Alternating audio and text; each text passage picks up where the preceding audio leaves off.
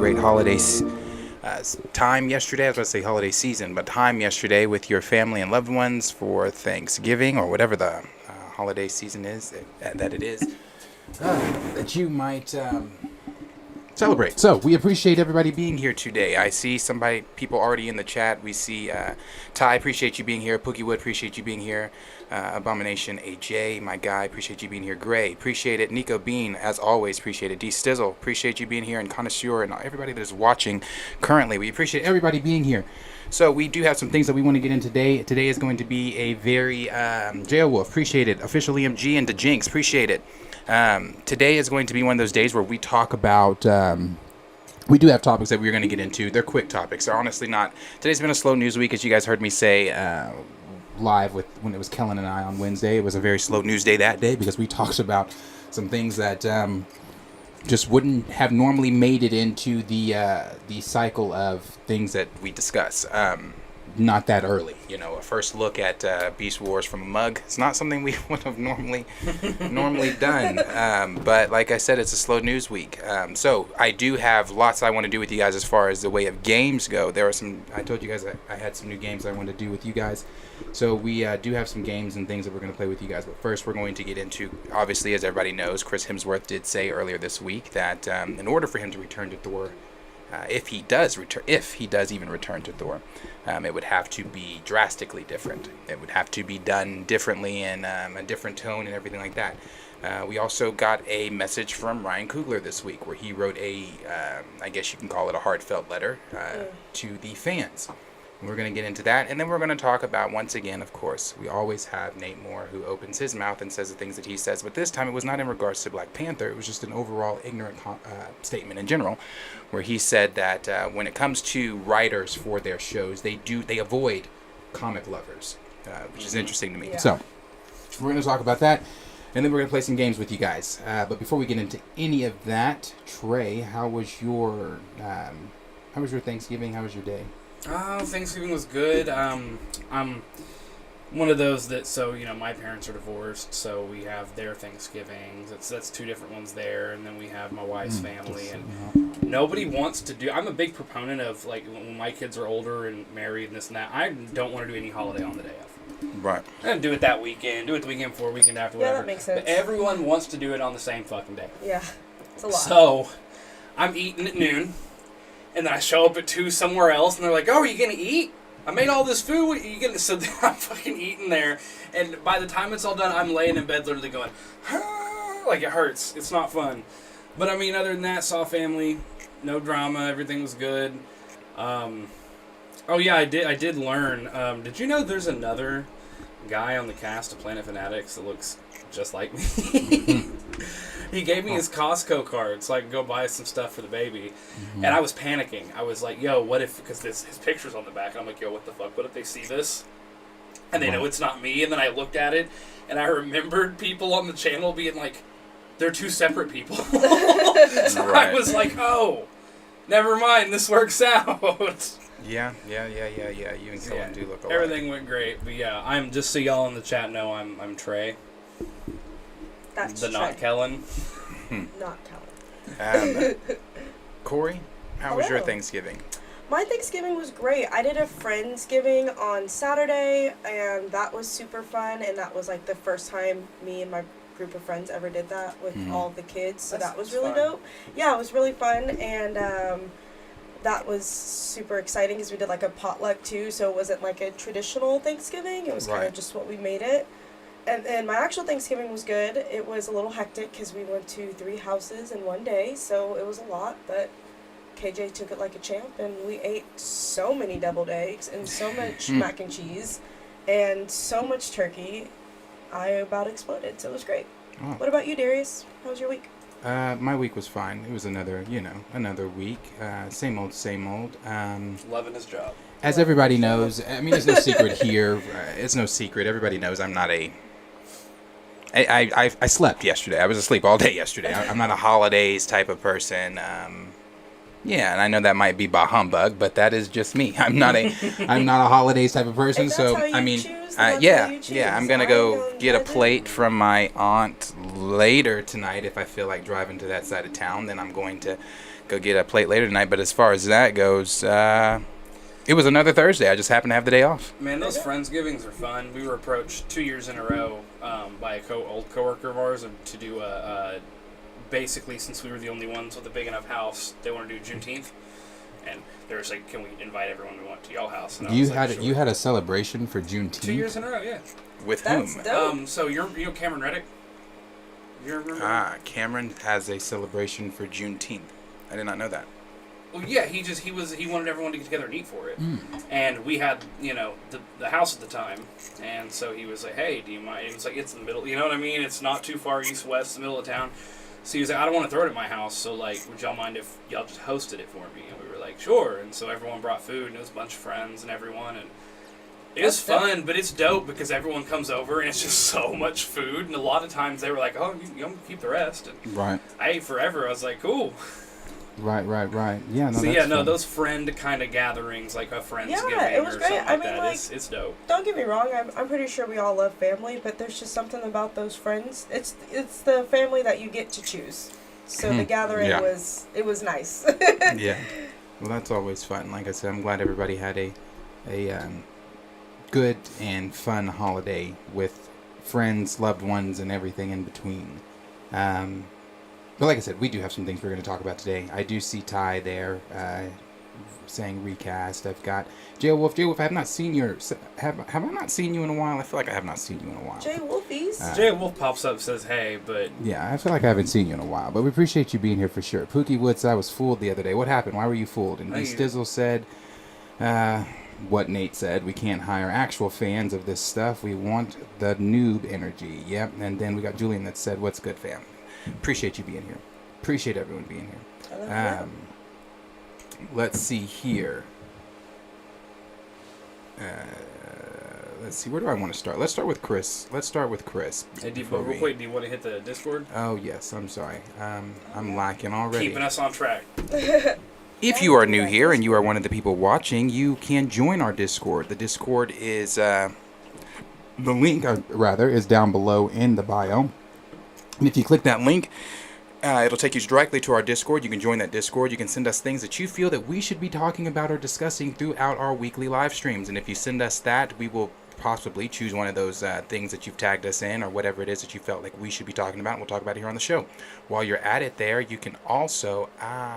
that's what I forgot to do. Anyway, while you're at it, you can also join. If we do ever do giveaways, you can send us your mailing info through that. That's the easiest way for us to get in contact with you so that we can send the giveaways to you via your mailing information. And there's also something else, but I will get to that here in a moment. Actually, yeah, I'll get to that here in a moment. But let me move back to this really quick. So, what we're going to talk about now is we're going to talk about Chris Hemsworth. And Chris Hemsworth made the comments earlier this week that said, and I'm not saying this verbatim, I'm going to read that here in a minute, but he did say that in order for him to step back into the Thor position, it would have to be a completely different tone. It would have to be... drastically different. He used different words that he was saying there, but I found that interesting. Before I read what exactly he said, I found that interesting that he said that because when Chris Hemsworth, before Ragnarok, Hemsworth was wanting to walk away from Thor in general because of the direction Thor was going. The backlash from Dark World. People weren't loving Dark World. He wasn't loving playing the character of Thor. So he wanted a director in Taika that could play on the humor side, but also still give you a serious toned movie. Because I don't care what anybody says. We're not going to, Twitter will try to convince you that Ragnarok's not a good film. Get out of here. Tripping. Thor Ragnarok is a great film. I think it's a very good film. Thor's it is the best Thor. It's the best Thor. Yeah, it is the best Thor. Like the first movie's not even No, I don't to even. that tier. My personal opinion, I'm not even a fan of the first movie. I'm That's not. just my personal No. opinion. But I think that Thor Ragnarok was brilliant. But before Thor Ragnarok, Chris Hemsworth himself was wanting to step away from the role. And then he also said that he wanted Taika to come back for Thor: Love and Thunder, which he got. Now, obviously, as we all know, my opinion, I don't know what the masses general thought is out there, but Thor: Love and Thunder is absolute utter trash to me. Yeah, it's I think that movie is terrible. It is on my never again watch list, and I tried to watch it the second time, but I just could not do it. So, with that being said, with him saying that he wants to, he wants Thor to have a completely different tone, I wonder if that is just more so him wanting a different tone in Thor, wanting to do something different with Thor. I mean, personally, the Thor I would like to come back is Infinity War, Endgame Thor. Yeah. Maybe not beginning Endgame Thor, but Endgame Thor, where he's like, let's kill him properly this time. That Thor, I want that Thor back. That's the Thor that can still play on the humor, but still be badass. Mm-hmm. Because I always bring this up. When he shows up in Wakanda, brilliant, amazing. Everything in Infinity War with Thor for me was great. He's one of my favorite parts of Infinity War. Yeah. So I wonder if that's more of a thing where he's like, Thor: Love and Thunder was absolute shit, and I'm getting like the critics are saying, not just the critics but the audience even is saying, oh, this is not that great. That and there actually are a lot of people in the audience, a lot of regular, I guess you can call them normie fans that do like Love and Thunder, but overall Love and Thunder is just not a great film. I don't know. I feel like he's being really wishy-washy, and what I mean by that is, he's all for Thor, then the Dark World happens, then he's like, oh, if I come back, it's got to be better. Ragnarok's good, so he's like, oh my god, this is everything I want. Then Love and Thunder comes out, oh, there needs to be different direction. Like, he's just, if it's a bad movie, he's going to complain about the writing and direction. If it's a good movie, he's going to ride that high, right? True. When it's like, I don't see you contributing, like Mahershala Ali, where you get it and you're like, no, I'm not doing this, right? Right. I don't see you heavily being critical over how, like, we look at Multiverse of Madness and how hard Cumberbatch fought to get certain things in that movie because he feels agency over this character and like he cares about how it's portrayed. I mean, a Thor movie is literally rolling a D20 dice and wherever it ends up, are we going real basic in the first one, dark in the second one, fun, kind of funny third, really funny fourth, are we going back dark? No one knows how to fucking portray Thor, apparently, other than the Russos. Because, it's just up in the air, and he's siding with whatever sells or gets properly praised, but you're not the one, you don't seem to have any contribution to that. Right. I don't even know if it's, sorry, Corey, I don't even know if it's so much of a, they don't know how to write him, because, again, Taika did a good job with Ragnarok when he was railed in, when the reins were still connected to Taika, but when you got Kevin Feige on the red carpet before Thor: Love and Thunder even comes out saying, I don't know, it's a Taika film. While I think Ragnarok that gets back to that whole creatives conversation, but while I think Ragnarok is a great movie, I don't know, coming off the coattails of the Dark World, I feel like maybe it's a little, I don't want to say inflated, because again, I greatly enjoyed the movie, but I'm like, anything could have been better direction than Dark World. Anything would have gotten praise over that. Yeah. And I'm sorry, but here's another maybe reason. So, seeing the portrayal of Thor in God of War Ragnarok, which I just finished, right? He is a dejected Thor. He's an alcoholic. He's depressed. He is literally Thor in Endgame. Which one are we talking about? The Thor portrayal from God of War Ragnarok. They had Thor in it. Oh, Ragnarok. And he's a drunk, a neglectful father. He's very dejected. And so seeing that portrayal, a humanizing, but he's also Thor, a badass warrior, I'm kind of like, damn. There's so many good ways to tell a Thor story, and they are just not doing it in Marvel. I don't know why.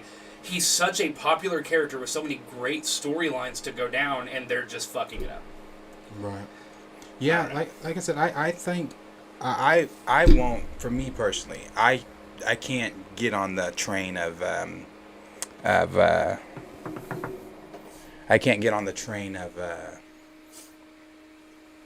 because Dark World was so bad. That's why everybody was just like, oh, Thor Love and Thunder is just, or Thor Love and Thunder, Thor Ragnarok is just so good. I think Ragnarok holds its own. It does. Like, Ragnarok doesn't need, like, when I go into Ragnarok, I'm nowhere am I thinking, me personally, am I thinking Dark World or any of the other Thor I think films. it's in its own. I personally feel like it's in its own world, like it's in its own category. Like it doesn't connect with the other Thors. But what I was saying earlier too, I feel like his voicing and his opinion about if he does come back, it needs to be different. Also has to do with him finding out that, finding out about his health. Right. And he's probably taking it more serious because, I mean, he looked great in Love and Thunder. Like, when he obviously shed the fat. Right, Like, he looked great. And, I mean, I'm not a fan to the point where, like, I follow him, but he does pop up on my feed. And, he worked hard for that body. And just for the critics and the audience to turn around and be like, that was a shit movie. Well, I also think the one problem they're running into with Thor is now, take this with a grain of salt when I say they almost have a comic accurate Thor in terms of how strong he is. Yes. Compared to how weak and nerfed everybody else in the MCU is. That is why he's had to be taken out of so many things and had to be sidelined so much, right? But I feel like it doesn't fit when you have the opening of Thor Love and Thunder where he just kind of throws Mjolnir and it's destroying the whole civilization by itself. True. And he's like, ho, I'm a god, and he's just does the leg flex against the... It's kind of funny, right? But, like, I just feel like they haven't found where he fits. True. I can agree with that. Where he fits other than taking him out and then throwing him in the... Because they have to take him out of most things. Because most people can't stand a chance against him. So, I don't know. I feel like it's just a weird fit for him. I just don't know if they're writing... Oh, and that goes to a much, much larger issue of the writing. I don't think they are writing him correctly. I feel like every movie, he's a different Thor. True. And we have seen many layers of Thor. Going from Jane Foster being in Thor 1... Was she in Thor 2? Yes. She was? Mm-hmm. Okay, because I was going to say, we went so long without the mentioning of her. Without her really having anything to do with anything. Yeah, we didn't hear from her. And then boom, we're heavily right back into that story. I literally felt like it was a different Thor we followed through Endgame, and now we're back to that Thor. Back to the Thor 2 Thor. You know what I'm saying? Like, it just felt weird, and I feel like they write him poorly. Are you talking about in Endgame? Or in Love and Thunder? What I'm saying is I felt like because them going back and focusing so heavily on Foster, and Thor being kind of dumb. I don't know. I just feel like that his writing always seems different almost every time I see him. Yeah. No, they... That's why I love the Russo's portrayal of him. I think that with Thor and Jane and everything like that, that's that all new, all different Marvel that the MCU is trying to do. They're trying to do the comics, and which is obviously, well, let me backtrack there. When I say they're trying to do the comics, they are adapting their version of the comics. Obviously, we know that, but with all new, all different Marvel, those comics didn't hit. Those comics were terrible. People checked out when Marvel introduced the all new, all different Marvel comic lines or issues, and to try to, and again, nothing wrong with Jane. I don't mind Jane. I don't mind Jane in the comics. I mean, but the way that they went with Thor: Love and Thunder, it's interesting. But I want to read what Chris himself said here. He went on to say, when he was speaking with Happy Sad Confused podcast, Hemsworth pointed out how the first two Thor movies were quite similar. Then the third and fourth films in the series, both directed by Taika Waititi, were also similar. He said he wants them to be drastically different in tone from his first two outings. The actor explains that he has appreciated how he has been able to continuously reinvent the character, citing Avengers, Infinity War, and Endgame, and yet another unique character of his journey as Thor. I've said this before, but when it becomes too familiar, I think there's a risk in getting lazy. Then because I know what I'm doing. Hemsworth went on to say, I don't know if I'm even invited back, but if I was, I think it would have to be drastically different version in tone. Everything just for my own sanity.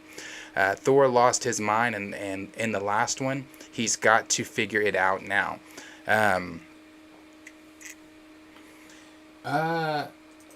I mean, like I said, I agree with him there when he says he needs a different Thor, and you know, not just for his sanity, I think for all of our sanity, because there's no way I can sit through another Thor: Love and Thunder. There's no way. There's no way I will sit through another Thor: Love and Thunder. So I think that I do completely agree with him when he says it needs to be a completely different tone. I mean, because even when we talk MCU, the future of the MCU, and we discuss like heavy hitters, guys that can come in, like when we're talking about the current roster, we're like, well, who's going to take on Kang? Thor's name never comes up, and it's not because Thor can't take Kang. It's because Thor within the MCU has been so, what's going on? Yeah. Do I want it? Like, it's like, what's going on with Thor? And Loki, they made him such an idiot. They did. I was just about to say, I feel like they downgraded his intelligence so much. Hardcore, the dude bro kind of Thor is what they have going on here. But then you see him in Avengers, and you see him in New Game and Infinity, and it's like a completely different type of... you know what I mean? Like... To a point, I mean, I still feel like he's kind of... They kept the charm, because part of it, there is the charm to it, right? Of him being the dude bro, but... I don't know, I mean... Even Loki, it's like, well, no duh, he can trick all the Asgardians. They're portrayed as idiots, right? Like, Kang could outplay the MCU Thor a million times over. It's not convincing to me that he would have the competence to go one-on-one with Kang. I don't know. The physical strength, possibly. I mean, it's Thor. It's fucking Thor. You know what I mean? But the mental game, I don't think he's got it. At all. Are you talking about like Thor comic or Thor MCU? MCU Thor? Oh, comic Thor. Fuck yeah. Comic Thor is terrifying. Yeah. But MCU Thor? See, no, and that's where I still have to kind of give... Playing the devil and the angel here. Mm-hmm. That's where I still have to give Thor a little bit of slack there, because Thor's pretty... Again, it just really depends on the film. Because in Age of Ultron, he's not stupid. I know, but I'm saying this Thor that we're watching right now, he's kind of dumb. Yeah, but like, no, in Thor: Love and Thunder, he was really dumb. Stupid. In Love and Thunder, it was again so the first opening scene where he's like, "I just need someone to come and tell me, Thor, we need your help." And then Star-Lord, Thor, we need your help with this war. And then he takes out Stormbreaker and rides him like a broom, and I'm like, oh, it's one of those. This is going to be one of those films. Mm-hmm. Yeah, I mean, because in Age of Ultron, Thor was the one that said, you know, I believe it was Age of Ultron. No, was it Age of Ultron where Thor left and he said someone's trying to play an intricate game with our... Yeah. Or whatever. I think it was Age of Ultron. But yeah, in Age of Ultron, he wasn't stupid. Right. Well, what I mean about the stupidity too is like, okay, so whenever he gained the Fat Thor, right? A lot of people didn't like Fat Thor, right? When it happened, me, I was like, I didn't like it. Oh no, in my mind, I don't like Fat Thor because of what they did with it. At first, I was like, oh, he can go dark. They can go into, and I know I'm bringing up an entirely different franchise, but there is a moment, this is the comparison I'm talking about. In God of War Ragnarok, it's Fat Thor, right? He's a big boy. You go into a bar at one point, and he's just sitting there getting drunk, and he's like, he literally says, all Thor is good for is killing giants and pissing mead, and then just starts fucking murdering. You know what I'm saying? He's dark. He's angry. He's, you see more I don't want to listen to. And that's what I thought they were going to go for when they found him. I thought it was going to be we got to crawl in a hole and pull out what is left of Thor. But instead, he's playing Fortnite, cussing at kids over the microphone and eating pizza. And I'm like, that's what I mean by they make him seem stupid. Yeah. They make him seem emotionally unintelligent. I see what you're saying. And that's why I'm like, I don't take this Thor seriously at all. Yeah, no. And I think Chris Hemsworth is at that point, too, where he's just like, I'm not taking this character seriously because every time it feels like we're getting somewhere, we're taking steps back. Mm-hmm. Yeah. Yeah, I mean, like I said, I'm interested to see what... And then on top of that, you know, you've got all the things going on with Hemsworth's health. Mm-hmm. His personal health with Alzheimer's and, you know, he doesn't have it now, but he is high. It's a high risk for him to get it due to running within his family. And, you know, that's another question that's into play. And I asked this on Wednesday with Kellen. I'm going to ask it again to you two. If Hemsworth decides, because he said, if I come back, if I'm invited back, and I hate when they say that, if I'm invited back. You know you're invited back. You know you're Thor. You're Thor. The MCU knows you're Thor. Everybody at Marvel knows you're Thor. But with him having the health scare issues that he's having, wanting to spend time with his family and everything like that, do we see a future within the MCU where Chris Hemsworth does not come back as Thor? What does Marvel do? Do they recast Thor, or do you put Thor to bed? What do I want them to do, or what do I think they'll do? Either. I would want them to recast him. What I think they will do is let Jane and Valkyrie take over the stories.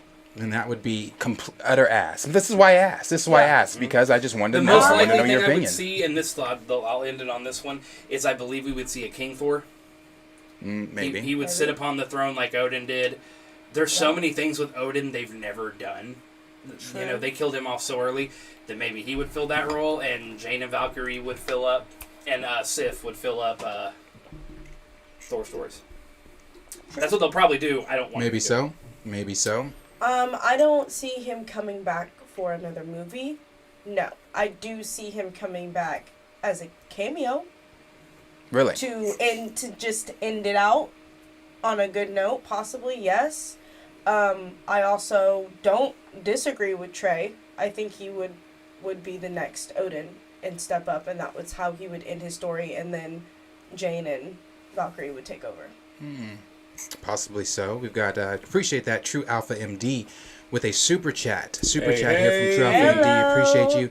He said, Disney is on a campaign to destroy all well-established male characters. And you know what?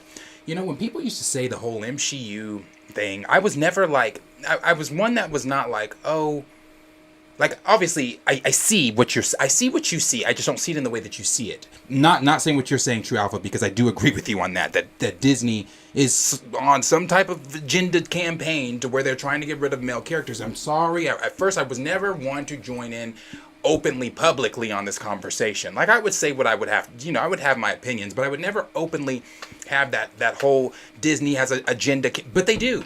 They do. There's been a lot. Look at all of the male characters that they are getting rid of, and all and I'm not saying I don't want to see these badass female heroes, because I do, but that does not mean you have to subtract the badass male heroes that we're all here for too. Like, you've taken them all off the screen, and then you've ushered in every single female hero. See, if I can, just to give my combat thought to that.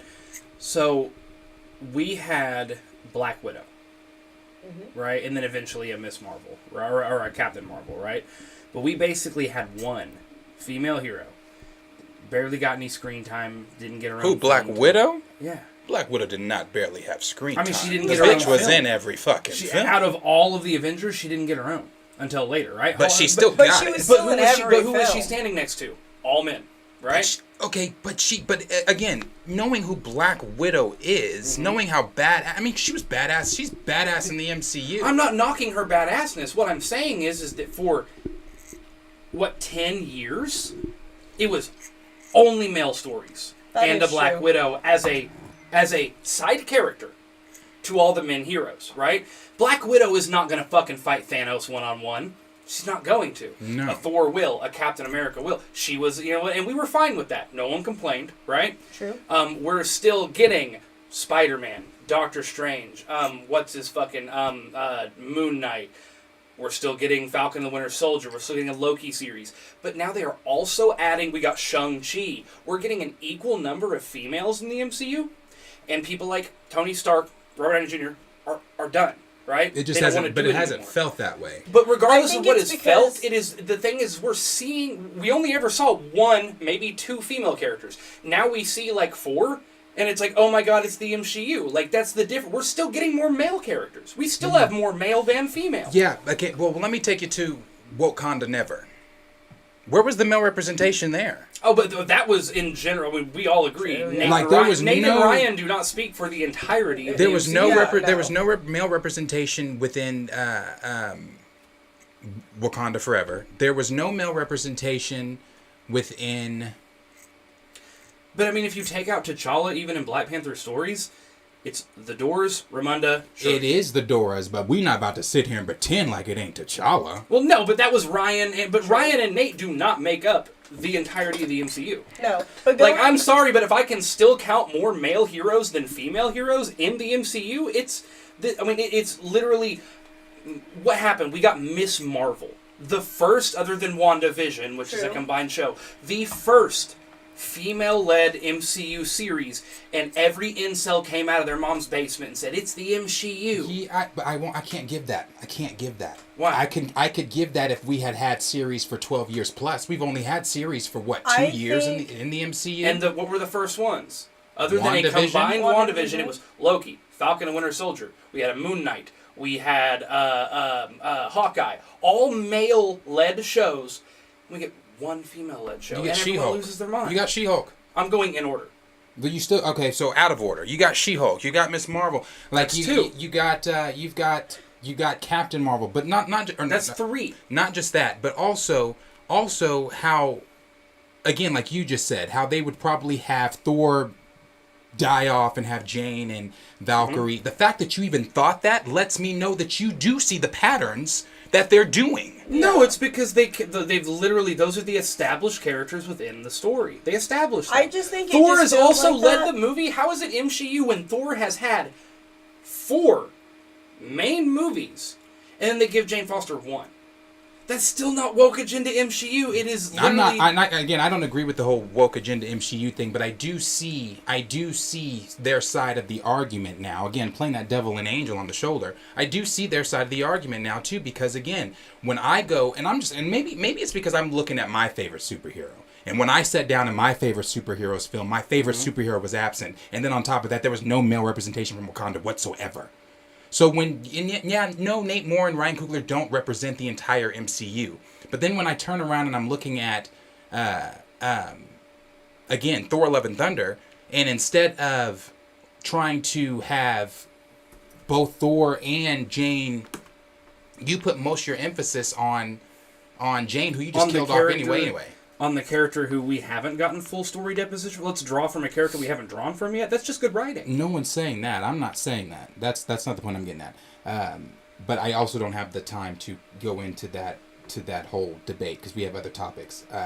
But I do see I see both sides. True Alpha. Everybody has their own opinions. Everybody's gonna have their own opinions on it. But I definitely do see both sides. I do think that there is an equal amount of female characters and things like that, but again, for me, it's just one of those things where we need to bring back and get back in some of those strong male dominant characters as well. No one's saying take away the females because I want to see them. Hell, I'm ready for a Monica series. I'm ready for a Monica movie. I'm ready for some of these badass females to have their own stuff, but at the same time, that does not mean take away the male characters. And I think that the male character should need to also still be on screen. Yeah. That's just my opinion. But as always, question is for you guys. Let us know down below what you guys are thinking in the comments down below. What do you think of what's going on with Chris Hemsworth? Do you think that we are going to see a possible situation where they do recast Chris Hemsworth? Does Chris Hemsworth come back due to his health issues? Or what do you think about the comments he's making here that's saying that Thor 5 has to be a drastically different tone in order for him to, if he even comes back, or if invited back? What are the comments saying? Let's see here. So, Diesel said Chris should have been more careful on what he wished for. I don't know. Chris Hemsworth he has a lot of depth as an actor. He can do a lot of things, you know. Yeah. And he wished for something better, and it takes a whole team to make a movie. It takes writers, producers, directors, all that stuff. It's not all on him, so he can wish for better. And I guess he thought it was going that direction, and it blew up on him. Sir Liam G said, I hate the Thor movies. Thor got some of the best Marvel comic lore, but you wouldn't know that by the MCU. That's what I'm saying. Well, I just think it's because they've had to sideline him so much. Then Gray said, Chris Hemsworth is basically saying Taika can't touch the franchise no more. He shouldn't. D Stizzle said, I won't rant on how they've mishandled this franchise since Thor 2. Joe said he's probably trying to get away from the goofy, flashy rock and roll Thor. I think so too. Yeah. Well, he enabled that, so Yeah, that's what I'm he saying. was. I don't understand. He was riding it until he saw what it what people thought of it. Connoisseur said he's tired of getting in shape just to clown around. Right. I mean, I'm sorry, but this is where I will say he does get the script. Just like Mahershala Ali got the script. And Chris talked about that, though. He talked about that. It wasn't in this one. It was in the All-Timers when he was talking about that. From my understanding, they had him bulking way before. And he said he does not want to get that big again. Oh, I'm not saying for no bulking. reason. I'm just saying, like, it's the clown arounds that I'm talking about, right? Like, he gets the Oh, like script. he saw the He's script allowed and he to saw it. object if he doesn't like... I mean, Mahershala Ali did it. He didn't like how the Blade movie looked. He said something. Chris Hemsworth went right along with this Thor. And I'll also say, too, I also think Chris went along with it because from previous interviews before Thor Love and Thunder even came out, Chris was high on Taika. As we all were. Let's not, like, bro, I'm not going to sit here and pretend like I'm going to speak for myself. I'm not going to sit here and pretend like I wasn't saying, oh, Taika's got to do this, because I was. Mm-hmm. Because of what he delivered from Ragnarok. I was like, Taika's got to bring this. Taika's got to be the one to give Thor Love and Thunder. And it was on my most anticipated list before I sat down. I feel like it was until we saw that, Until I saw that, actually, the last trailer. Yeah, the last trailer that they had shown for it, I was just like, this is not going to be what I'm expecting for this to be. So, yeah, no, he was high on, what's his name, too? I was questioning it when I saw Gore. I was like, oh, and then okay. Hungry Almighty said, you didn't like Thor 1, Dark World, I understand, but Thor 1, that version is the most accurate portrayals of Thor. Incredible Hulk, Thor 1, and First Avengers are the most underrated MCU movies. They were good, and they got us in. What's that? Thor? The first Thor? Basically the first lineups of the movies, all the way up to the first Avengers. The first Thor is not on my. It's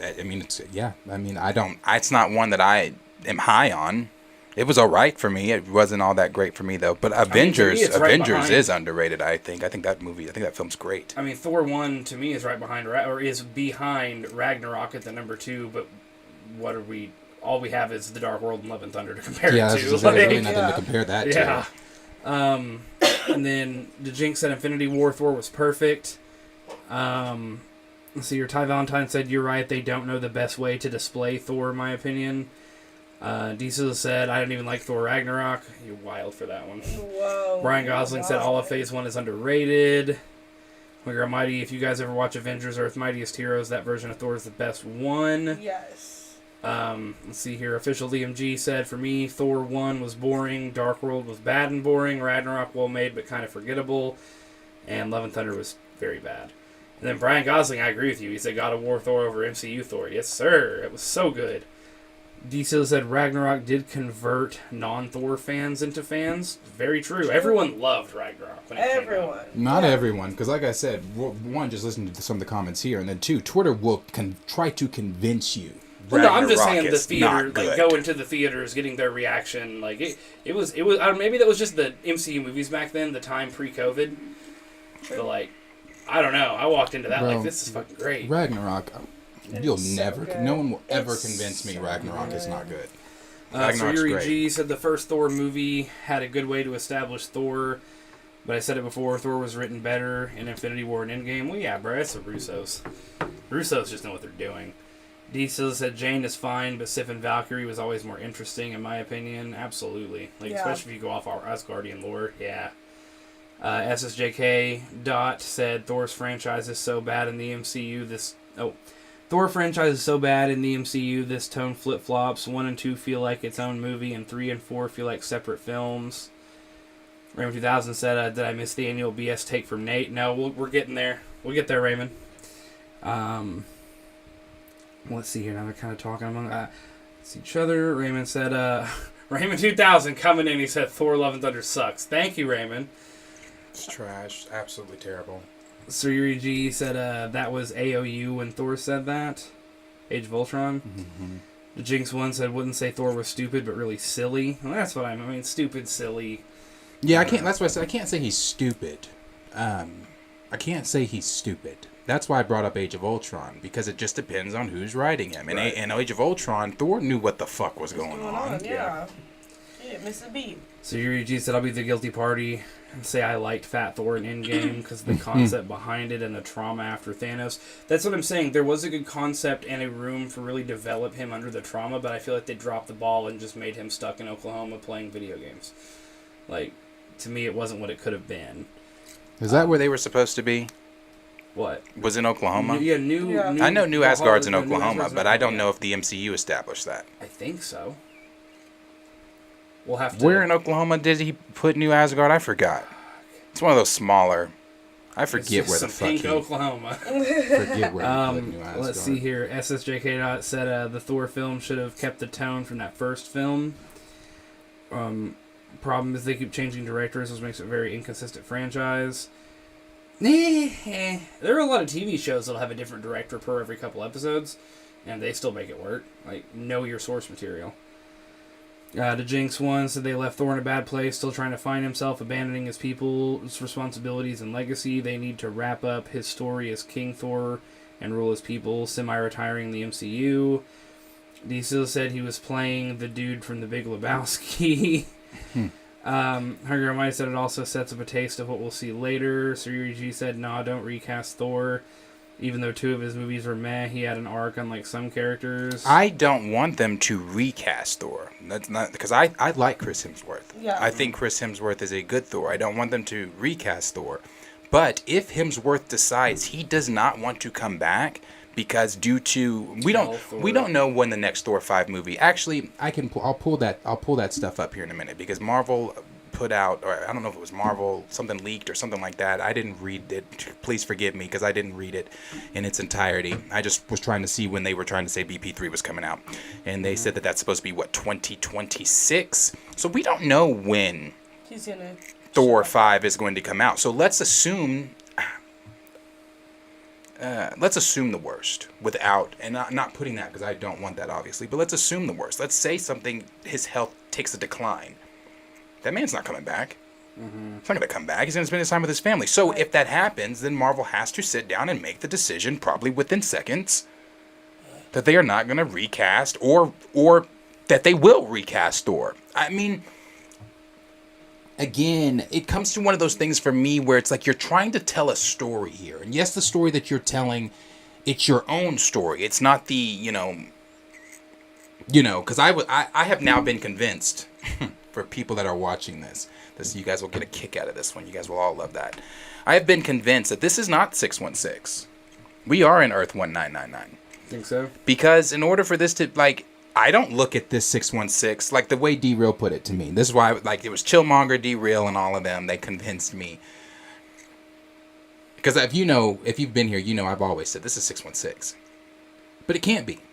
Because I don't look at this. Do you look at this universe and say, man, this is my Earth 616? Because this is not... Because there's only one Earth 616, and it is Marvel Comics Earth 616. Where things are the way that they are. Where T'Challa's still alive. Where Thor's being Thor. Where all this shit is the way that it is. We're in Earth 199. Where shit is Marvel Hollywood's way. So, I am convinced that... So even what I'm saying with that is... If with this universe, this is a completely different universe. This is completely different shit. Marvel's their way that they want to do their cinematic universe. So we could see a very real thing where Thor, Chris Hemsworth, does not come back. Doesn't come back. Mm-hmm. Yeah, like I said, I don't think he would come back for a movie because, if his health does decline, obviously he's not coming back. And if it's not a script that he completely loves, he's not coming back. So I feel like if they were to bring him back, if they don't decide to do a 5th movie, I think they're going to bring him back where he needs to, like they've always done in the first 3 phases. Kept him on the sidelines and then just brought him in when they need him and then round out his story. And I think when you do that, not saying that I think if they do that, then you piss off a whole nother group of fans. And what an interesting conversation that would be for Thor fans. But I think that you piss off a whole nother group of fans if you just simply do cameos for the character. This is... it's one of those conversations where it's like... Are they doing too much? They need to slow down. Is it because it's you just can't tell some of these stories without these characters. Yeah. You just simply can't. Yes, these real life actors have real life issues. But it's kind of like Tarantino said. I don't agree with Tarantino, but it's kind of like Tarantino said. People are going to the theaters. We are going to the theaters for the characters. Yeah. I love Chris Hemsworth. I do want to see Chris Hemsworth as Thor, but if you cast somebody else as Thor, I'm still going to go watch Thor because it's Thor's story I care about. Right, but see, I feel like it's where we say from a comic book perspective, you can't tell some of these stories without some of the characters, right? Right. I think the MCU at this point Has found a way to do that. No, it's not necessarily found a way to do that. It is they're going to tell their own story. And that's why I said this is 999. Right, Yeah. right. Well, that's what I'm saying. It's like, well, you can't tell story X without character X. And they're like, yeah, we can. Here's how we're going to do it. Because we're not following the comics anymore. We're doing our Right. thing. And they're gonna, and if they do that, Well, they're they've been gonna doing it the whole time. That's what I'm saying. But and what have we seen since they've been doing? No, since the end of the Infinity Saga. Well, because yes, they did the whole creative control. the whole Infinity Saga was done differently. Than Yes, the but comics. it was still loved. I mean, even Civil War was done differently. But still loved. Right, yeah, but that's what I'm it's saying. one They of the can top still make it a movies. love story and not make it have anything to do with the comics. They've done it now 3 times. Possibly. And the reason I say possibly is because we have moved into phase 4 now, where yes, creative control from Feige has been taken away. Obviously, hopefully back with Iger. Not just in the Marvel realm, but across all boards. Pixar, Lucasfilm, Disney, all that. Or Marvel, all that. But I say possibly because you are now reaching a place of fatigue. We've talked about this with fans. If fans are fatigued and upset with what you've done with phase 4, and then you take another familiar face away, And you just... then you start losing your audience. You're going to start losing them. You think you've lost them now, you're really going to... That's why I said what I said about Tom Holland and Spider-Man moving forward in phase 5, with them saying that Spider-Man was going to be a more...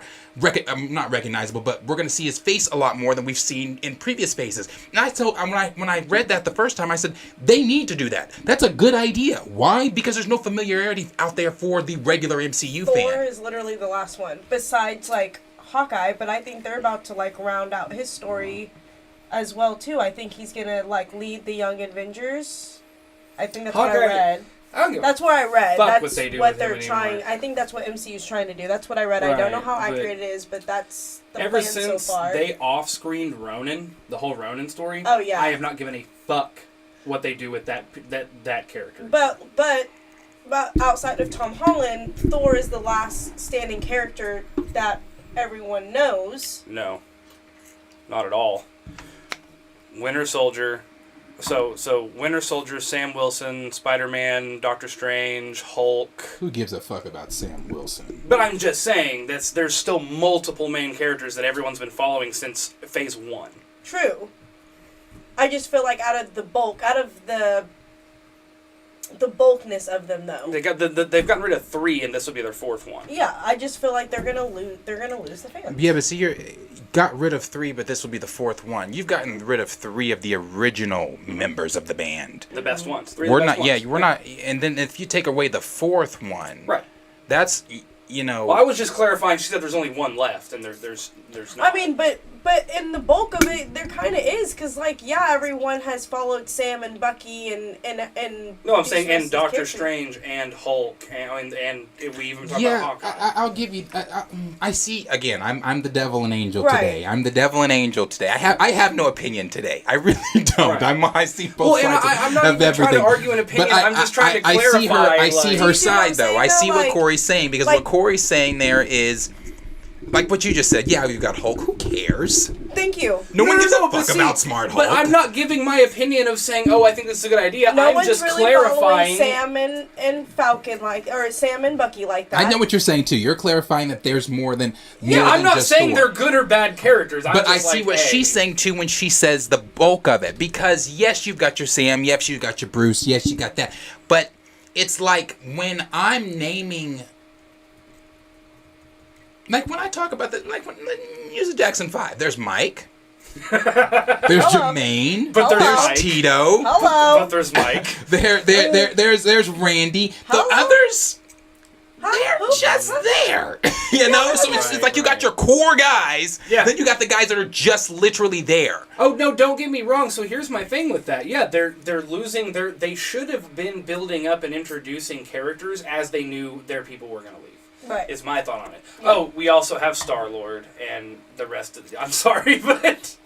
But even then... I mean, but that's like when you made the comment about the women in the MCU, but there's still more male heroes than women. I'm just clarifying so we have a... It is easy to devolve into an argument of oh, well, there's no other characters we follow that we care about. Again, I see what you're saying on the female stuff. I that's why I didn't disagree on that part. But when I go in Target and the advertisement for Wakanda Forever is nothing but Letitia Wright, Denai, and Lupita, and I'm looking for Winston and fucking Tanakh, I'm like, what's going on? You know, that's what I mean when I say the representation aspect is not there. I'm not talking so much on the screen because, you know, on the screen, yeah, sure, you've got your characters, like you said, there still are many more male characters in the MCU than female characters.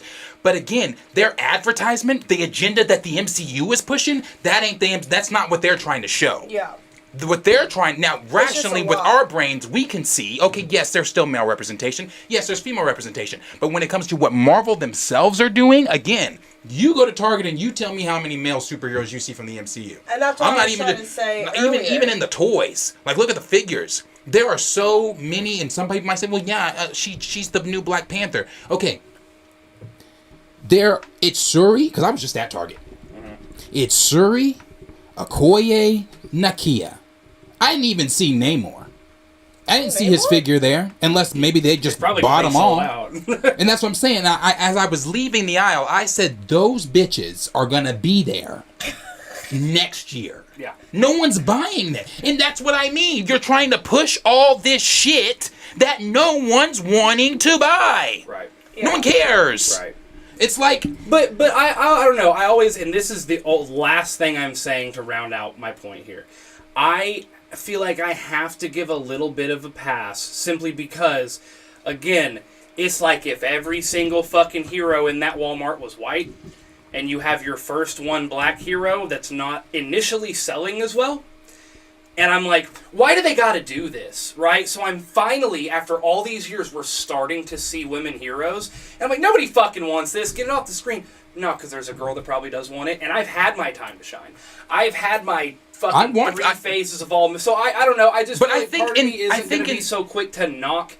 every time they want to do a female hero. But see, I don't think that's the conversation here. I don't think the conversation within this room, at least, is knocking female heroes. One of my most anticipated films is the Marvels. Yeah, you want to see Mark Rambo too? Yeah. I'm ready for the Marvels, and correct me if I'm wrong. Is that not a female-led cast? Yeah. So the conversation this way, at least, ain't fuck the females. Nah, that ain't it. Like, there are some badass female heroes that'll rock your shit. Well, also, Agatha is one of your... Yes, Agatha is another one of my most anticipated. Like, nah, bruh, over here, it ain't fuck the females. But I do see the...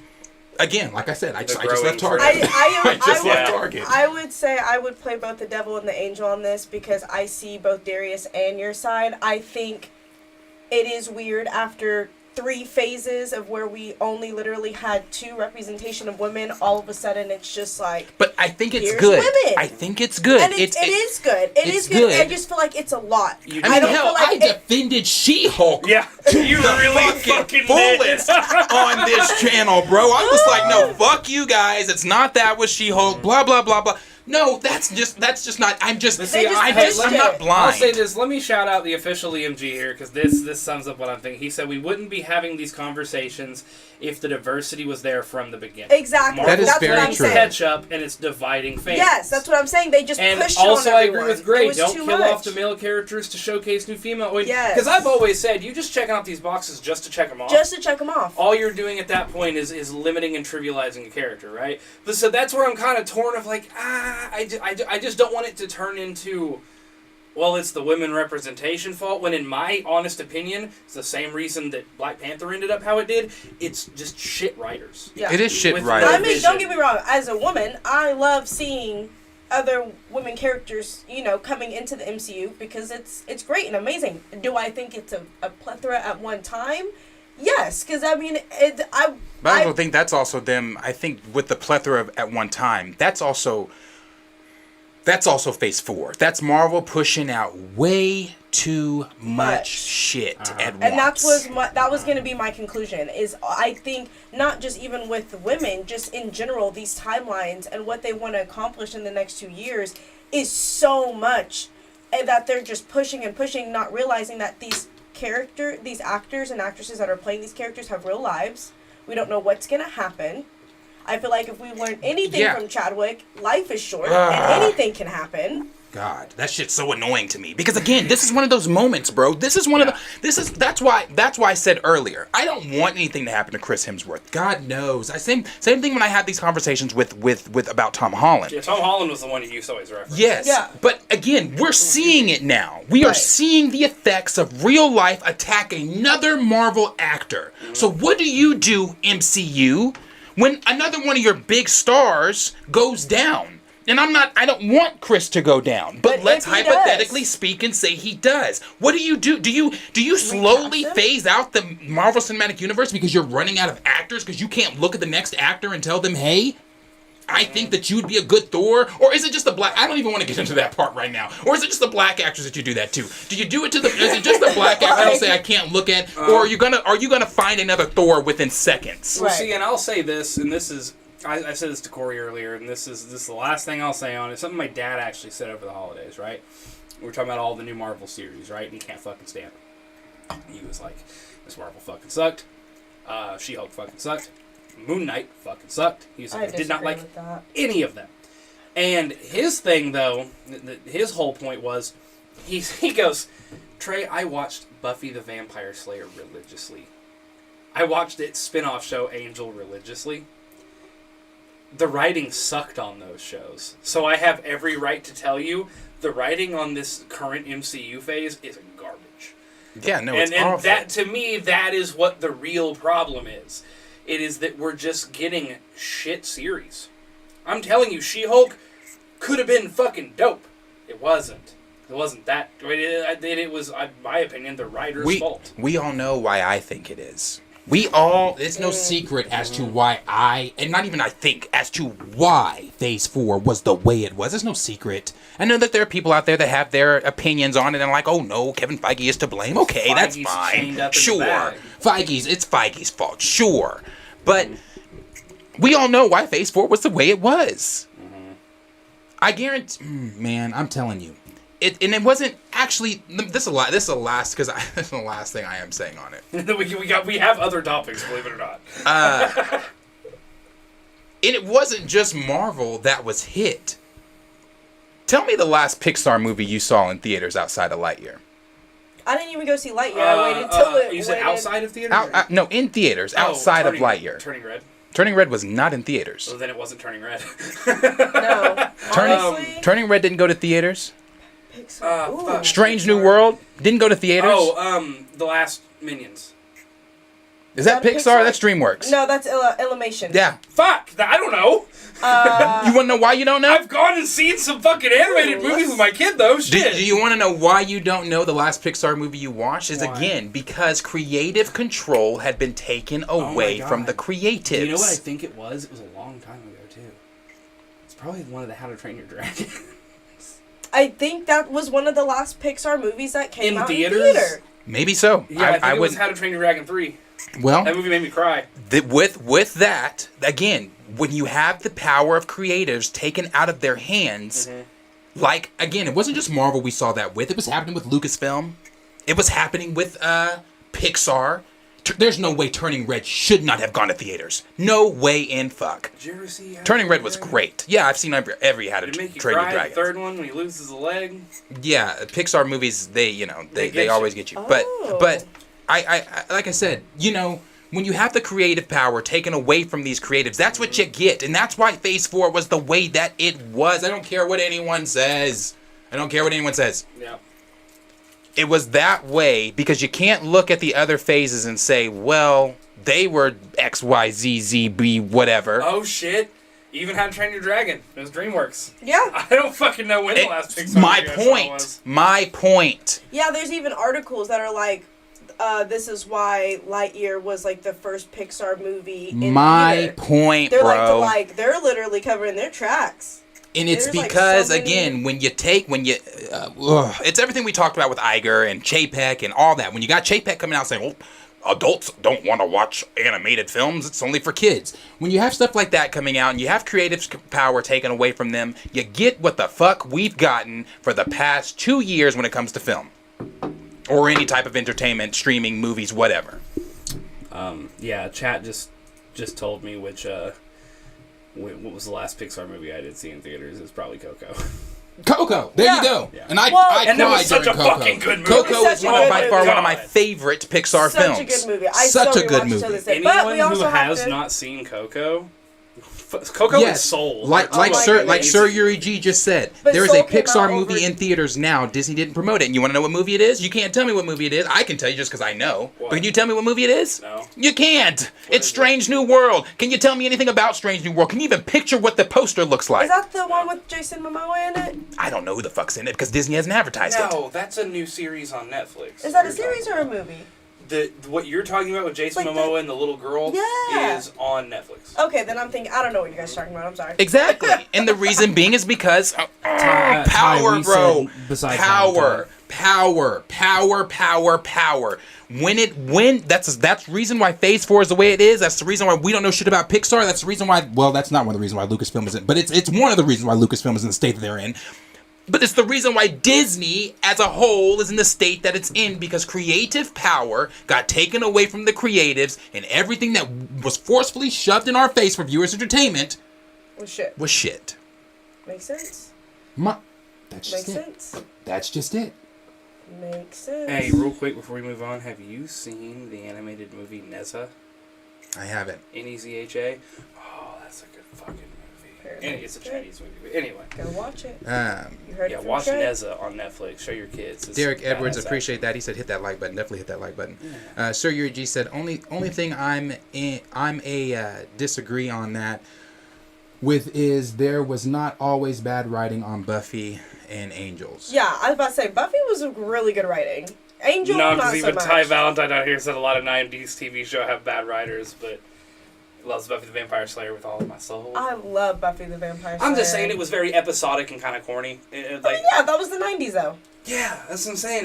It was good In the 90s. while being bad. Like, not in 2023, guys. Sorry about you. Raymond said, because I'm not 2022. with wishing anything on anyone, but Samuel Jackson is in his 70s. Tom Holland doesn't want to do this for the rest of his life, just like the Chadwick and Paul stuff happens. Or for the rest of his life, just like that, the Chadwick and Paul stuff happens. You know, that's the point I'm getting at. Do you just phase out the MCU at some point, or do you actually start, I don't know, doing your jobs as directors and producers and casting or whatever, and get people in here that can do this job? I don't know. I don't know. And, you know, it's an interesting thing with Chris, with what he's saying. Mm-hmm. I think that what he's saying also has to do with what he's currently seeing from the fandom. Because Probably. if Thor: Love and Thunder popped, he would. I just think don't he would think he's be- saying this. I yeah. just don't think he's saying this. I'm sorry. And like I always this say, is the I feel same like shit he was they saying after Dark always- World. Yeah, I feel like they always know more than what we're gonna know because they're behind the scenes and we're not. So I feel like there's always something more that they probably have. He's not wrong. hey, though. no. But he's not. Okay, so yeah, nah. I have seen every single. So this new movie you're talking about is not Pixar. It's just Disney. It's the separate. Disney still hasn't Just- promoted shit. Just to clarify, all Pixar has done, they did Lightyear, then Turning Red, then Luca, then Soul, then Onward, Toy Story 4, Incredibles 2. I've seen all these in theaters.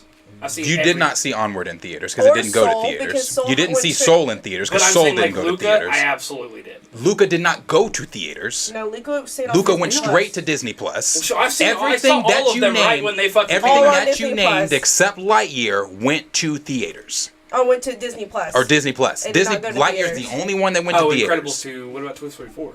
That shit was not during the pandy. Huh? That was not during the pandemic, so Why does during the pandemic affect what we're talking about? Because we're that's talking about when Chapek took over. Ah. Chapek took over in 2020. I got yeah, you. and that's when the pandemic Yeah, happened. and that's when so theaters were March shut down. 6, 2020 was Onward, Soul, Luca, Turning Red, and Lightyear, which I think all of those movies are fucking amazing. They are. They are. They but are. all on Disney Plus. They All were on Disney promoted Plus. To watch at Think Disney about Plus. this. The VFX workers, everybody over at the animation team, everybody over at VFX, sorry, my bad. The animation team, everybody over at Pixar worked their asses off on Turning Red, Onward, Luca. Yes. Onward really got me. Onward? Great. Oh my gosh, that tug of Just my for that heart. shit to go straight to Disney Plus. When he's got to say goodbye to his dad, man. And we're already all paying for Disney go. Plus, so it's not like they're making money from that. That's just a free film that everybody gets to watch. And again, now, Yeah, bro. So that's where I definitely get what you're saying, though. I definitely. Get what I you're love saying. how we got a free Marvel Pixar segment out of our Thor segment here. I mean, well, it's interesting because that question, that's the thing I've been thinking about since Chris Hemsworth has been saying the things he's been saying the past week and a half. Is this what do they do if he does not come back as Thor? Right. What do they do? No matter the circumstances, what are they going to do? Are you going to recast them, or are you just going to literally move on with the story with Jade and Valkyrie? It's interesting. Like I said, I mean, I've already said this. Let us know, because that we just went on was a response to a question. so to answer True Alpha MD's Second super chat, which I do appreciate you for. I'm sorry, I'm just now getting to that. That was just a very winded answer to someone's Appreciate it. someone's question there, but he said according to the Marvel demographic data, their fan base are millennial men. So I don't know what the dude in the campus You talking about you? what the dude in the cap is talking about. Look at your head. Oh, it could be me. It could be me too. Because I was saying they're still marketing to men. Could be me. I don't know who he's talking about there. Could be me. Could be you. I've said what I have to say on the whole. We have gone into the that. female man MCU. And also feeling everybody how in the you chat, feel. when we go on those tangents, just enjoy it, because that's the whole point of us being fanatics. We will fanatically talk about what we, you know what I'm Yes. saying? And shit, I mean, this stuff brings out strong opinions, and what's crazy is before this phase, these arguments never fucking happened, because it was just everyone, I mean, Marvel was in a great place. If anything, these conversations kind of show me Marvel's in where it is right now, you know what I Right. mean? Because we're having, like you said, because we're having these conversations. Oh my. Well, Mr. Alfonso said, I don't like the Avengers. This is why they should have never started all of this team-up crap, because now people can't function without their group and heroes. Well, I'll say this. I love the Avengers. You've built a cinematic universe that is akin to the comic books.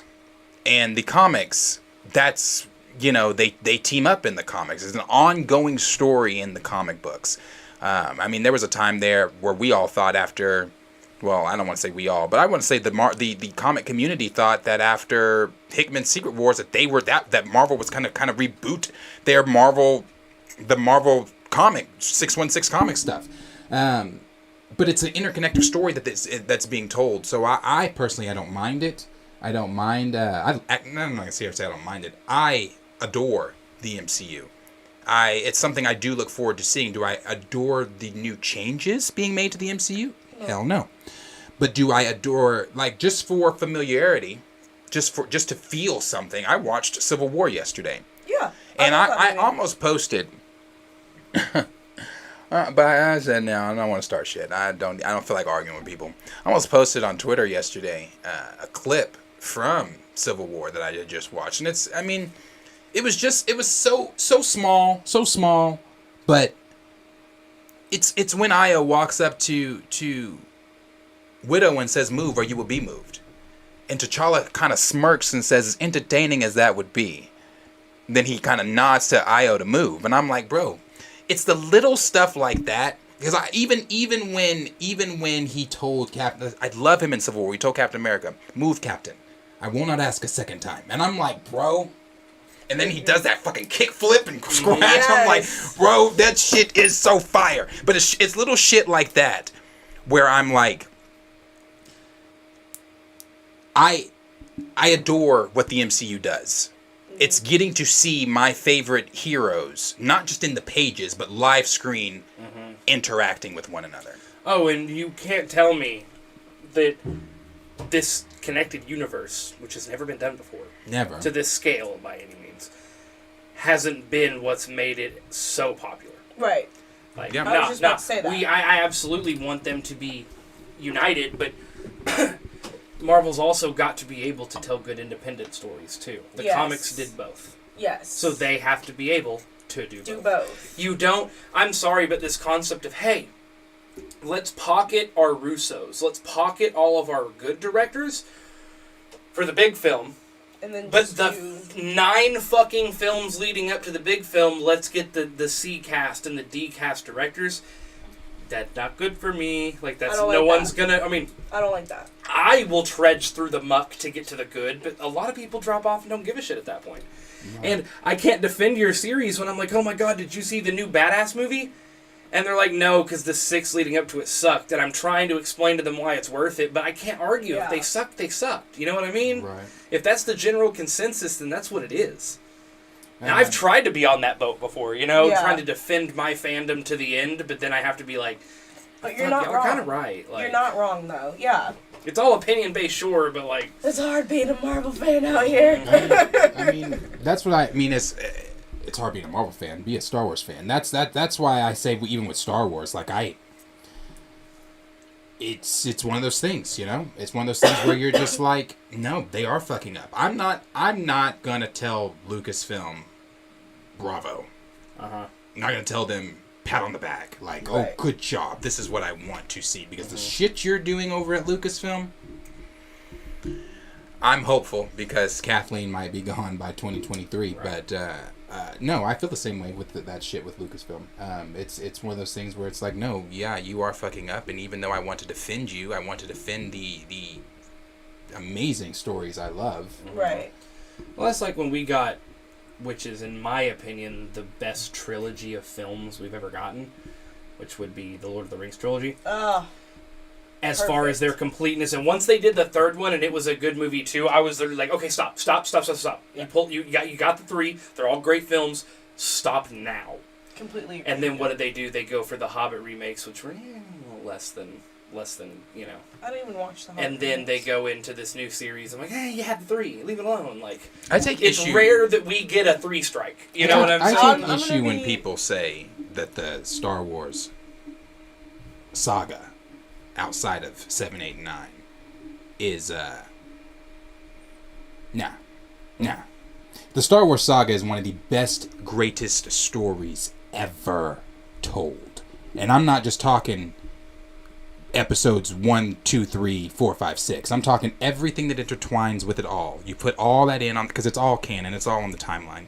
Star Wars is one of the greatest, most interconnected stories ever told. Like, that's why I say I take issue with people saying, like, I'm sorry, that Lord of the Rings is... So let me pause and say this. It ain't Let Star me Wars. pause and say this Star because Wars. we've done this before, and this will devolve into an hour conversation of me quoting, you know, things and you quoting things, and this will go nowhere. No, the last time we talked show. about this, it was you saying something about the Tolkien dude, or him saying, or whatever, George. No, pulling George R. R. Martin inspiration. saying that the Japanese films that inspired all of Star Wars, shot for shot, which would be The Hidden Fortress. And then Tolkien creating fantasy, which he did. There was no fantasy stories like that before Tolkien. Right. He might have created fantasy, but he didn't perfect it. I'm sorry. George, in my opinion, what he did with Star Wars. Perfection. Right, but see, in my opinion, George Lucas was heavily inspired by Japanese movies that were already out. That's fine. He can be inspired. I mean, hell, like I can be inspired to make a better cup than this, and it might be better than this cup. Shot for shot, though, is what I'm saying. That shot for shot. If I want to do this exact cup, but I make it a little bit better than its original, You're a genius. I'm sorry. Like I said, Tolkien, whoever came up with fantasy. I don't care who came up with fantasy. That's fine. George perfected that shit.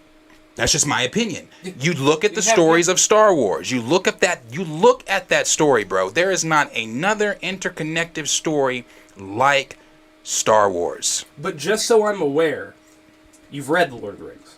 No. Then how would you know there's not another one like it? Because I've seen Lord of the Rings. Yeah, but the movies ain't shit. But that's what we're talking about. I'm not talking about that. Because if we're talking books, the Star Wars books definitely gonna shit on Lord of the Rings, in my opinion. I've not read it, but I choose to not have this conversation Just the with Thrawn you descendancy just for the alone. sole fact that we will go round and round. I see that. Let's focus. Let's go on to the Thank next you, topic. D Stizzle said I agree with Darius. And then you've got Gray that said OG Trilogy, Clone Wars, Rogue One, Rebels, episodes 1 through 3. That's what I mean. That's exactly what I mean. No, there's nothing you will... Marvel, there's nothing DC, Marvel, Harry Potter, any of that shit you can throw at me that is even in the same sphere as Star Wars. That makes sense. I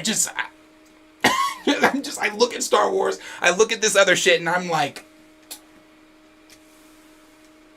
I just don't see it. I just can't. He can't. Clone Wars alone is a master fucking piece. Hell, you don't even have to talk about episodes 1 through 3, 4, 5, and 6. Let's just talk Clone Wars. Let's just talk Clone Wars. We're not talking Clone Wars right now. The Gray gets what I'm talking about, though. He says, shot for shot and thematic elements, George Lucas was inspired by Frank Herbert's Dune and Kurosawa films. Like I said, that's great. I am so glad that he's inspired. I mean, I mean that. My neighbor could have inspired me to mow my yard. Saying it's not original in that regard. But again, who's arguing its originality? I'm saying it's better. Like. All right, so that again, Chick-fil-A had the chicken sandwich. Popeye perfected that bitch. That's what the fuck I mean. That's what I mean. Like that's cool. But yeah, I can go. Yeah, so no, that's just my is hilarious. My little humble opinion on Star Wars, man. I love this other shit. I love it all. Well, except for Lord of the Rings. I could never get into Lord of the Rings. And even when I was editing the whole Lord of the Rings series thing, I was like, Jesus, how long is this shit? but nah, Star Wars, man. No, I do agree with you, Trey. Last thing, I only watched the first 3 Lord of the Rings, and then I just stopped after that because I was like, it's perfect. If I see anything after this, I'm going to be pissed off at my life, and I'm not doing it. I'm not saying perfect as in it's the best. When I say the best trilogy ever made film-wise, what I'm saying is everything critically acclaimed. It was... You don't get 3 movies like that don't have any... Like, Star Wars Episode 1, I'll be like, it was very slow for people who aren't Star Wars fans, right? Fantastic. Don't watch it. Next. That's what I'm saying, though. I'm saying for a trilogy... You're not a true fan. Get the fuck up out of here. But see, I hate comparing anything to Star Wars to him, because even if I'm like, this wasn't as critically acclaimed because of this, he'll be like, yeah, fuck you, Star Wars. And it's like, that's not how that works. It just is, That is not how it works. It just is, though. In his world. It's not how we're filming, it's because we've agreed. Episode 1's fine, but you've even said if you're not a Star Wars fan, it's very political and it's very slow. Where does Lord of the Rings even compare, since we're bringing that up? Where does Lord of the Rings even compare to Star Wars when it comes to box office numbers? Well, I'm not saying story-wise. I'm gonna look that up. Because when it comes to box office numbers, like Star Wars is still up there, and the before Endgame dethroned it. Even Episode 7 was still up there in the... No, I do know Star Wars box office is pretty high. Oh yeah, absolutely it is. It's fucking Star Wars. Yeah. Like, bro, I'm sorry. Everybody here knows by now. I am a fanatic when it comes to Star Wars. Like, yeah, 9 was slow, but if you don't know what's going on, it's going to be slow to you. Did the political shit capture my attention? Hell yeah, it did. Because if you know politics play a huge role in everything that goes on in Star Wars. Everything that goes on in Star Wars. That's how George made it. It was supposed to kind of reflect life. So just to clarify, the 2 best-selling lifetime gross Star Wars movies. So The Force Awakens is the best-selling Star Wars movie of all time at 900 million, and there's numbers after, but 900 million is the basic point here. And then The Last Jedi is the second best at 620,000. Let's see here. The last Lord of the Rings was 700,000. So there's one Star Wars film that's outsold the last Lord of the Rings film. They're close in comparison. That's why these 2 fandoms always debate. They're close in comparison on box office numbers. Yeah. Yeah. Like I said, I look at the Clone Wars. I look at Rebels. I look at those stories being told. I look at even Tales of the Jedi. How Star Wars is able to take, Dave alone is able to take characters we already know fucking shit about. I know everything. I know what I need to know about Dooku. I know Dooku's backstory. I know how Dooku was, treated by his parents when they found out that he was 4. I know all that shit. Mm-hmm. But to take a character like Dooku, whose story we already know, and then dive deeper, like we knew the shit you were diving deeper into. At least I knew all that stuff already. But to take that character story, and give that brilliant arc you gave in Tales of Jedi, that's what I mean when I say Star Wars is able to. Hey, to we have a lot of people reinvent. asking if we're going to get to Ryan Coogler. Yeah, we're gonna get to Coogler. We'll get to Coogler when we get to Coogler. To Star Wars to reinvent stories that we thought we already knew. I don't know. That's just. That's See, just me. I do get your overzealousness, but see, I use this in the same vein of when we I'd call talk it confidence. I think overzealous is a. Well, that's like when we talk anything comic books, and I say, Scoreboard, One Piece, best-selling comic book in human history. Books of outsold, 9th best-selling fictional author in human history. Best living selling single fictional author ever to live. He's alive right now. Scoreboard. So I get it. That's where my fanaticism comes from, where I'm like, One Piece is the best-selling comic book ever. It's the best-selling fictional series to date. Go on Wikipedia. It shit on Harry Potter. It's one series. See what I'm saying? So that's where I'm like, you can't. But to you, you're like, I don't give a fuck about One Piece. You know what I mean? I don't.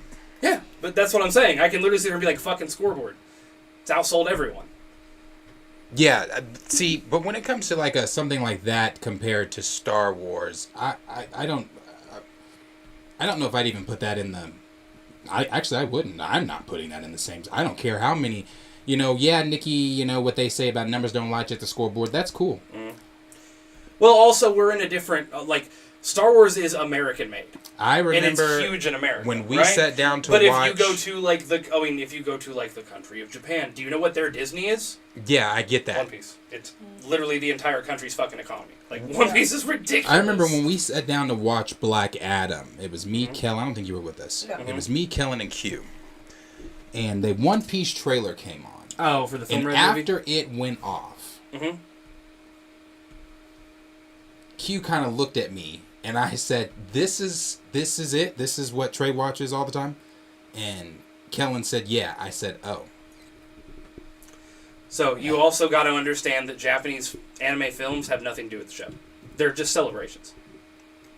That's all they are.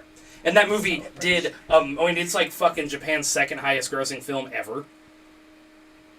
Oh, yeah, I'm not questioning its validity. I just said, oh. Mm-hmm. I was just like, oh. Yeah. He said, yeah. Last thing I'll read here from D Stizzle. He says Star Wars in general is superior to the MCU, but I love Marvel Comics equally. I do love Marvel Comics equally. It is superior to the MCU. The MCU could never. But we'll move to the next topic. And the next topic that we're going to move, since everybody's asking, well, actually, no, this ain't Coogler yet. Coogler's last, so. Coogler's last. The next topic is going to be Nate Moore opening his fucking mouth again. And that's nothing new, and this is weekly. Nate Moore opens his mouth, and Nate Moore this time said that Marvel avoids hiring writers who love Marvel Comics. And let me make sure I'm getting exactly what that man said here so that I'm not giving you... And while he's pulling this up, Raymond, just to clarify from your question here, look up the best-selling comic book in human history. That'll be your answer. You just know that it's Dragon Ball Z because that's what Americans like. Okay.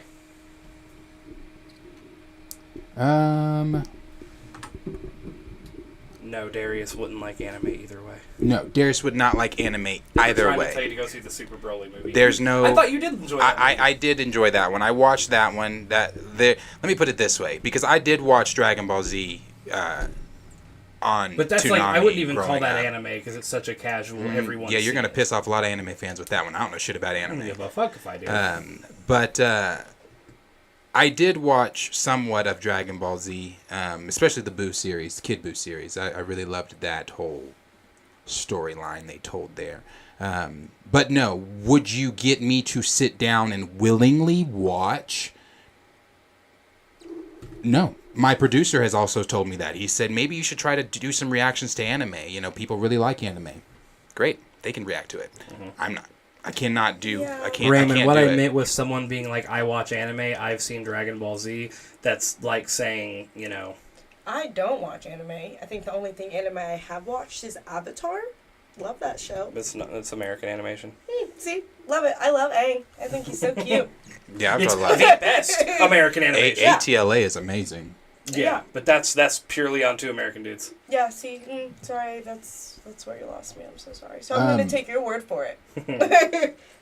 Well, like I said, Nate Moore was being interviewed, and he was interviewed on The Ringers with Matt Bellion, if I'm saying his last name correctly, where Matt asked him, it's funny, when these movies come out and they go through a press cycle, every filmmaker all of a sudden is a Marvel Comics superfan. And they were playing with the comics when they were 6 years old, and they had all the action figures, and they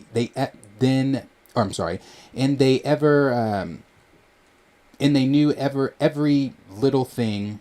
I'm telling you, these people that write the direct stuff don't like proofread some of this. Let me go back to this.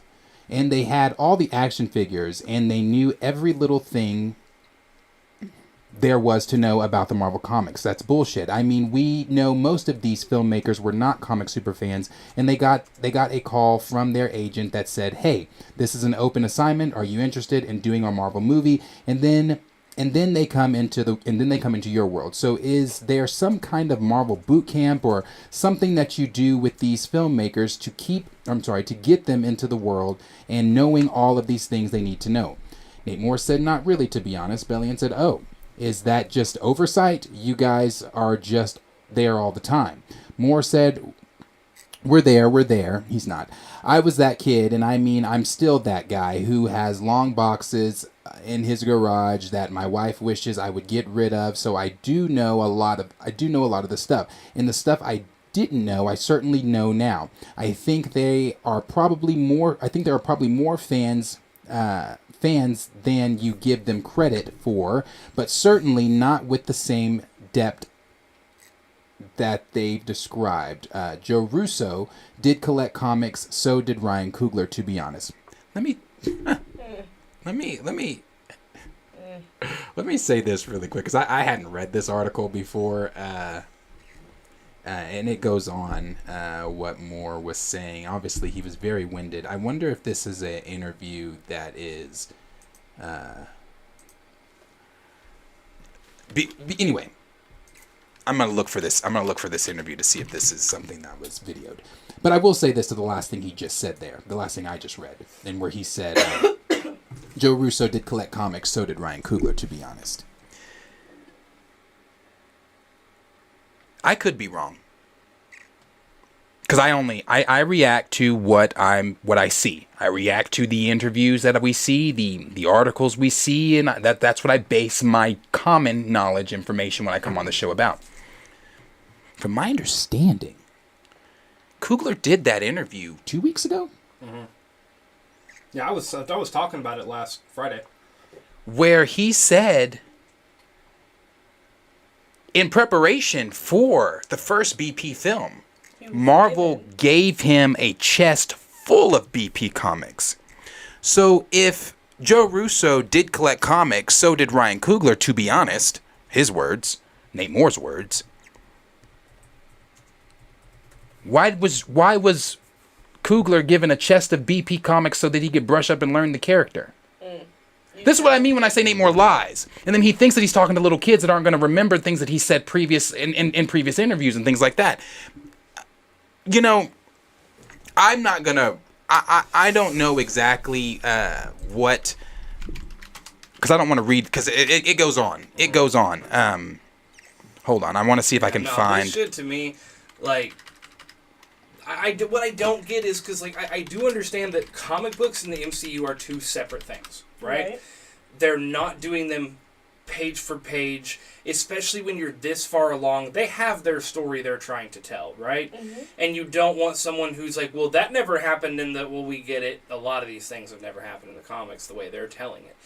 But still, to make the character true to who the character is, you have to have a grounded knowledge in the source material. You have to have, you know what I'm saying? Source material. Like, right. You have to at least know who the character is. Like, if you knew Wolverine really well, right? And say, okay, cool. But just letting you know, here's how we're doing him. but you still know how Wolverine moves for the cinematography factor, Right. how he speaks for the writing dialogue factor, right? It's just, you got to understand, this is the MCU, we're not doing it exactly that, but like, you still want people who are passionate about these projects. If you grab people who are not passionate and are not well versed in the source material, what you're getting is someone who's trying to cut their fucking teeth on a project. You know what I'm Right. saying? Someone who's like, oh, I'll take this job. What is Moon Knight? Cool. I'd work with Pedro Pascal and not Pedro Pascal, fucking Oscar Isaac, and I'll make something work. You know what I mean? They're just trying to make fucking money. Yeah, no, and then he I will read this. He said, for me, one thing I think is interesting about Marvel's process, especially for writers, I would say a lot of the time we're pitched writers who love Marvel, and to me, that's a red flag. Because I go, oh, I don't want you to already have a pre-existing idea of what it is, because you grew up with the issue 15, and that's what you want to recreate. I want somebody who's hard on the material, who goes, what is this? I think there's a movie here, but maybe we should be looking at it this way. How can you be hard on the material if you don't know We what don't it know is? the material. This is why the Marvel shit in Phase 4 Has looks been the shit. way it has looked. Right. I don't give a fuck if Jessica Gao came from Rick and Morty. I don't care that she's done multiversal shit with Rick and Morty. What the fuck does the bitch know about She-Hulk? Right. Clearly nothing. Nothing. Clearly nothing besides she breaks the fourth wall and she's a lawyer, and it's supposed to be a comedy law show, and it was neither. So let's take that. Eternals, Chloe Zhao. What did Chloe Zhao give us with Eternals? Nothing. It was pretty. The picture was great. The might and height and how big the Arishem was and the Celestials was fantastic. Right. Icarus, great. But what did you give us? Like, when you were arguing with Kevin Feige about this needs to be put in, this needs to be kept out.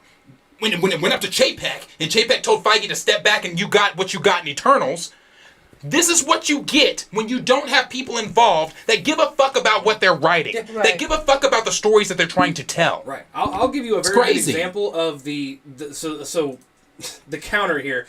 The Harry Potter movies. You watch all of them? Of course. Were you a big book reader? You read No. books? Okay. So, obviously, I mean, those movies were fairly accurate to the books. Mainly because J.K. Rowling sat there and was a part of it, right? Right. But when you have someone who is knowledgeable, I've read the book, right? I know what's in the book. And the director goes, hey, if we do this entire book shot for shot, we're looking at a 7-hour film. What can we cut? Then I'm knowledgeable enough in the source material to go, Right. this scene, not necessary. This scene, the only thing necessary is that sentence to drive the story forward. We're going to have to move it here, cut, right? So Right. I can cut the fucking thing down, because you are talking two different mediums. Not everything in a comic book is going to work in a movie and vice versa, right? Right. Not everything is necessary. I'm sorry, but a panel where someone goes, pow, and that's all we get in the comic, obviously you're going to have to do something more on the fucking screen, right? Or however you do it, but you have to have that basic knowledge of what the fuck, you have to be able to know what the comic's trying to tell. What story are we trying to get out of this? What relationships matter? And what things will matter 5 issues from now. Right. Right. I think. Oh, for we me- cut that character. I didn't realize the fucking thing goes back and he's the main guy that set up the whole Whole fucking thing. plot moving. Yeah, exactly. Because I didn't know the source material. Exactly. That's what I'm saying of you have to care about the story enough to get the integral parts and you can move the fuck on. Now, obviously, if someone's going to be a fucking monkey wrench in your plan, you know what I'm saying? Just make it so hard for you and, oh no, the character would... Like, I almost maybe wouldn't hire... Like, if I was a Star Wars director, I don't know if I'd hire Darius. We'd be screaming in the other fucking room and we'd never get it done. Star Wars. You know what I'm saying, though? There has to be a point where you have to accept, hey, this isn't your fucking comic. This is Right. our movie we're making. Some change had to be made. But you still want it for the fans to be close enough to what we saw that we like it. Right. Yeah, I it's- think yeah, for go me, ahead. for me, I think it's more, I don't really necessarily care what you do with the story because I understand, again, we're dealing with 2 different mediums. I think for me it's the character because that's what's going to drive me to whatever story that you want to portray, whether you stick to the comic or whether you do your own thing. That's fine. Right. That's obvious, but like stick to the character that I know. Well, that is true, because if you've got to And- make certain story changes... Right. So it's like Understandable, you but- have, but you have, like you said, you have to have that source material to gain knowledge of that character to be like, okay, well, that's not going to work for this medium, so let's try this. Or Right. that is going to work, so let's amplify it. I always argue with Luke in the newest Star Wars, since it's been brought up a lot. That was one of the most recent characters, in my opinion, that when people saw him, they were like, Luke would never. That's not the same fucking... Because people attach themselves to a character. Right. So, if, like you're saying, if the story's going to change a little bit, it is what it is. But you know what, when they take a character you love out of a series and you're like, that is not... He would never do that. That is not my fucking character. Then that's when fans get mad at your shit. Mm-hmm. You know, I'll use the probably best example I could ever use. Did you ever go see the fucking Aragon movie back in the day? I did. Oh, a beloved franchise that was taking off and really gaining a lot of grounds. I mean, you saw Aragon pop up everywhere in every fucking school. That movie, if they would have pulled it off, oh, we'd be sitting here with Aragon shit on the walls. I mean, it was huge. And then they didn't even... It's like them motherfuckers never picked up the book. That movie was horrible and just ran it into the ground.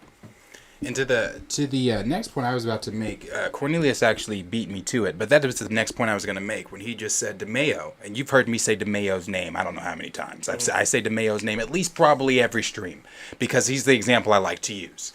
Where he said DeMayo, who's writing X-Men 97 and currently writing Blade, literally said he wanted fans of those properties so the stories are right.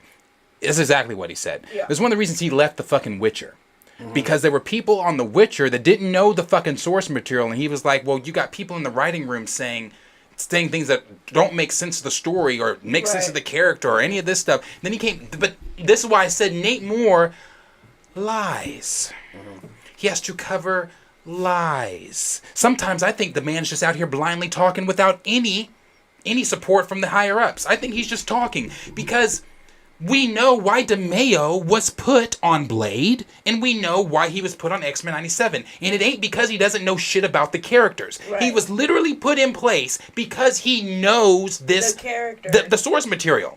That's why he's doing X-Men 97. He knows the X-Men. He's an X-Men sweaty, bro. He loves the X-Men. Yeah. That's why he's there. Why is he on Blade? Because he knows Blade. So for Nate Moore to say, oh no, let me make sure I'm getting that exactly correct. Oh no, I would say a lot of times we're pitched writers who love Marvel, and to me, that's always a red flag because I go, oh, I don't want you to already have a pre-existing idea of what it is. What do you mean you don't want them to have a pre-existing idea of what it is? They need to know these characters, regardless of if they're telling the story from, like he said, issue 15. It doesn't matter if they're telling issue 15. They still, regardless of whose issue 15 you're talking about, that character's story still has to be accurately told. And whether or not it's issue 15, issue 17, issue 25, I don't give a fuck. That story has to be told correctly for that character. So for you to sit here and say, I don't want you to, it's a red flag. No, Nate, you're a goddamn red flag. I was like, you're the red flag. No, like, Nate, recast Nate Moore. Like, I'm dead ass. I posted this on my Instagram story. I know you saw it. He has to shut the fuck up. I'm honestly surprised like no one from upper up has stepped in and be like, you need to shut the fuck talking up. in interviews? Like, bro, yes, I'm serious. I'm surprised no one has. Talking. Yeah. Like, I'm surprised he they- hasn't gotten like a text that said, hey, you need to settle that shit the fuck down because you're out there talking out your fucking ass. And we Well, don't need that's them like, to know I'll give that. you an example of, so you mentioned The Witcher, right?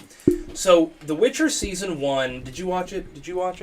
I saw. I didn't watch Witcher. Okay. I didn't watch. So, I saw like the first episode. Season 1 of The Witcher, what they did so brilliantly as far as for the fandom, is Book 1 of The Witcher is just a collection of short stories, right? So, Season 1 of Witcher is the collection of short stories that it doesn't make sense like it just jumps all over the place. It is, the Geralt becoming the Butcher of Blaviken, Geralt getting Ciri promised to him through the whatever the fuck it's called. Just all these different stories, and people were kind of like, this doesn't make sense. Like, it's not following a timeline. It's all over the place, right? But they nailed it. They nailed every story in that fucking series. They nailed Geralt of Rivia. I don't care if you watch the series or not. I'm sure you heard the toss a coin to your Witcher song that was playing fucking everywhere that went viral because Dandelion was such a good bard. They nailed him. They did everything to the source material. And even though there were some complaints, like there were for the first book, everyone loved it. They go into the second one. It is, again, follows the exact storyline. It's when they start to break away, and you see, like, Henry Cavill and the only two people that give a fuck about the Witcher story and doing it right, they're like, we're out. Yeah, Fuck y'all, we're out. You're not doing it. And you see it fall apart. And I promise you this next season's going to fucking bomb. Not because of the recast, but because no one in there actually gives a fuck to tell a proper story. That's what it is. And that's, that's why I'm waiting in January. I hope to God we do a watch long. The fucking Last of Us series. Oh my God. Because they partnered up with the creator of the series. And it's just, I don't know if you've ever seen the Last of Us games. They're just like God of War. They're an interactive story, deep, detailed story.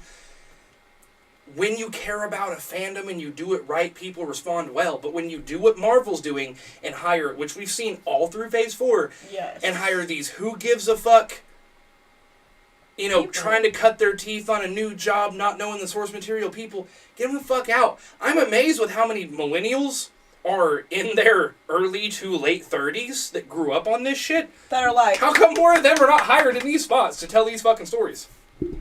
It blows my mind. And again, we know. I mean, well, it's Let Nate Moore say it. Speaking for Marvel, let Nate Moore say it.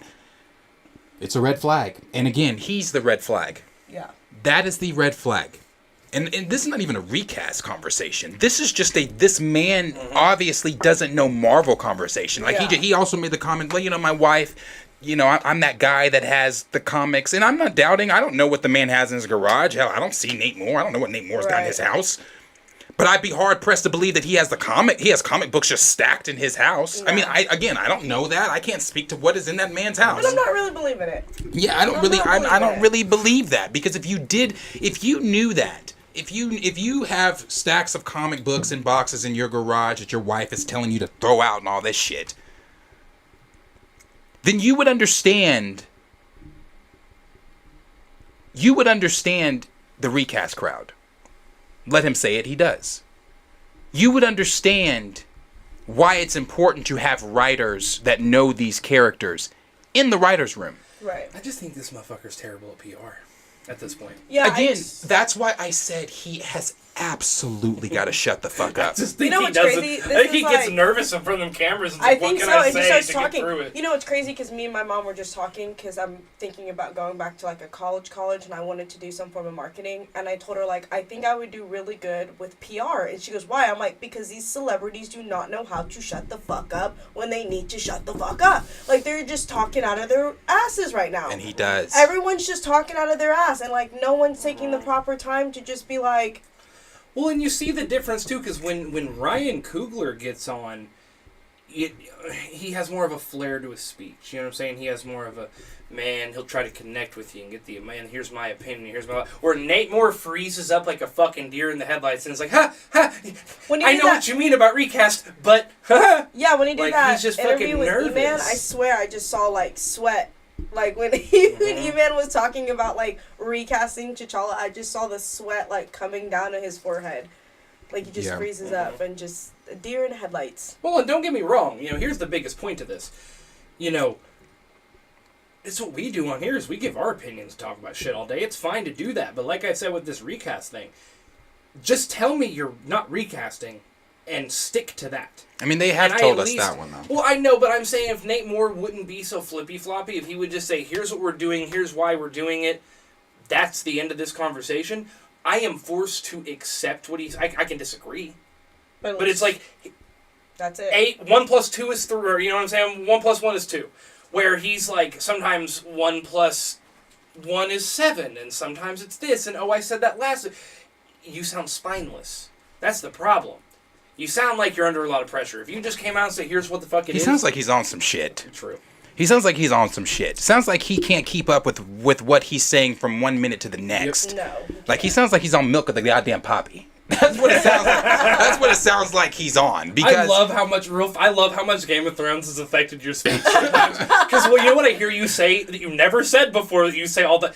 They have to bend the knee. Oh, that is one of my all-time favorite new sayings, is you better bend the goddamn But every time I hear that, I'm like, this motherfucker watched Game of Thrones. Yeah, bro. Like, I'm serious. It sounds like he sounds like he's on some shit. He sounds like he's being drugged. He sounds like...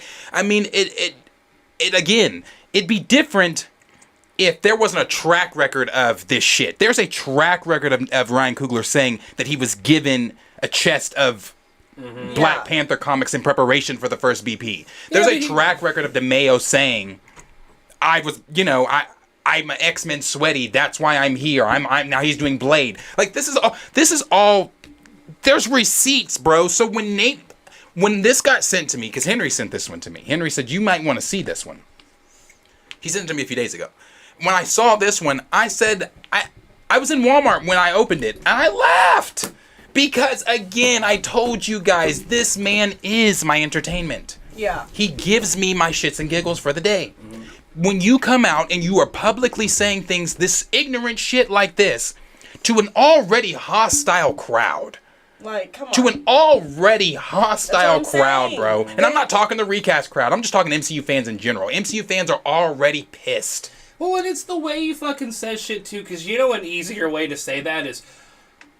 I sometimes get really critical with people who are diehard fans because do you want to work on this just because you like the series or do you want to work on it because you really want to impress with That's the what I'm character? saying. That's the way you not- say it. You know what I'm saying? You say, is it someone who knows the material, is critical about it, and wants to make it better for the viewer? But instead, he just comes out and is like, it's a red... I think originally one of the things he said was, it's a red flag. Yeah, that's what he said. It's a red flag. It's a red flag. And it's like, if they're a fan, and I'm like, that's not the words you say. No, That's I would not literally be the like, words hey, you this shit use. was made, some of it was made in the 70s, 60s, la-da-da. Can you take that and make it even better? Or do you just want to work on this because you're a fan? Because there's a lot of fans. What can you do that's even better? Or That's what can what you I'm bring saying. to the table? That- That's a way to there's say that. But I just feel like there's no where is the people? Where are Marvel people? Like, why are you just letting these producers and writers just do and say whatever they want about this brand? Because eventually, like you guys keep saying, like we've all been saying, it's gonna start pissing fans off, and you're gonna start losing us. Mm-hmm. The only thing that could maybe make me understand Nate more, the only thing, is if in the beginning he didn't want to recast and Coogler made him bend the knee. And so now he's just been going around like, here's what we did. Yeah, I here it is. This is what I wanted to show. Yeah, with when it comes to Nate, like I said, as I said on my Instagram story, why would you even say this? Yeah. Like again, you're speaking to an already hostile crowd. Why would you say this? If I'm in their position, I'm lying. I'm gonna lie, but not in the way that Nate Moore lies. See, Nate Moore lies to keep up with the previous lies he's already told. Yeah. I'm just gonna lie and tell you, oh yeah, we hire, even if we don't, which I think they should, but even if they don't, yeah, we hire comic writers. Why would I say anything to stir the pot of an already hostile crowd that's like, Phase 4 was shit, MCU this, obviously you got the recast crowd, recast T'Challa, you've got all these different side conversations going on around the MCU, where I even saw someone having a good conversation saying that this time last year, we weren't really seeing this negative. That's what I was saying earlier. This is a new conversation. This is we weren't seeing Marvel used this. to be in a great space. Yeah. Marvel, And if you saw Marvel in memes, it was good. It was like, it wasn't something like making fun of like this shit now. Again, that's what I said. You're speaking to a hostile crowd already, and you just stirred the pot even more by saying, hey, fuck the people that are knowledgeable on the stuff that you guys love, that you guys are paying us money to come see. We're getting guys in here that don't know shit for shit, like Jessica goddamn Gal. We're getting people like her to come in here that don't know shit for shit about the character, so you can leave pissed like you left with She-Hulk, like you left with Eternals, like you left with Phase 4. Right. Yeah. Well, and I think too, some of these for casual people that are coming, a large complaint I've seen is a lot of all these series that have come out, right? Where over the holiday weekend, every single person in my family was like, I'm not watching 9 goddamn Disney Plus series of multiple episodes. That's what everybody's saying. Especially when they're not good. Yeah. Like, my dad was like, I got time for one of your series, and if I start it and it's not fucking good, I'm not watching it. Right.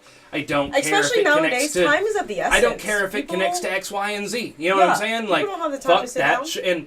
And that's the thing. You bring in these people who don't know the character. They're not writing from a place of actual fandom. And it's like, again, I'm not... If I know this is how all your series are going forward, I'm not going to fucking watch... That's fucking Andor for us. We haven't missed wild anything. And then I What? think I'm sorry. What you said about Andor with Star Wars? What about Andor? We haven't missed anything Star Wars. And then Boba Fett, I mean, I was fully, about 2 episodes into Boba Fett, I was like, I'm done. I'm absolutely done until they win me back. You stuck it out. And then you tried Andor, and now you were on the same boat where you're like, no. I refuse to watch anything Star Wars that's not Dave. Right, but what I'm saying, that's what I'm getting at, though, is all these Marvel writers who clearly are not fans of the series, I'm like, I'm kind of done. Yeah. Obviously, I'm going to watch them because I'm a fan and because I know they can. It's just, I'm like, you want to see how it is. Holy shit! It's wild. It's wild. It is wild. It's super wild, and it's sad. It is sad. Like, knowing what I know now, I would not have watched fucking She-Hulk. I feel kind of sad No for way. him. I just feel kind of pity for him. I 'cause don't. I'm I just feel like why do you feel I don't feel shit for necessary them. to do this? No, I don't feel pity at all because there's a very Well, that's simple the one answer: with me. is fucking hire people who know what. I mean, the greatest things they've ever gotten were from the Russos.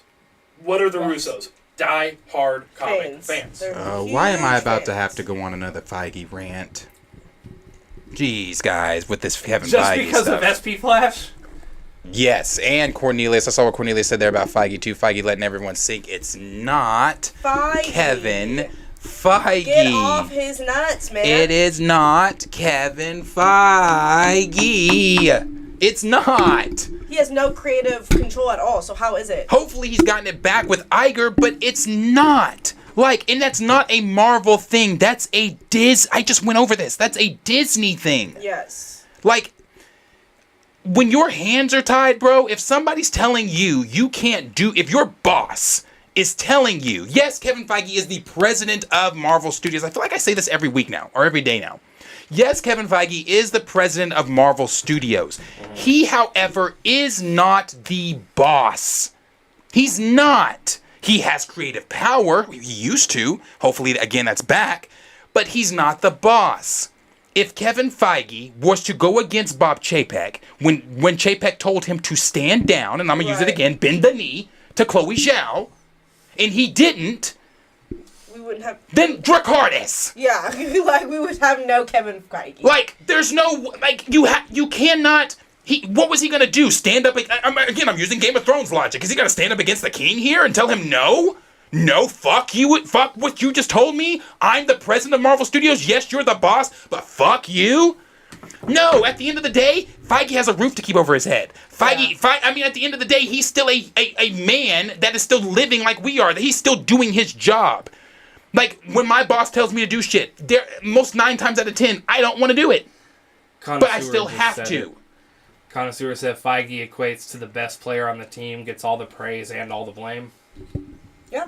What'd he say? Say it again. He said Feige equates to the best player on the team, gets all the praise and all the blame. That's perfectly said. Well, that's true because that's Jessica Gao can go and fuck up a series. It ain't nobody saying shit about Jessica Gao. Ain't nobody saying it's her fault for Everyone's fucking up saying a series she had control over. They're going, hey, that Kevin. series Gao fucked up. It's probably Feige's fault. Like, Kevin. Ryan Coogler and Nate Moore chose, we are not recasting T'Challa, and made the movie, and everyone goes, it's Feige's fault for not telling them not to do what they wanted to do with their movie. Like, bro, how many times have we seen, bro, I'm telling you, as a Kevin, you can call me a Feige shill. I'll tell you I'm a Feige shill. That's fine. Kevin Feige But when it comes to Kevin Feige, how many times before Phase 4, I'm talking before Phase 4 got out of control, how many times did we see him on the red carpet? Honestly, kind of nonchalant.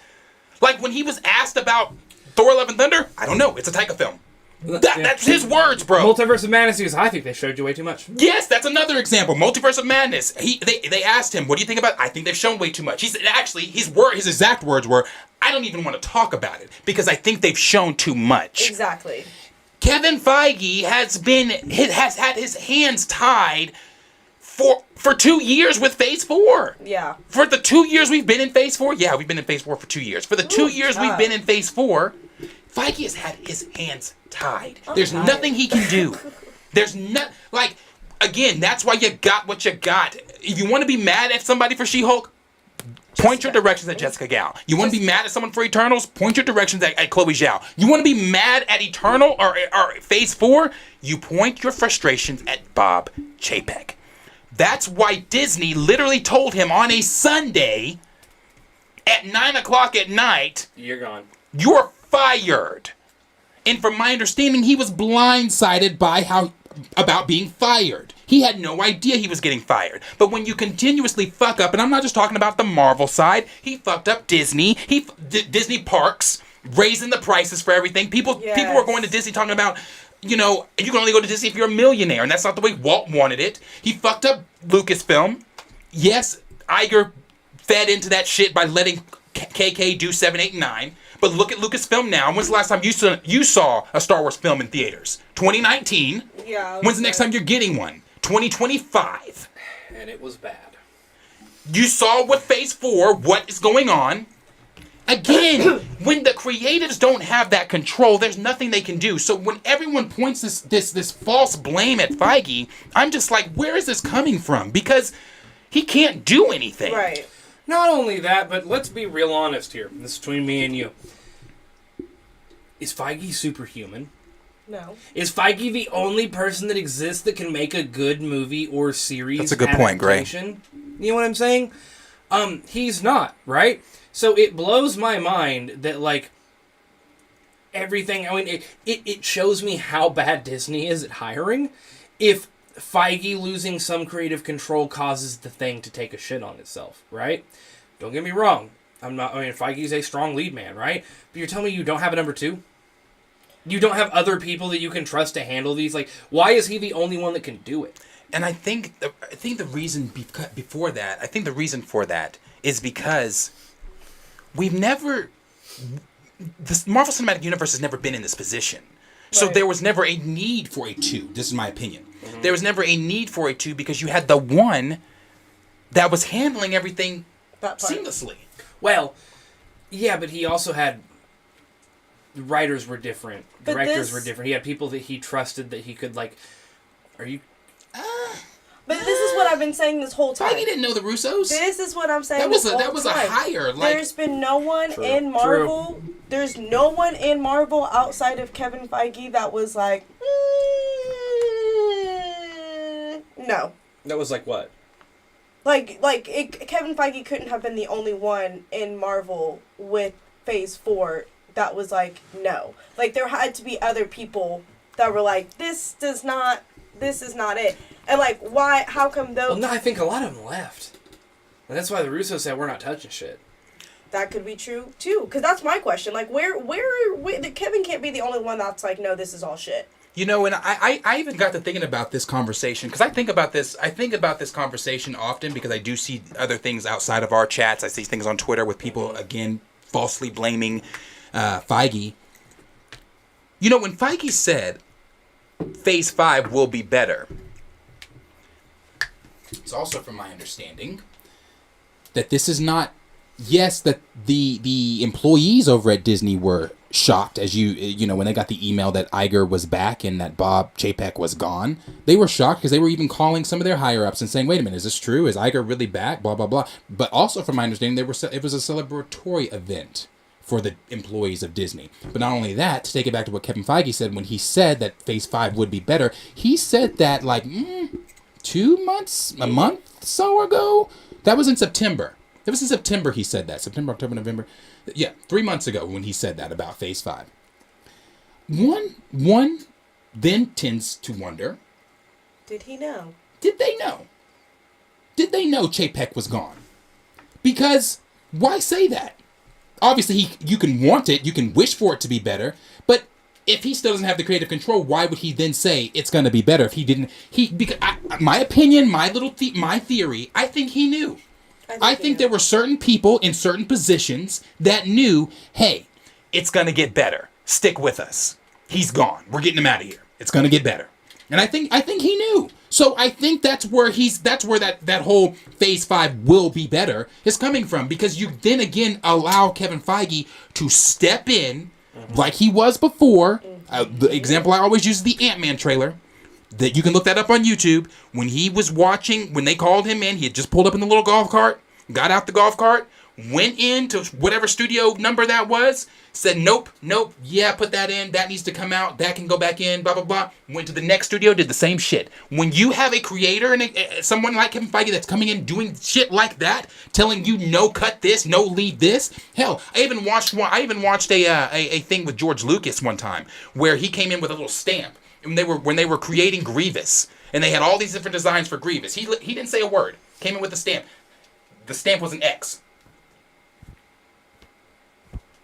Just X'd all types of shit. To where they were just sitting there like, he was just X'ing shit. Yeah. Then he said, try again. X, yeah. And you take off the X. Why? Because he knows he's the creative. He knows what he's doing. Feige knows what needs to be in and what doesn't. Right.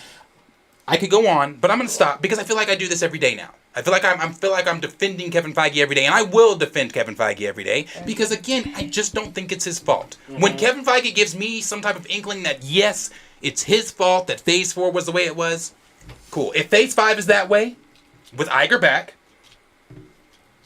you'll hear me complain. Yeah, we'll have a different conversation about Kevin Feige. I bet you Feige's fucking giggling right now. Oh, I know he is. He bet he called up Gal and said, hey, come to my office, let's have a drink.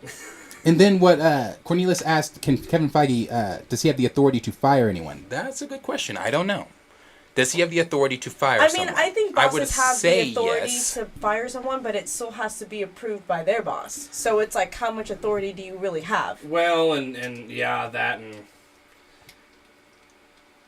when you're already halfway through these, you know what I'm saying, halfway through these projects. And yeah, I think Disney, especially when you're talking $500,000 projects and $250,000 budgets and shit, you better have a fucking good reason to do it. Right. It can't just be... Especially if you're going to go against what your boss says, because Chapek... Chapek's the one that just got fired, right? Mm-hmm. Chapek pulled the reins back. I feel like him and Feige probably had a lot of closed door arguments. They probably did. So with like Jessica Gao, for example, right? Someone who Chapek had clearly favored, you know, fucking right. Feige's probably sitting there like, I could do it, but fucking my boy, you know what I mean? Like, yeah. She'll be reinstated the next fucking day. Is it worth it to do that, or do I let her fucking hang herself? I think There's that's the noose. That's the decision he went with, I believe. I think Kevin Feige, when told to step back, because he had complaints with Eternals, he had major complaints with She-Hulk, but I think when he was told to stand down, he literally, I think he made the decision up to himself, like, okay, I'm gonna stand down. Yeah, I'm gonna let you guys see. I'm gonna let y'all fuck around and see what happens. Fuck around and find out. Yep. Exactly what he did. I also think, though, me and Trey were talking about this before we went on. I think it's, I went back and rewatched some things, and then I ended up watching the special tonight, and it's just crazy. Like, if you go back to Phase 4 and, like, Phases 1 through 3, you can't have a beginning scene or an end scene without Kevin Feige name on it, Kevin Feige production, Kevin Feige producer. It's just everywhere. But then in this last Phase 4, if you watch the credits, you don't see his name pop up except for once or twice, and if you do, it's like the smallest writing. Mm-hmm. Hey, I'm gonna bring up one thing Hungry Almighty here said, where he said it's like Nate Moore saw Black Panther 1 and was like, yeah, I made $1 billion because the side cast and the representation. No, it's T'Challa. T'Challa's your moneymaker. So that's, to me, T'Challa, what they did with him is what I've said 1,000,000 times on this show that they need to do with all their new characters, right? You introduce him not in his own show, right? And he's fucking cool, and he's doing dope shit, and then people are like, ooh, I would watch a movie about him. I want to know what's going on with him. And then you knock it out of the park, right? That's what... T'Challa being cool in the short time we got him in other films is why we wanted to see a solo film for casual fans who don't know who these people are, right? And then they go into this new movie and they're like, well, it's just they're fucking stupid. They don't know what's going on. Right. Yeah. They don't know. Because that's why a lot of people went to go see Black Panther 1 is because they're like, dude, he's fucking cool. Yeah. That's a cool motherfucker right there. And that's how I feel like they need to do everybody. But that's just me. Yeah, no, I agree. I mean, that was winded on that conversation. But, like I said, as always, question is for you guys. Let us know down below what you guys are thinking. What are you thinking of Nate Moore making the comments that he's made about it's a red flag if they have someone that knows that read comics because they would be trying to incorporate the things that they've read from the comics into the comic book you're adapting. So let us know what you guys think about that. What do you think about, also about what the Mayo has said in the past about why he's even here. He is writing on X-Men 97 because he's a huge sweaty like that. So let us know all those things down below in the comments about Nate Moore and him opening his mouth again. What are the comments saying down there? What are the Holy comments not shit. saying? That Yeah. would be a shorter answer to Let's see here. question and D answer. Sizzle said, if I remember correctly, Jessica Gao also wrote some Robot Chicken episodes. Put respect on her name. That's great. I love Jessica Kidding. Gao for doing. And like I said, I liked. Of course, who didn't watch Robot Chicken? I liked Robot I don't Chicken. But that's not MCU! Well, that's the argument, is just because you did something good, doesn't mean you're going to do everything good. Right! It's just like how people always say anytime I talk about KK. Well, she produced E.T. No, bitch, she was there on E.T. Steven Spielberg did E.T. Like, when you can name me one creative thought KK put into E.T., you don't think Steven Spielberg knew the movie he wanted to write, knew the story he wanted to tell? Exactly. Yeah. Let's see here. DeMeo, who's written X-Men. Oh, you read that earlier from Cornelius, right? Let's see here. Christopher Bates said, wait till Coogler gets his hands on Black Panther Intergalactic Empire. He seems like the type who'll enjoy Coates' run on Black Panther. Raymond 2000 said, the best MCU films have been made by people who love the source material. The worst MCU films are made by people who don't know what the source material or respect it. Agreed. Hungry Almighty said, I'm going to try to speed through these a little bit because we went long-winded. Hungry Almighty said, I showed my friend what Nate Moore said, and he was like, well, no wonder T'Challa hasn't been recast. Yeah. Ryan Gosling said, the spirit of the character and story still should be intact to connect with the source material. It doesn't have to be a one-to-one ratio, of course not. When they adapt them in movies/shows. Gray said, that's not my Superman. Cornelia said, Coates isn't terrible, especially when you look at John Ridley's BP run. Coates John looks Ridley's like awful. a genius compared to Ridley and Coogler. John Ridley's awful. Moore is so weird. Gray said, I hope this gets corrected at Iger's meeting Monday. Let's see here. CGZ said, as a fan of Taskmaster, I barely recognize the character in the MCU. Yeah, I haven't had a bitch of last Friday. I don't know who the fuck. But see, that's to add to that whole MCU conversation. That was something else. That was another element to that everybody was bringing up when Black Widow came out. You took arguably her best villain, and you made him a she, and then you took that backstory and made it what it was. That was another one of those elements into that conversation. Yeah, I'd also say it just goes into that whole thing with shit writing. But. Right. Yeah, shit writing, but why even write that into it? Mm-hmm. Oh, I mean, to say that there's not an element of like even the Blade stuff and doing it poorly. Yeah, there's clearly... before Blade was going to be what it was, they were going to push the agenda of his daughter taking over in the film. Right. Yeah, no, and that goes back into clearly. It's like Liam G said that they are trying to catch up from lack of representation thus far, but I still think that's why we've talked about. I'm not a big fan of race and gender swapping, just because make a new character with an interesting story. I don't need like. If you make Iron Cap and Thor all black, that's just reskinning a character, right? Why not make black characters with their own interesting story? There is this want for representation that they haven't had. They fucked this up, because look at that right there. See that big Marvel Studios thing right there? What is that? What do you see there? Bunch of white men. And Black Widow, right? Bunch of white dudes. That's all the MCU was in the beginning. For the longest fucking time. Throw in Doctor Strange, Spider-Man. It's all just a bunch of white dudes, right? Right. So they fucked it up. Now they're having to try to correct it, and it looks like a woke agenda, when in my opinion it's just, they fucked up. Right.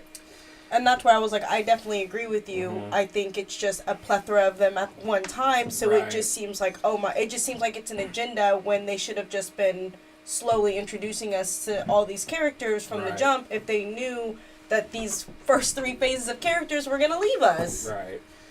You have Gray here that said, I need Feige who snuck Jackman those X-Men comics so he can get the character down to tell Nate Moore to shut the fuck up. Ram So 2000 Need to said, fire his ass. like I said, Nate Moore is that cousin you. I loved it. Nate Moore is that cousin you don't like, but you have to invite for Thanksgiving dinner because they know how to make great grandma's potato salad. Hunger Almighty said, you think Disney will try to make Sentry diverse just like they're doing with Wonder Man? If they do, I mean, the rumor right now is I'd say no, because the rumor right now is Ryan Gosling is playing Sentry. So Oh yeah, that's right. but see, that's an interesting question because would you give the same pass with them doing the Adam Brashear, their Wonder Man, and let's say they did it to a Sentry or whatever, right? Would you give a pass to people who are like, well, they're just, you know, what would be the? I guess they'd still call it woke, but instead of MCU, it would just be they're just trying to make everyone black, like. Or would I give a pass if they did what? Like you know, people saying it's the MCU because they're bringing in female heroes and like Blade's daughter instead of Blade and so on and so forth. Well, no, never mind, because you're not a big race swapping fan either, are you? No. So yeah, okay. Let's see here. Diesel said they killed Eskel in season 2. Had that weird Monolith Cersei storyline that had nothing to do with the source material. For GOT? Yeah. Wait, what do you say about Cersei? They killed Eskel in season 2, and they had that weird Monolith series storyline that had nothing to do with the source material. Monolith, what? Monolith Cersei? Are we talking about Game of Thrones? That's what I think we're talking about. I mean, if you want to talk about nothing from the source material, none of the Stark children knew magic and could turn it and could warg into their bear's body or into their wolf's body. So like they changed a lot of things from source material. See here, Jabarim Muhammad said, I'm butchering that, but Nate Moore is a liar. Jabari Muhammad. See, I butcher things. Cornelius said he definitely is. The more Nate Moore talks, the more I get the vibe he needs to not be in the position he's in at Marvel Studios. Yikes. Official EMG said, I don't know how Nate and Feige seem like they want to be the only Marvel comic geniuses. Like, what's wrong with working with other people who know the source material? Social media ruined everyone shutting the fuck up. I agree. Yeah. Raymond 2000 said, how does he still have a job? How? Because it's just stupid and sad at this point. Right. It's questionable. I think they're going to find a way to gracefully phase him out. Instead of just outright firing the man. Because you know when Tom Holland first came out, and how he just kept dropping like shit about the movies, and they literally had to tell, and like now it's like a whole joke. You know what I mean? But it's like, so if you were on it that much with an actor who was spilling too much, where the fuck are you guys at with a producer who works for the company? And just is saying off the wall shit. Like, what? How come this has not been shut down by now? And I'll tell you why it hasn't been shut down. Cocaine is a hell of a drug. This is why it hasn't been shut down yet. You know the meme of the dog on fire in the house saying everything's fine? That's Marvel. Yeah. To them, we all see the house is on fire, but they're still in the house saying this is fine. They're in denial. But I'll agree We're all with Cornelius here. He said Feige letting everyone sing. I think he is. I think he's like, all right, y'all said you can do it without me. Here you go, and we'll see. And then he's going to take it right back. Let's see here. Christopher Bates said Nate Moore securing the bag, taking those recast bullets. I don't know what bag. I actually got Gray and somebody else in the Discord broke down the numbers for me earlier. They ain't made no bag on Wakanda Forever. No, they haven't. I mean, Would it cross? Didn't it cross? I want to say that 500 million. it crossed 500 million, but I believe it's higher than that. Wakanda Forever. I believe. Total gross. Correct me if I'm wrong, but I want to say I read something today. So it's at 900 million right now. As of right now, Wakanda Forever, which opened to 181 million, has generated 288 million in North America and 546.3 million globally. 6, 7. It's not to 9 yet. It's not to 9. What the fuck did I read? I gotta find that. Yeah. right now, I see it. It's nearly to 601 million worldwide. But they broke it down because they interestingly broke it down in the chat of how much goes to foreign versus domestic and quite a bit of other things. Let's see here. So Yurichi said, this time last year, Marvel was in a good place and coming off of Shang-Chi and was ready for Spider-Man No Way Home. Such a vast difference in diversity on how Phase 4 has been. Like, when you talk about the differences in feel, that No Way Home was the first time Marvel felt like somewhat, and I do mean somewhat. Actually, I'll put it up there. I'll put it up there with Infinity War and Endgame. And I'm talking about the hype.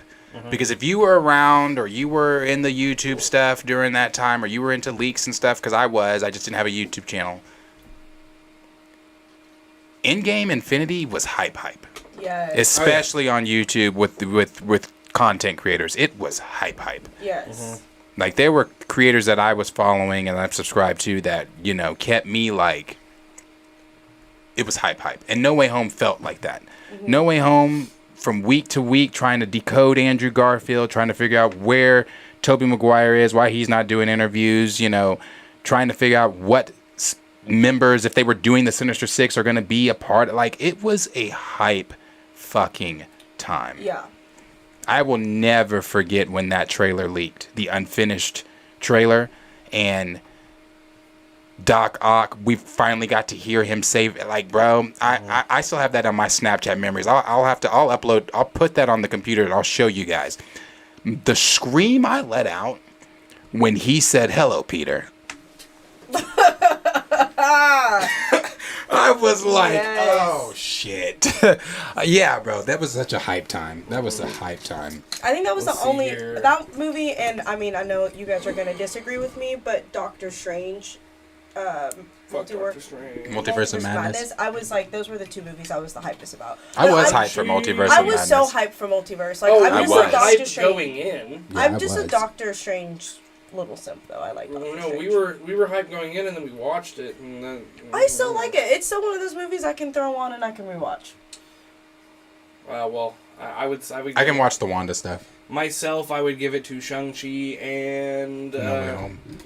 Huh? No Way Home for me. And Oh, No yeah, Way I Home. can Well, I watch was just No gonna Way say Home. No Way Home and Shang-Chi are the two for me. Let's see here. Hungry Almighty said, "Isn't Jessica Gal the woman who had the brilliant idea of calling the X-Men the mutants because X-Men is offensive because there are female X-Men members?" Someone Or is said someone else? that. I don't remember who said. It might have been Gal. And then Gray said, Chapek finally fucked around and found out. Brian Godzing said, "Do you think Feige has a lot on his plate? Because this is the first time that Feige is making both Marvel films and Marvel shows. Back do then, think he has a Marvel lot on his TV was plate. its own department." Cornelius said, "DeMeo should replace more depending on how X-Men 97 and Blade turn out. Someone that knows what they're talking about for real and has the talent too. More isn't measuring up." Agreed. Kenny's here. Fuck yeah. See here. I lost my place. Okay, I found it. Raymond said the best thing about Phase 4 besides Shang-Chi, No Way Home, WandaVision, and Falcon and the Winter Soldier is Guardians of the Galaxy Christmas Special. Maybe more excited for the film.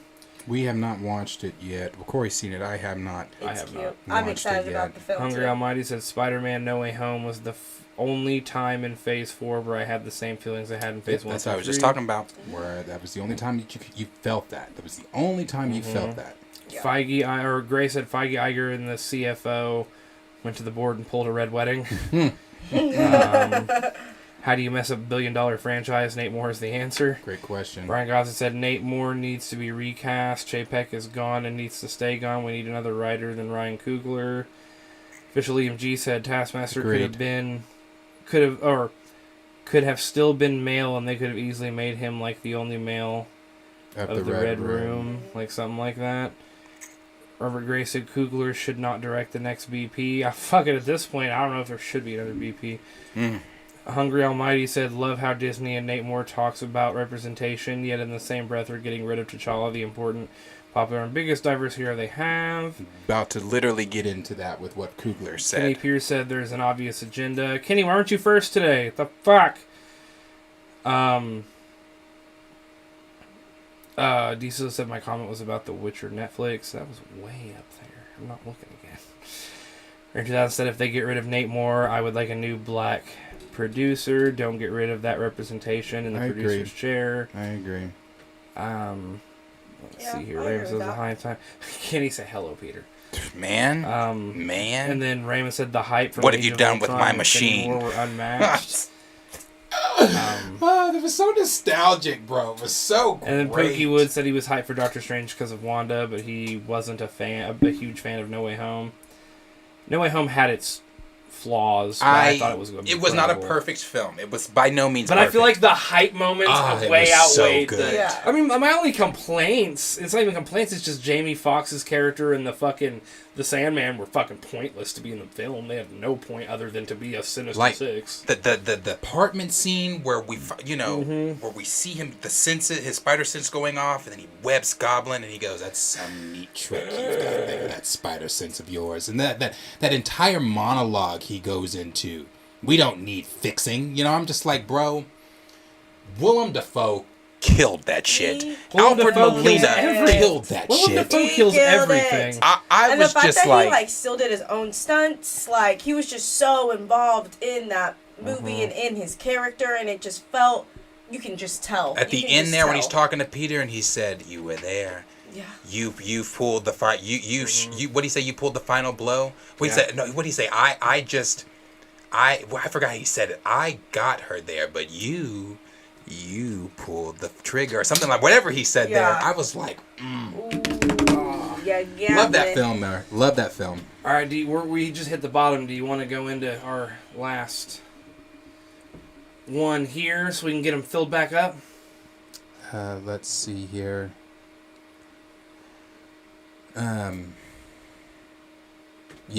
Sir G. Defoe made that movie 10 times better. So did fucking so good. what's his name? Molina. Doc Ock. Alfred Molina was fantastic. Yes. Fantastic. Doc That Ock was bridge so scene was fantastic. It was so good. It was so good, bro. Like, what have you done with my machine? Oh, you want to play games? Yeah. I remember I saw it and I So paused good. it and I freaked out and I said, rewind it, play it again, because you didn't hit me the way you just hit me. Like, I thought you just As a major fan of Spider-Man 2 with Tobey, Hey! to see that, because that's my favorite Spider-Man film. Yes. Spider-Man 2 is still the best film to me. Spider-Man film. When Alfred Molina came on that fucking bridge, man. The first time I saw it in the leak trailer, I have to upload that so you guys can see and hear me scream. I was like, holy shit, they're actually doing it. I was like, oh my god, they're all back. But as everyone knows, before I move to the final topic, everyone knows, for me, the highlight was Andrew Garfield. When Andrew Garfield came out, and then when he was on the top of the building, when Toby and Andrew were trying to explain to him, their stories from their universes to Tom, when Andrew was telling him, I just don't want you to end up like me. He's like, I got mad, I got bitter, I got rageful. I quit pulling my punches. I was crying. I was like, oh fuck. I was like, not only oh fuck because of that, because my favorite Spider-Man is back on screen. I never thought I would see Andrew Garfield in the suit again. Yeah. Well, see, and I'm sure because I was hoping that scene. It's the last thing I will say because I gotta respond to that. I was hoping that scene was a nod to the comics. To the Ultimate Spider-Man? It's not the Ultimate Spider-Man. Which run is it where Doc Ock takes over Peter's body? Oh God, I know which one you're talking. You're talking about where he says, "Oh, he's been holding back all this time." Well, what I it forget is because when he goes to punch, he immediately fucking kills someone. Yeah, and he tells everybody, he's been holding back. He jumps in and there's a mugger there, and he's like, "Oh, time to test out this body." Oh yeah, and he immediately kills him. Yeah, and it's like, oh, he's been holding back. And so in my mind, what Superior Spidey. What that meant to me when he said that in No Way Home, and he's like, I stopped pulling my punches, where some people that might mean like, oh, he started getting cruel. In my mind, I was like, he's a fucking murderer. He has been killing. No, he has been. Yeah. That's the implication. Absolutely. That's why I hope saying if they casual might think that just meant like he was whooping ass more than he should, or he was taking out rage a little more than he should. Out there people are dead. Yeah, he was. That's why if they would have. That's why I hope. I truly hope.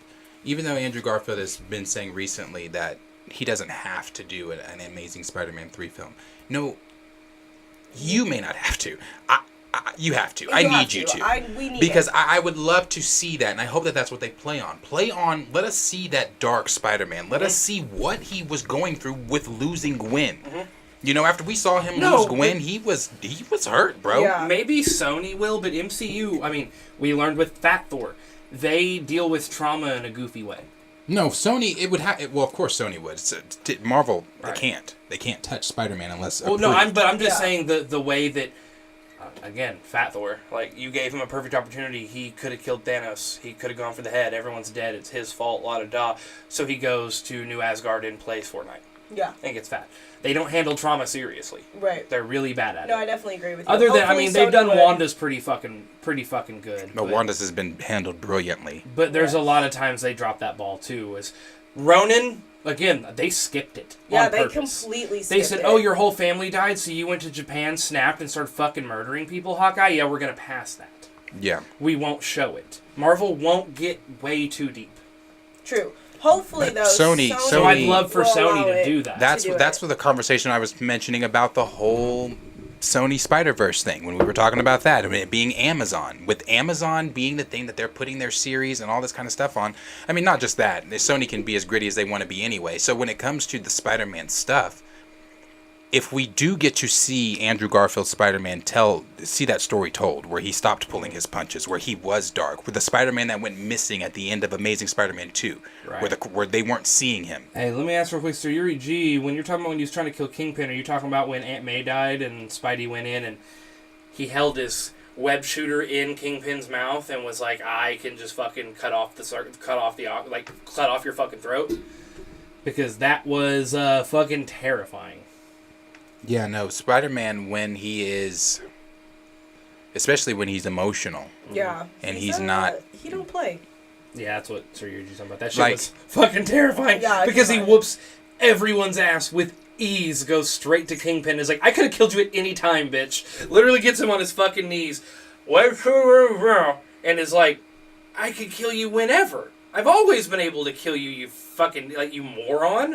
Mm-hmm. And walks away. And Like, that when it is comes- the day that fucking Frank Castle realized, Oh shit. I mean, he's look been at toying with look at Secret Wars, the original Secret Wars, not Hickman's. Look at the original Secret Wars. Spider-Man was one of the most formidable heroes there. Yeah. Yes. When it came down to, people thinking, "Oh, Spider-Man can't take that hero or that villain." Think again. Yeah. Like he can. Well, Spider-Man I is. even think They showed it low key in Civil War. I was just about to say that in Civil War, I feel like they like barely touched the surface, but they could have gone in. They could have, but again, they were just introducing. Right. I mean, they that did it Tom perfectly. Hollis. You've got. No, him grabbing the fist. Yeah, is you all got it Yeah. took. dude. Yeah. You've got a metal arm. Because Like he if you just look pulls back- it Yeah, he's back like, and "You have a looks at metal it. arm?" Because if you look back to Winter Soldier, Cap throws that shield up in one punch from Bucky. Cap is sliding back. Yeah. Like, "Your punch is so... my shield is having problems. A vibranium is having And problems here's with you." Spidey. And here's goes, fucking a teenage Spidey going, "You have a metal arm." Like, Not just that, like even when I forget who it was. I think it was Sam that threw something at him, but he said, "I think you forgot this," It and was- threw it back. it was and Sam. I'm- He's like, "Guys, I could do this all day, but Mr. Stark, I just watched this movie yesterday, so I'm like, yeah, bro. I'm like, yeah, it was great seeing seeing Spider-Man. I love Spider-Man. God, I'm gonna have to watch next that to movie again. Because I every love time you that bring film. up Civil War, all I can think of is, "Who's my mom?" Yes. That scene makes me real emotional, Oh, bro. it makes me so I emotional. love Civil War. No, that again when I was watching Civil War, my feelings will never change. Cap was wrong. Yeah, Cap was Cap wrong. was so wrong. When I was watching yesterday, I was watching Tony watch the video of Bucky kill his parents, and then try to go for Bucky, and then Cap stopped him. But then Robert Downey Jr. being the amazing actor he is, looks down at Cap's arm, grabbing, and he kind of like he looks up, and he's like, "Did you know?" Yeah. He's like, "Tony, did you know?" No. And I'm like, "Whoop!" Like that's about so to good, go bro. down. And I'm like, "Bro, yes, he fucking knew. He knew. Analyze his fight pattern. Let's kick his fucking ass." Yeah. I'm Right. like, "Kick Well, his see, and ass." that is an example of a diversion from the comic source material. Because, correct me if I'm wrong, if you go back to Civil War, Cap was on America's side.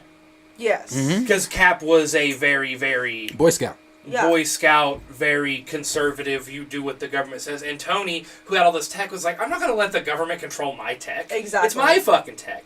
But they were flip-flopped in this movie. The whole premise was flipped, so it 100% diverted from the comic, but it was amazing. But it was so. It was good. great. Fucking amazing. It was great. So really good. It was and great. I really like this. I like that movie because I liked how it showed the dark side of Cap. Because again, in the Boy Scouts, he's very or in the Boy Scouts, in the comic books, he's very Boy Scoutish. He's very Oh, by yeah. the book. Yeah. And I think that was the one time we got to see Cap fuck up. Like during Secret Wars, his focus was on finding the Illuminati other than the impending threat that was going on. Yeah. He was so focused on getting back, like, to where certain members of the Avengers were like, yeah, I'm done, because you've made this a personal mission now, and I'm out of here. I mean, it's just like when Robin was going after when it was Red X in Teen Titans, Yes. and everyone was like, "Bro, you're fucking." Yes. Going hard Oh, in the paint. such a You're great out of Teen here. Titans was so great, man. God damn. Loved it. Teen Titans was so good. Yeah. It's either the that Red or when, X stuff. that or Yeah, I when forgot about the it's Red it's X the stuff. Red X, or when Robin was thinking that Slade was there when he wasn't there, and like Yes. the Robin oh my gosh, I Slade remember shit. all that. Yeah, I because remember that's all the that. I haven't moment seen where Teen Titans they're in all so on long. they're on the top of the Titans Tower and it's raining, and Robin keeps seeing Slade and he's not there. But then they keep dropping hints. Is he really there? Yes. Or is it okay. Robin doing okay, it? Yeah. Teen Titans was great. And then Teen they Titans find was the good. fucking secret room in Robin's room and all the Red X shit, and he's got the fucking Charlie Day fucking and they're like, oh my god. yeah. He yeah. is out of his fucking mind. We have fought Red X for him, and it's him? Yeah. What the fuck, man? Yeah, bro. Teen Titans was so fucking good. It was so good. So good. Yeah. But we'll move to the last topic. And if y'all here. would, please, obviously you can join the Discord, but also please smash that like button. There is 73 in right now with 34 likes. Smash I'ma that throw like a button. fit. Smash that like button. And then after we finish this topic, we do have the quick game we'll get into with you guys, just to show you guys what that's like, the new game. Last comment I'll read here from Hungry Almighty said, speaking of Robin, don't you guys hate it when people say Robin in live action is not believable because Batman endangering a kid, I've seen that argument, to fight crime, but then the same breath can suspend their belief on a talking raccoon injury. Yeah. I've seen that argument before, and because I've seen that argument when it comes to Pattinson's Batman. Well, why would this Batman want to put a child in danger? What? I mean, You can also age him up a bit. A 30-something-year-old Batman and a 20-year-old Robin. True. I mean, You but can do that. not only that, who's to say that this 15-year-old hasn't been through hell and back? I mean, whatever story you want to put behind Robin on his backstory, Right. if you don't want to use the original source Well, material and you stuff. can also have fucking 2 whole goddamn films of him not wanting Robin there, but Robin shows the fuck up every time because someone killed my parents. Look Right. at the Dark Knight animated series. I forget the female Robin. What's her name? I forget her name. I do too. I always forget her name. She's the one I always forget when it comes to the Robins. But Bruce didn't want her there. Bruce Well, was like, what is it? at Is first. Bruce was like, no. Your child. Is it Death in the Going- Family that Joker beats fucking Robin to death with a fucking golf With club, the right? with the crowbar. With a crowbar. It could very easily be a situation where Batman is like, I don't want a Robin, so Robin tries to prove himself and fucking dies. Right. And Yeah. then we need a new Robin. Then the next kid that comes along, Batman's like, okay. I will Yeah, work with that's you, right? what Gray just said. That's true. A 15 to 16-year-old Dick Grayson, it would work because again, Well, who's fuck, I to thought say? the Robin in Dark Knight was fine. You know, he was disconnected. He obviously wasn't a Robin, right? But even him being like, he helped Batman. Then he was like, "Oh, my name's Robin." Well, if you let the story go on, then he starts doing more things with Batman. Like, the thing that I find unbelievable is you think you're going to get a little child to wear fucking spandex tights around him, but that's just me. Like, I mean, I don't know if you've got if I think the story could work. You got a broken kid. I mean, Robin's story's already broken anyway. His whole Right. family's murdered. depends So on which one. But yeah, generally, depending on which one. But you've got a broken kid, a broken 15-year-old kid who has seen this masked vigilante going out and doing this cool ass shit at night. And one thing that Batman is inspirational Yeah. to some people. He inspires people to want to be that dark, masked crusader and everything like that. So then when you have a 15-year-old that's looking at the events of things playing out on the news and you're like, hey, I'm in a shitty position. I have a shitty life. I want to make things better. I want to see if I can get out here and do the things that Bruce or whoever, the Dark Knight, is doing. What's wild to me is that's where we would be different as comic book writers.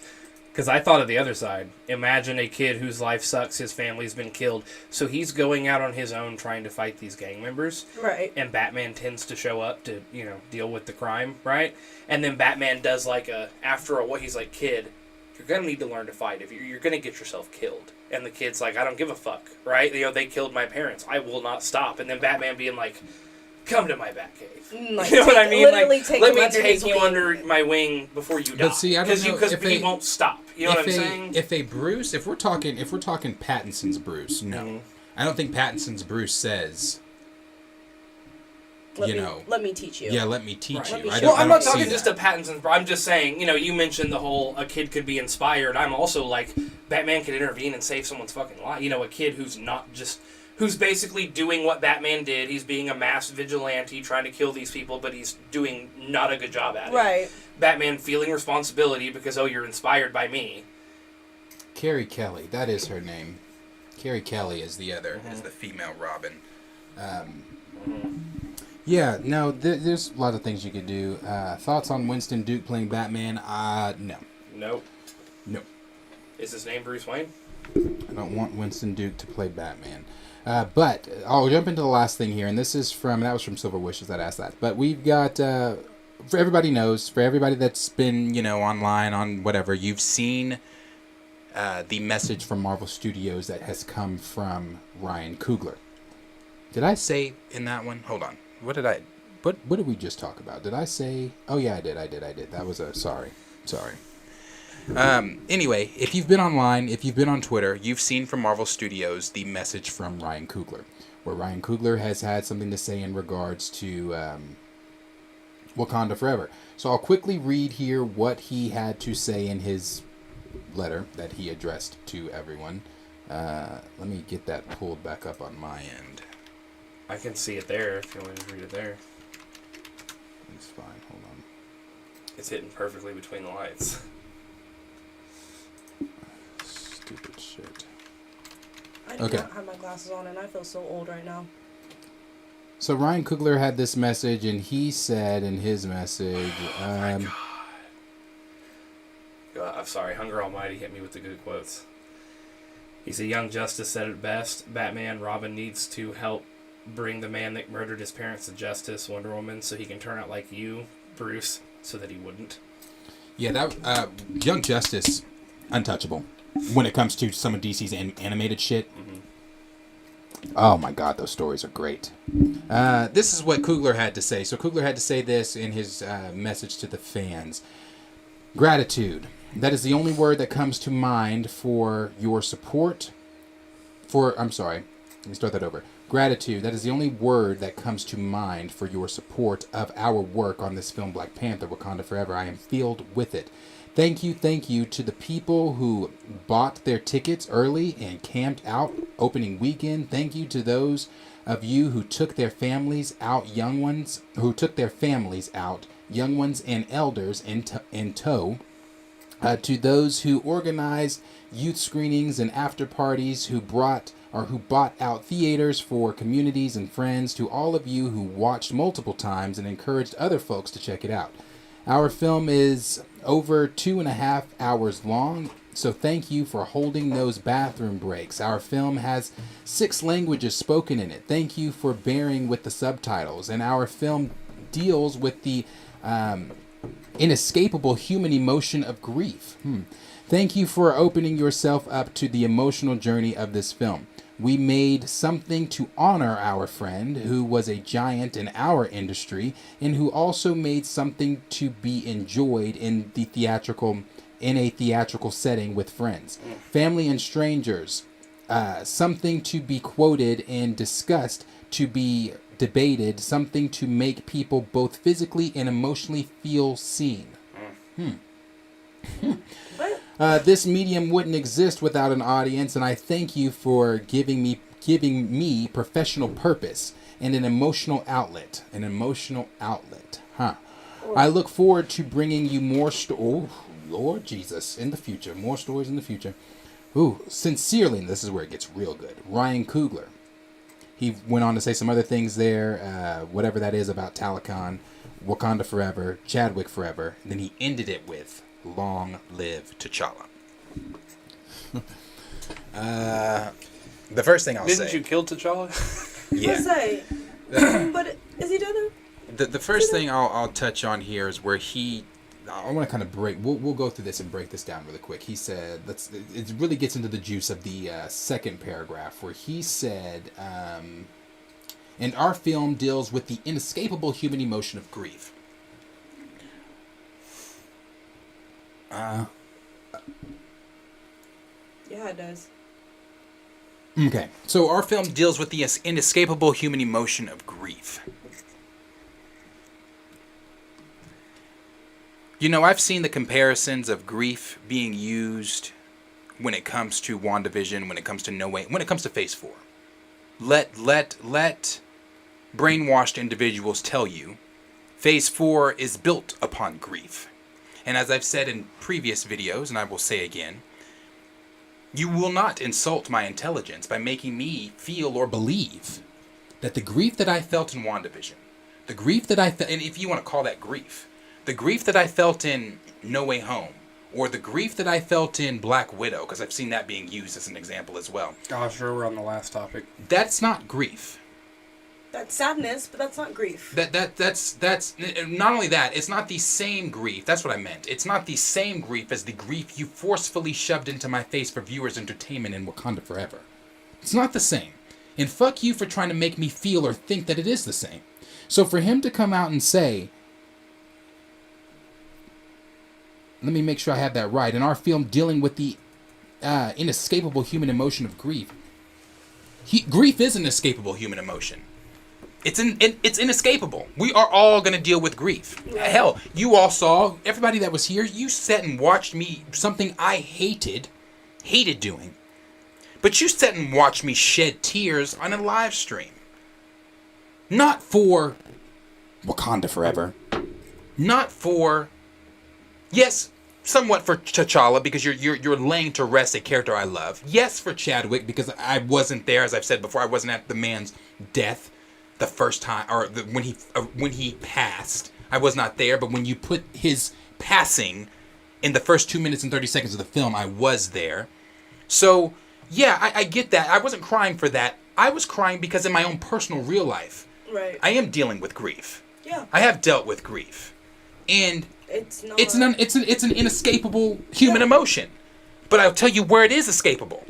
When I sit down in a fantasy film. When I sit down in a fantasy film, it's escapable. Grief, whatever I'm thinking about outside of the movie theater is unimportant. Because the minute I sit down in that theater, what I'm consuming is the only thing that is important. That is my time. When I step through the doors of Warren, to leave anything real life behind me, because I understand as an intelligent, functioning human being that I'm about to step into a fantasy film where I understand the world I'm viewing is fake. I understand that when I sit down and watch a Black Panther film, there's no place called Wakanda. Right. I know that there's no uncolonized nation in Africa. I know there's no such metal called vibranium. I know that there's not a man, like Sam Wilson said, so you like cats. There's not a man running around in a cat costume with the powers of the Black Panther bestowed to him by Bast. I understand that. But when I sit down in the theater, that's all I want to see.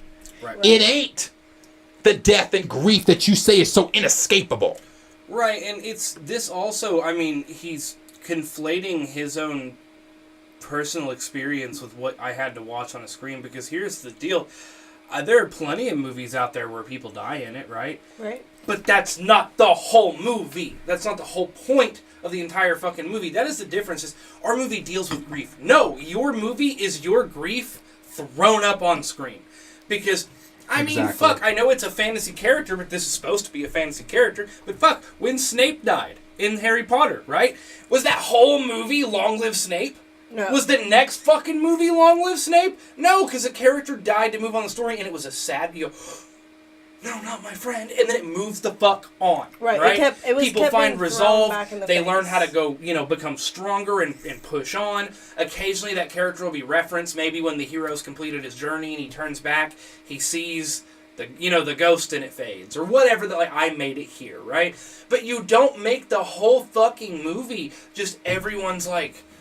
And then, to take it one step further, to go out of fantasy and into pluck a real person died. you're going to go to his funeral. You're going to go to his mom's funeral. Then We're going to talk about Riri's dad being dead. We're going to show pictures of... Your whole movie was you feeling... Like, what does he say? What does he say? Hold on. I know y'all got a lot to say, too. I just want to go to... What did he say here? Okay. Right here. He says, we made something to honor our friend. So what you didn't make was a continuation of the franchise we were watching. You fucking scrapped it, and for the last time, had a grief experiment that you paid me to go watch. That is what this comes down to. I've seen people argue and say some mean shit, recasters are sexist, or this and that, or la-da-da. No, it is that I wanted to watch Black Panther 2. I didn't want to watch Ryan and friends are emotionally grieving their dead friend on screen. Yeah. And that's what I watched. And it just so kind of go fuck yourself, because you subjected me and forced me to go through what you were going through. Yeah. And it just wasn't one thing. It was like, it wasn't just those 2 minutes and 30 seconds, guys. No. It was like literally shoved in your face any second they got a chance to be like, here you Dude, go. My dad asked me that. He goes, this over this Thanksgiving, because he hasn't seen Wakanda Forever, right? And he asked me, he was like, so they killed him off in the film, right? And I said, yeah. Like, right away. And he was like, oh, so they just like real quick and then moved past it? And I said, no, you're going to go to his funeral. And he goes, what? I said, you're going to spend 20 minutes at his funeral. You're going to see his coffin raise up. I'm shocked. I'm shocked obituaries weren't passed out before the film. They were passing out posters. I was expecting them to pass out fucking obituaries. No, I told my dad that, and he kind of started laughing. He was like, are you serious?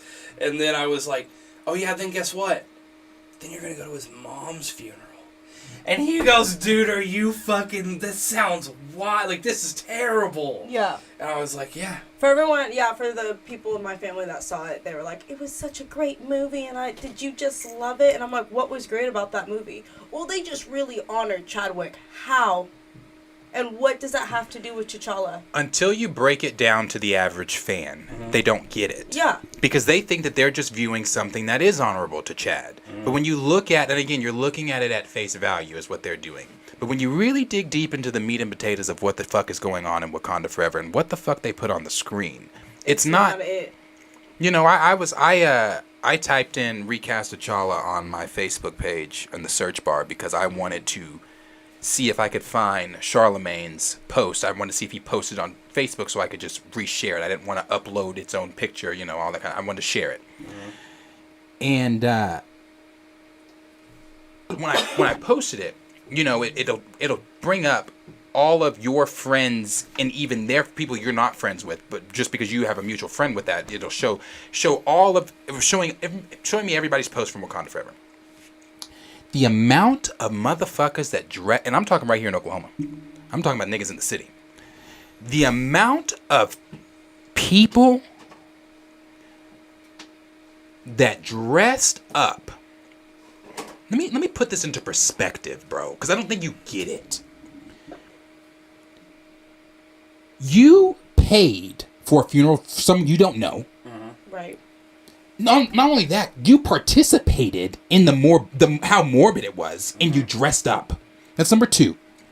Then number 3, you took celebratory pictures with the Wakanda Forever sign or Wakanda Forever sign and all this kind of stuff outside the theater, and then you captioned it, wrapped it with a beautiful bow, saying how it was beautiful.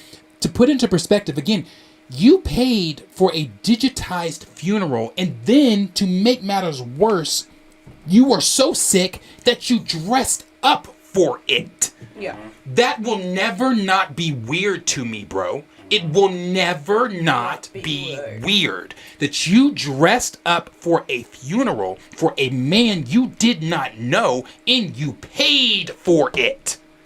That's wild. Right. That is wild. Well, and there's also, so there's some heartfelt shit, right? When you're a creator, you can do things, right? Like, say you have a friend that passes away and you write books for a living or something, right? You can have that silent nod, right? Where you can say, oh yeah, y'all won't know this, but I wrote this little side interaction here. That's my friend. You know what I'm saying? That one's to honor my friend. Right. None of y'all will know.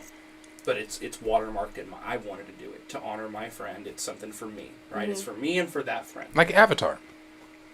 The Iroh singing. That's an actual real dedication. Oh yeah, absolutely. That's what I'm saying. I mean, it's as simple as,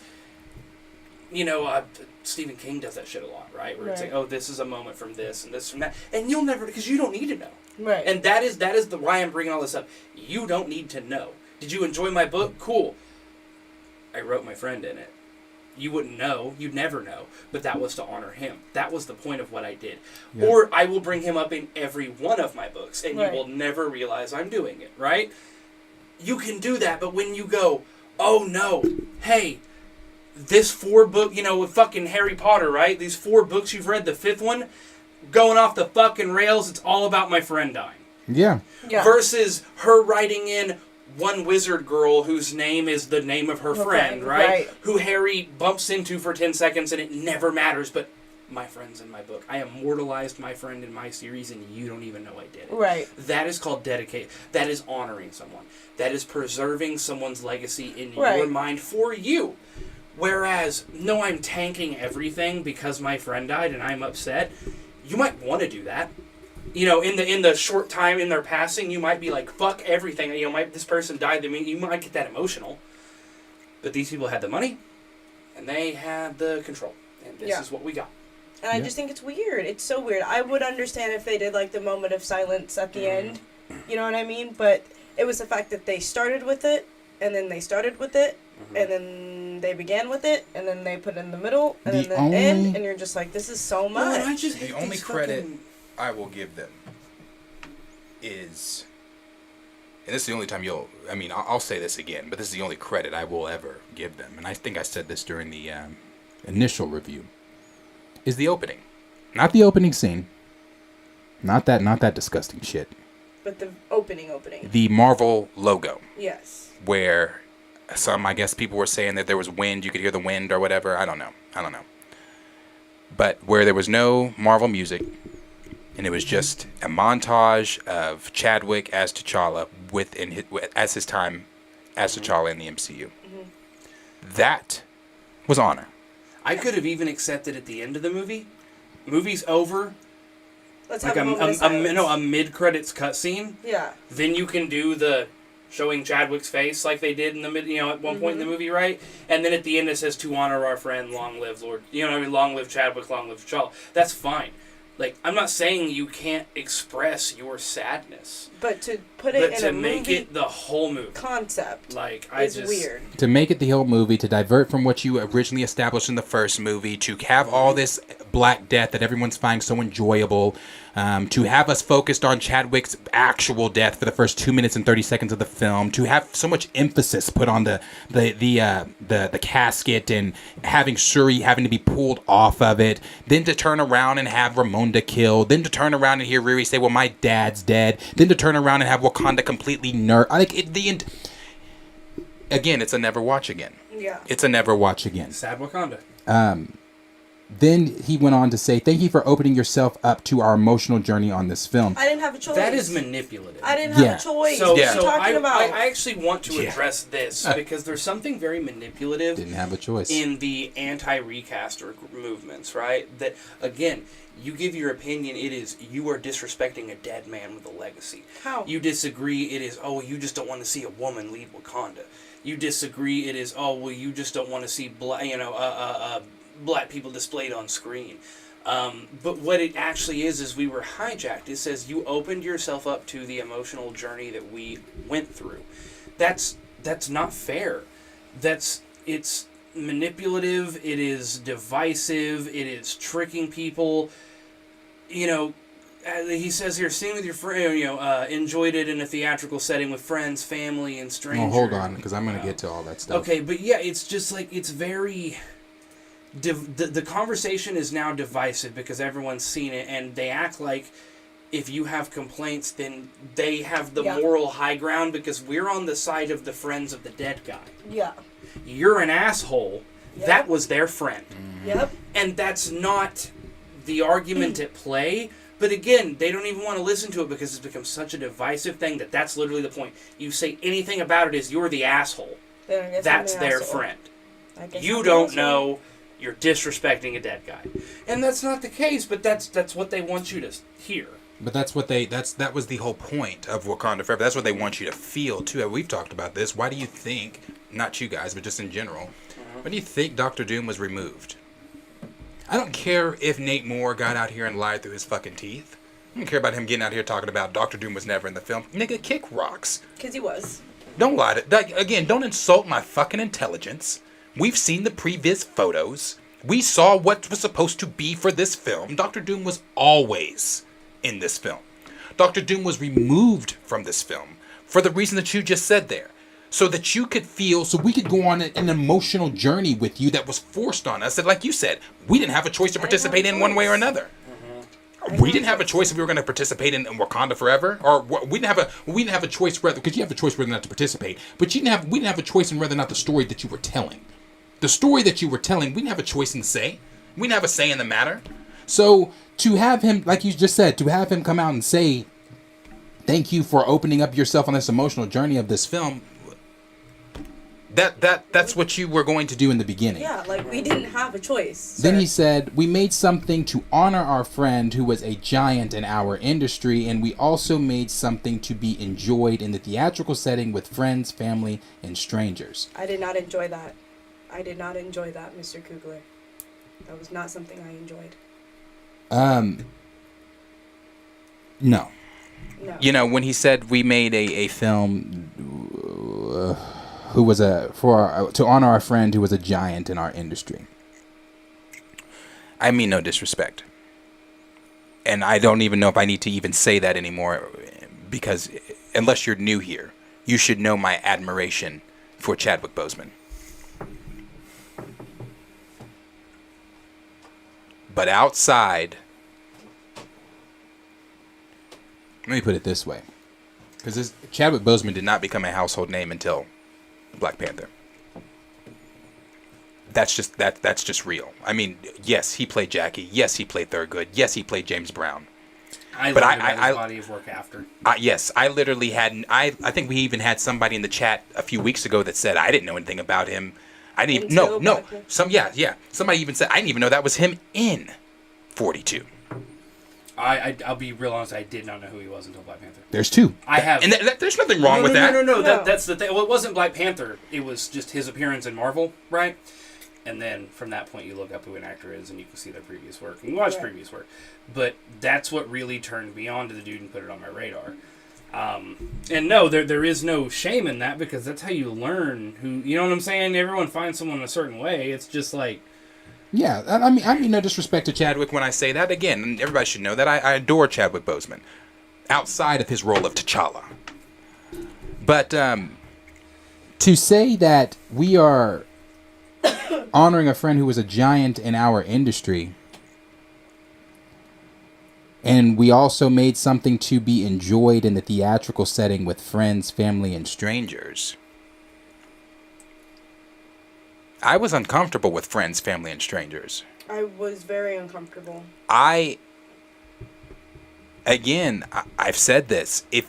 I probably saw you more emotional than you wanted me to see you. Yeah, I hated getting on here and crying. No, I'm saying in the theater. Oh yeah, that too. I hated getting on here and crying. That's not something I wanted to do. But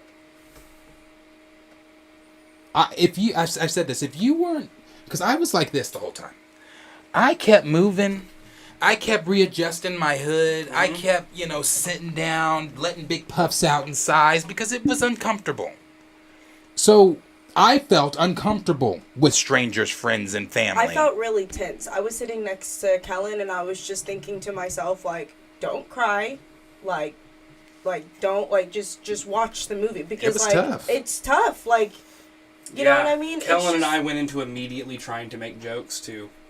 Yeah, kind of like get because it didn't suck us in as much, and then y'all. I'm sure everyone heard me for the rest of the movie. Anytime Namor shit happened, I'd be like, "Hey!" and then that was it. Yeah, like I just felt really, really tense, and I felt like I couldn't move. Like I literally felt like I was stuck. like I was entrapped into this world and I couldn't get out of it. And every time I thought something was okay, it just kept getting worse and worse and worse. And I just, honestly, that was the first Marvel movie I watched, and I was like, I want this to end. Like, I needed this to end. And I want to bring up, if I can, They're there's putting this... that shit on the timeline. Huh? I said they're putting that shit on the timeline. Yeah. There's a comment that Ashra said here that's he said, I find it funny we didn't hear about the movie being review bombed since it was a slow burn and very divisive. So that's a thing. There's a lot of casual Marvel fans, and I would even go to far as say there's a lot of white casual Marvel fans who they're not going to go against what the black community says. They're not going to. Yeah. They think that disagreeing with something equals racism, and that's not the case. Like, how many people, when you were trying to interview people at the movie, you'd go up and say, hey, we're part of a channel, like, okay, cool, can I ask you some questions? Cool, we're going to ask you about them not recasting T'Challa. Nope. Yeah. Mm-hmm. Wouldn't even touch, wouldn't even speak about it. And I think there is a lot of that, like, we're not going to comment on black culture. We're not going to criticize black culture. I think they're equating a movie like this to black culture. I mean, I could be wrong. No, I feel you. But I think there's a lot of white people who think the pisses- easiest thing to do is to pisses get out of me the off. way of traffic. And That just- pisses me off because it's like, oh, I don't want to comment on Right, it. well, that's like oh, me. but I sure am about to pay to watch it. Yeah. I sure am about to pay to watch your tropes within your community. Mm-hmm. I'm not gonna speak on why T'Challa Right. should or should not be recast. But But I I'm will about to go definitely pay go and I'm about to enjoy the Black Death and everything, all the tropes that I'm seeing within because this I film. promise you, they're sitting in that theater going, there's a black person. Are they enjoying it? Should I be enjoying? Is this what y'all enjoy? Should I enjoy this too? I mean, And I'm it's pretty like, sure there was. I mean, there's a lot of that where these people, again, just trying to get out. They don't want to piss off black people by giving their opinion. But I'm going to be real honest with you here. I can sit here and tell you, hey, that movie fucking sucked.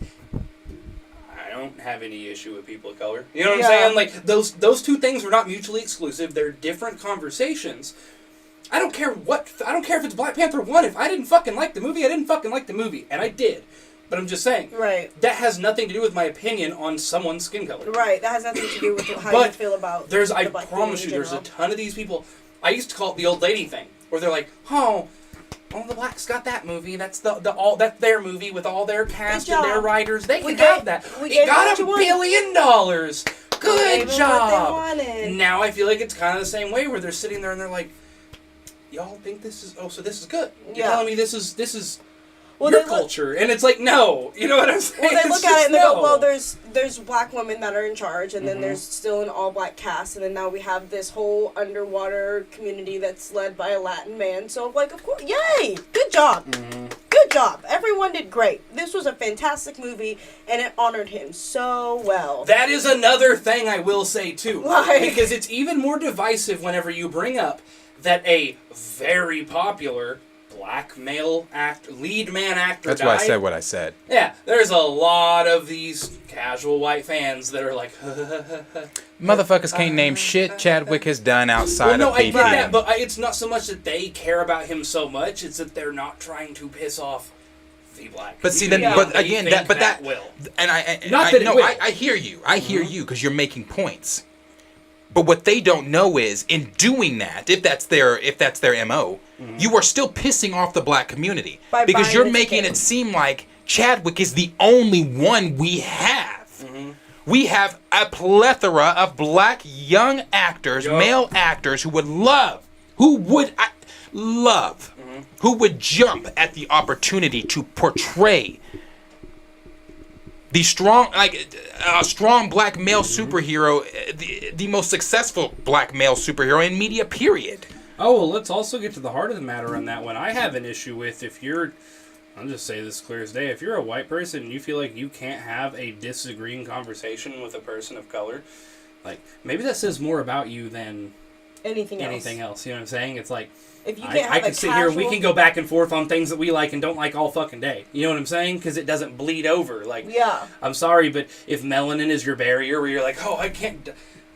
I'm not gonna have it like that. Says more What to about me. you? Why are you so tiptoey? You know what I'm saying? I don't give a fuck what you look like. Again, if I don't like something, I don't fucking like it. Right? We can have that Point talk. blank. Period. How many? What bothers me and why I'm bringing this up is because how many people sat there in that theater and were like, "Fuck, there's a lot of fucking black people dying in this movie, bro." You Like, know what I mean? yeah, I was Like- thinking the same But you know thing. what? In Like- the same thing, do you really think people thought that?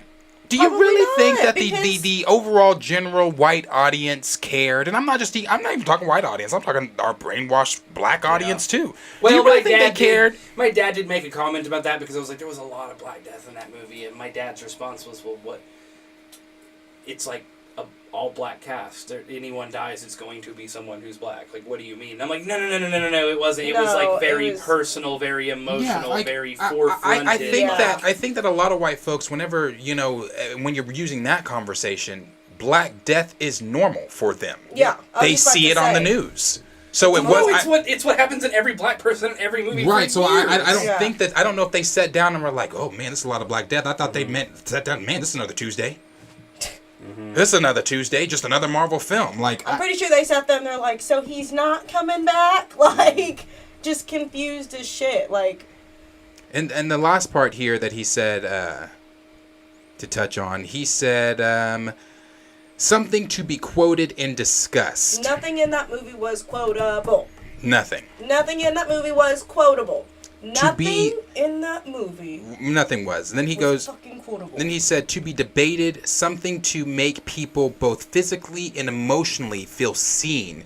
This medium wouldn't exist without an audience, and I thank you for giving me professional purpose and an emotional outlet. That's where I wanted to go. Yes. That's where I wanted to go. That's the last part I wanted to touch on because that's where he closes it. Where he closes it saying, "I look forward to bring." Oh no, I'm sorry. This part too. I look forward to bringing you more stories in the future. Okay, I have two things here. The first one. Thank you for giving me a professional purpose and an emotional outlet. Film is art. It is art. It is a way for directors or writers or anyone involved to be able to express themselves. However, as I said last week, if you needed an emotional outlet, I'm talking about the audience. Him too. If he needed an emotional outlet, he should have just set this one the fuck out. Yeah. You should have taken the vacation he said in his interview a few weeks ago that he was going to take with his family and some rest. You should have taken that rest because obviously the 2 years to cope through Chadwick's death obviously hasn't been enough for you, and rightfully so. Should've That's gone your one of friend. them rooms Yeah. where you can break shit. Yeah, if you Let it out. felt that you couldn't do this film because you were still emotionally connected to everything that happened with Chadwick, and again, rightfully so, you have every right to be, but do that shit On your time. Away from the franchise. Do that on your No time. disrespect. I mean no disrespect. But I mean what I say. Take that emotion, take what you're feeling, take that outlet that you just poured all of your grief and everything, and you made us morbidly view that shit for viewers. Take that. Take it somewhere else. That's fine. But when he said for the emotional outlet, I To get back to that point, what I was saying was, as I said last week, if viewers needed an emotional outlet for anything like that, you want to know about grief in the black community, since everybody seems to automatically somehow be so fascinated with grief in the black community, where were y'all? Never mind. But if you care that much about black grief, the Emmett Till movie is out. And that's pretty. That's, I believe it's still in theaters. it is. And if not, if you don't want to spend the money on it, you can watch the Emmett Till story that's being told on Hulu. Because I'm sure everybody's got Hulu accounts. So when it comes to that Emmett Till story, you want black grief? You want to know what we go through in our community? Go watch that little boy get drug out his bed over a whistle Not he a didn't do. Not a Marvel movie. Go watch that little boy get tortured by the 3 white men that were so upset because he whistled at that man's wife. But not a Marvel movie. Go watch them torture that boy, cut off his penis, and do everything else that they did to him, shoot him through the head, and leave him to rot in the fucking river. You want grief? You want to know what black grief looks like? Go watch Mamie Till. Go watch his mother. Go watch his mother make the decision, no, I'm not closing the casket. I'm leaving it open so they can see what they did to my baby. Exactly. You want to see black grief? It ain't in a goddamn Marvel film. It's in our real life shit. And when I sit down, as I've said, it ain't to watch my black stories from my community told for viewers' goddamn entertainment.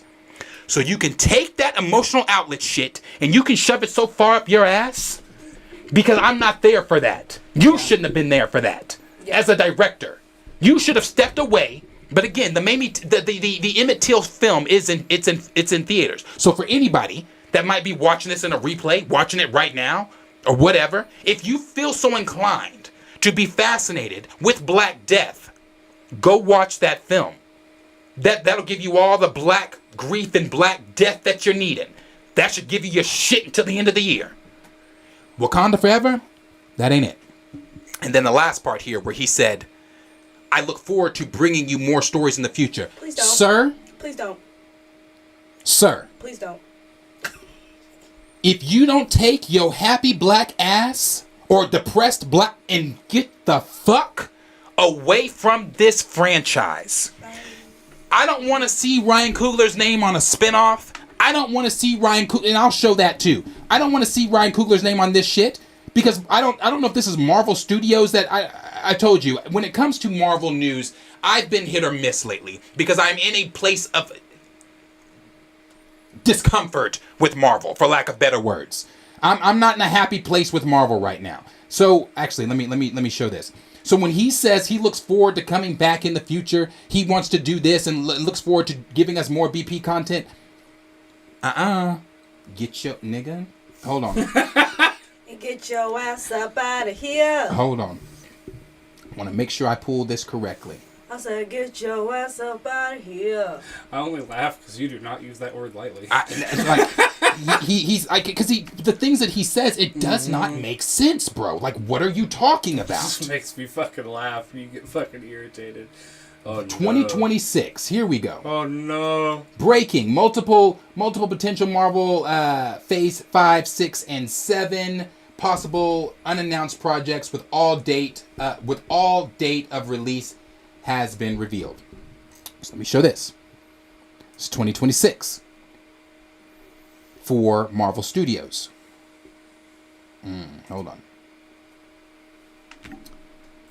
This shit's so fucking annoying. Hold on.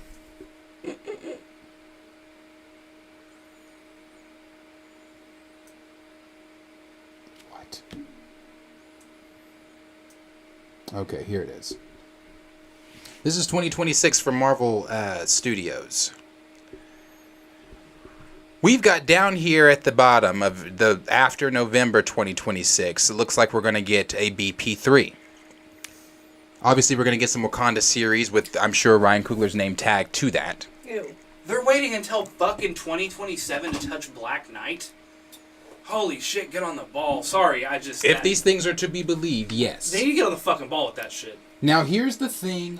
With Black Panther 3. As I just said, what he just said, looking forward to a future of touching, no. In 2026, is it unrealistic? Because I've seen people, I told you, I don't reply to the negative anti-recast. I don't have the energy. I had 2 comments today that I'm just like, fuck you, I don't care. Yeah. Is it unrealistic to say, or to, it's not unrealistic now, but, you know, to the anti-recasters, is it unrealistic for us to want to see T'Challa and BP3 in 2020? Is 2026 still not enough time? Because let Kevin Feige tell it, people out the outside world are still trying to process Chad's death. That's the only time you'll hear me go against Feige. No, you're wrong. I'm not processing Chad's death. I accept I don't give a fuck what he said when he stood up there at D23. You, Kevin Feige, are not processing Chad's death. Bullshit. Yeah. When is this? What year is this? 2026. 2026. 2026. Which is technically... Well, Well, technically that's terrible. 3 years from now. Technically. Because we're going into 2023 here in about a month. We fucking are. Time So is just yeah, flying that's by. about 3 years. So I mean, So I think we're good. yeah. I don't know. There's gonna be some young people who are like Chadwick who at that point. Like, I'm sorry, the way fads That's what and I'm celebrities saying, go like- through. I mean, then that ain't no disrespect to him. That's not. There gonna be But some. There gonna be here's the some young thing. people who are like Chadwick. Oh yeah, that guy that played T'Challa that time. Do you know how many movies I have watched that were like either late late 90s, and then they came out with another movie in the early 2000s, and it wasn't the same character, and I was like, oh wait, that's weird, why is this not the same character? And I looked it up, and they died, and then they recast it. I was like, well, that makes sense. You know what? Or you could be a fucking adult and literally, and just like, be that like, makes sense. Okay, like, oh, obviously something happened, you didn't get along with production, you're obviously not around, something happened to where you're not available anymore, so it makes sense for the character and for the story to move on, to recast you. So yeah, I really think by 2026, a lot of people are probably going to be like, Chadwick. No, I feel like they could have done it now. No, they could have. Personal opinion. Yeah. They could I'm have. sorry, but there are, don't get me wrong, there are some people who could have been like, No. it wasn't the same after Chadwick's passing. And I understand And that's that. a fair argument you That's can a make, fair right? argument. No, that's but for fair. the rest of us, That's fair. for the rest of us, we're still trucking along with That's what I'm saying. I mean- When I first saw recast T'Challa, instantly I was like, that makes Gray sense. makes the best point. Did y'all ever see the series Spartacus? Yes, that's what I was trying to think of. Literally Spartacus. fucking Yes. Spartacus, bro. Yes, that's what I was trying to think of. But yeah, it makes sense because the storyline still has to go on. Gray, The that story series was still dirty. has to go on. And then when you told me like, oh, well, he doesn't ever die, I was like, well, shit, that makes even more sense. That makes even more sense. Why are we killing a character that is not dead? Yeah, no. Y'all's T'Challa is dead, but my T'Challa is not dead. I tried watching Spartacus when I was still in high school, I think. And I put it on not knowing what it was, and I left the room to go make me a sandwich, and my mom was in the room. That was not a fun conversation. I bet. It was not a fun I bet that was not a conversation. fun conversation. at all. Yeah, I just, again, with Ryan, I always make sure I say this because I do. A real man is grieving Yo. the loss of someone real. Yes. You know, it's I'm you not know, taking that away from again, that's why that's why I got up here in our review and I cried because I'm still grieving the real life loss of one of my basketball players. So I am in no position, none of us are in any position to tell the man when to get over the grief, No. but I can tell you where to get over it. And that is the Marvel movie right Can here. I tell you, breaking 5 hours ago, this really I just popped up on my Bob Chapek shifted budget to disguise Disney Plus's massive monetary losses. That's why he got fired, just letting y'all know. They Yeah, discovered how much fucking money he lost. And Black Panther 2 is a great example of they lost a lot of they're barely if breaking even. Like it's not Barely. Yeah, I guess that he covered it all up. Oh, I'm sure. It's just again for with Ryan though. I don't want him around this franchise. He does not need to be around this franchise. That last part that he just said that's concerning. Mm-hmm. And if you view this last part as anything but concerning, I'm sorry. I'm gonna be concerned for you. I've seen a lot of people on Twitter saying, "Oh, you know, he's coming back and blah blah this and all this kind of stuff." And you know, with people saying, "Oh, he might be the one to direct Secret Wars." Please. For everyone that's out there saying T'Challa's coming back in Secret Wars, I don't know that for sure with or without Coogler. But with Coogler, no. TJ. Yeah, I don't even know if it's I don't fucking know. I don't know. With Coogler, though, You don't see it happening? I don't see it happening. Do you you truly believe he just killed the franchise? I'm going to be honest with you, as I've said.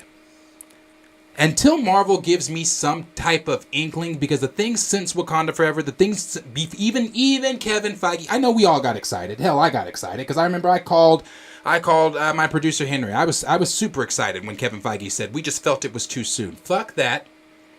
They didn't. That was to dumb us down. That was to quiet us. Yeah. They're too loud. We need to hush them down a little bit with some fake good news. Yeah. Marvel has given me no inclination that this man, T'Challa, is coming back. None. I know everybody wants to be hopeful, and I mean, no, I'm right there with you. I think after I'm not this hopeful. movie, I think they officially just killed him off. They cut him off. There's going to be no more T'Challa. Yeah, I don't think so. I don't see it being. I know everybody keeps saying, just wait. And again, I've said this before for the people saying, wait till Secret Wars. What do you mean? He's going to be back. He's going to be back for...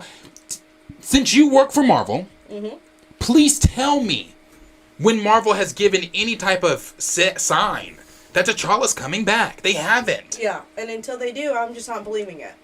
No, I definitely agree with you on that. I think I don't see them bringing back T'Challa. I see them bringing back, Shuri or TJ, maybe even good old Winston Duke, but I do not see like T'Challa coming. He's not. back. I'm sorry to bust. I'm sorry if that's T'Challa. like raining on parades, but he's just, I don't see it. And maybe my tone and the conversation or tone toward this conversation will change if they show me some type of anything that the man's coming back.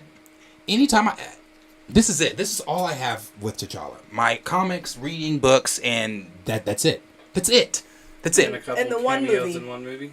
Yeah, in the one movie and the cameos that I can go watch. Yeah, that's literally why I watch. I watched Civil War last night for T'Challa. That's why I watched it. Because I had been wanting to watch it. I had been wanting to see him in those scenes, and that's the only way you can see them. That's the only. Every time he bought, and this is the last thing I'm saying before I close this topic. Every time he walked on screen last night, I was just like. But I also kept imagining other actors. This is something I asked myself last night. I was like, I wonder what Damson thinks. I wonder what John David Washington thinks. I wonder what Yolande thinks. I wonder what they all think. What Aldous Hodges thinks. What do they all think when it comes to this conversation? Because I know they're not blind to it. I mean, hell, you have celebrities that are, after seeing Wakanda Forever, that are like, what the fuck is going on? Mm-hmm. Like Charlemagne the God. Yes. I don't always agree with Charlemagne. But I give respect to him because he just like you, he gives his opinion and doesn't care if you like it or not. Yeah. And he's been on the recast train. Even before the film came out, Charlemagne was on the why is he not in this film? But he posted on his Instagram and said, so has enough time passed? Can we talk about spoilers? I think I'm paraphrasing a little bit here, but can we talk about spoilers? Because I almost posted that same thing on my Snapchat story last night. I was gonna put on there. Is 2 weeks long enough? Can we be real about Wakanda Forever now? Yeah, can we like? Do y'all really want to talk about it now? Get into the nitty gritty of this. Yeah, like your feelings, whatever you felt coming out, the shock of how good it was to you.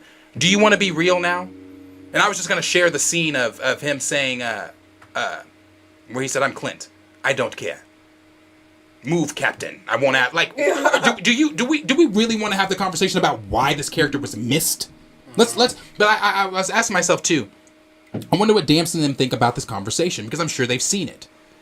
I wonder what Damson thinks about the conversation around there's not an actor that could come in and do that spot.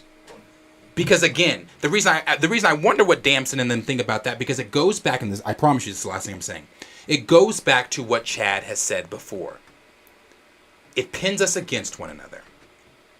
It's debilitating and it's frightening. I wonder how debilitated these other actors feel hearing that no one can step into that role. I was about to say it probably felt in a way just disrespectful and degrading. Yeah, disrespected. How and disrespected degrading. they feel. Like, what he say? How pinned against one another they feel. Yeah. No other black actor can do what this black actor did, so it's limiting, it's divisive, It's terrible. it's gaslighting too because again you feel like you're trying to. It's like you said you're trying to go against Chadwick. Like you have to. Oh, I'm doing it. I'm disrespecting him taking this role. And it's like you're respecting his legacy. And I bet. And you're doing exactly what the man there wants. was so many gaslighting. other actors too who probably didn't feel they could come out publicly without offending people to be like, I think I would be great for this role. I bet there was a lot of black male actors that was like, hello, I can do this. If you gave me the opportunity, I can do this. I can deliver what he delivered and still have that representation and still have that impact. And none of them would have looked at the role as being disrespectful. I'm being disrespectful to Chad. And none of them would have been like, oh, I don't want that role because, again, you just can't, bro. You just can't tell me that. I'm sorry. And that's all I'm saying on it. But you can't tell me that a Damson Idris or a John David Washington or Aldous Hodges, Yolande Noel, we know the names, wouldn't say. I mean, you already got one that said, okay, all you got to do is reach out to my agent. Yolande Noel's already said that. Mm-hmm. So the fact that Marvel, Nate Moore, whoever the fuck is making the decisions over there like this, saying that, you know, another actor can't do that. You got Ryan Coogler saying the things he said in here. You got Nate Moore, I'm sure, going to say some more lies tomorrow, the next day, and whatever on. You're all full of shit. This movie's full of shit. These topics are surrounded by shit. I feel like just to get to the overall point, not only that, the anti-recasters and everybody out there defending a franchise that you found out about in 2018, you're full of shit. You're full of shit. Like all of you. You're all full of shit. It's crazy to me. So, as a BP fan, a fan since before 2018, a fan before Chadwick's iteration transcended any iteration, I've been here. There are people, again, like I've said, that are 50 plus years or whatever older than me, that have been waiting to see this character for 50 plus years put on the screen. They've been here. Are they going to be here in 2026 to see the character that you've taken away, that they've been waiting since my age, below my age, that grew up during the civil rights movement? Because you know that's why they like to put all the civil rights pictures in black and white, because they want us to believe that was so long ago. And it wasn't. My grandmother, my grandmother will talk to me about segregation all the time. Like what, 30 years ago? Yeah, bro, it was like the 60s. My dad. That's why the pictures are in black and white. Yeah, my dad was like, he remembers like coming into Norman in 1995, and it was still a sundown town. I was born in 1995. I'm 27. That hasn't even been 30 years. My dad was like in a sundown town. Mm-hmm. He said, I remember having to be at home. He goes, around this time, I would have to be home like before 5 o'clock. The first colored photography appeared in the 1890s. We almost had it for 100 years. Yep. That's what I'm saying. But they make those pictures in black and white so that the people viewing that are too dumb to do your own research. Those people that are like, oh, I'm going to believe everything that the fucking media tells me. Mm-hmm. That's why those pictures are in black and white, to make us feel like, oh shit, that was a long time ago. No, honey. No, it wasn't a long time ago. It really wasn't. It was not a long time ago. But it was the height of the civil rights movement that this character was created. The height of the civil rights movement that this character was created. And for us, and I know some people are probably thinking, oh, guys, that was so long ago. No, it wasn't that long ago. This is a character that we need to be seeing on screen. This is a character they need to put on screen, and every other box that it checks. So, nah. I personally will never and can never get behind the ignorance when it comes to this conversation. But anything else? Final thoughts? No, I'm good. And that is, like I said, that's my thoughts on it. That's their thoughts on it. But as always, question is for you guys. Let us know down below in the comments what you're thinking of Ryan Coogler's message to Marvel fans about. Oh, in the last part, long live T'Challa. That's the last thing he said there. Long live T'Challa. And this is all I am showing before I close this for real, because I meant to show this. Where he says, long live T'Challa. Hold on. Let me get this down. 1 second.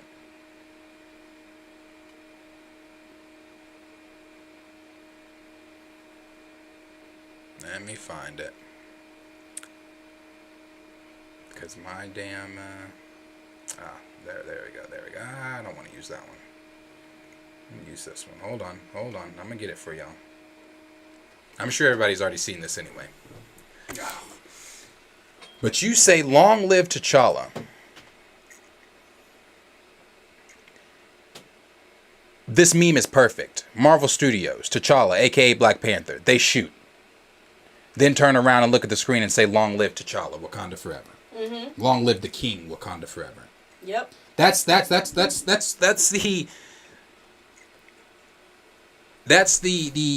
vibe you're giving off here, is that you're saying, again, that's why I think it's bullshit.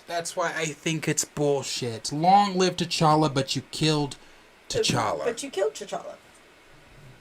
Yeah, okay. No more T'Challa. Yeah, okay. So let us know down below in the comments what you guys are thinking about Coogler and his message to Marvel fans, and how it is long live T'Challa, and how it is and how he's thanking us for letting him emotionally have this outlet. And how did you feel emotionally during this film? Yeah. So I'm sure we'll be back with more recast stuff, but there we are. Let us know what you guys are thinking down below. What are the comments saying?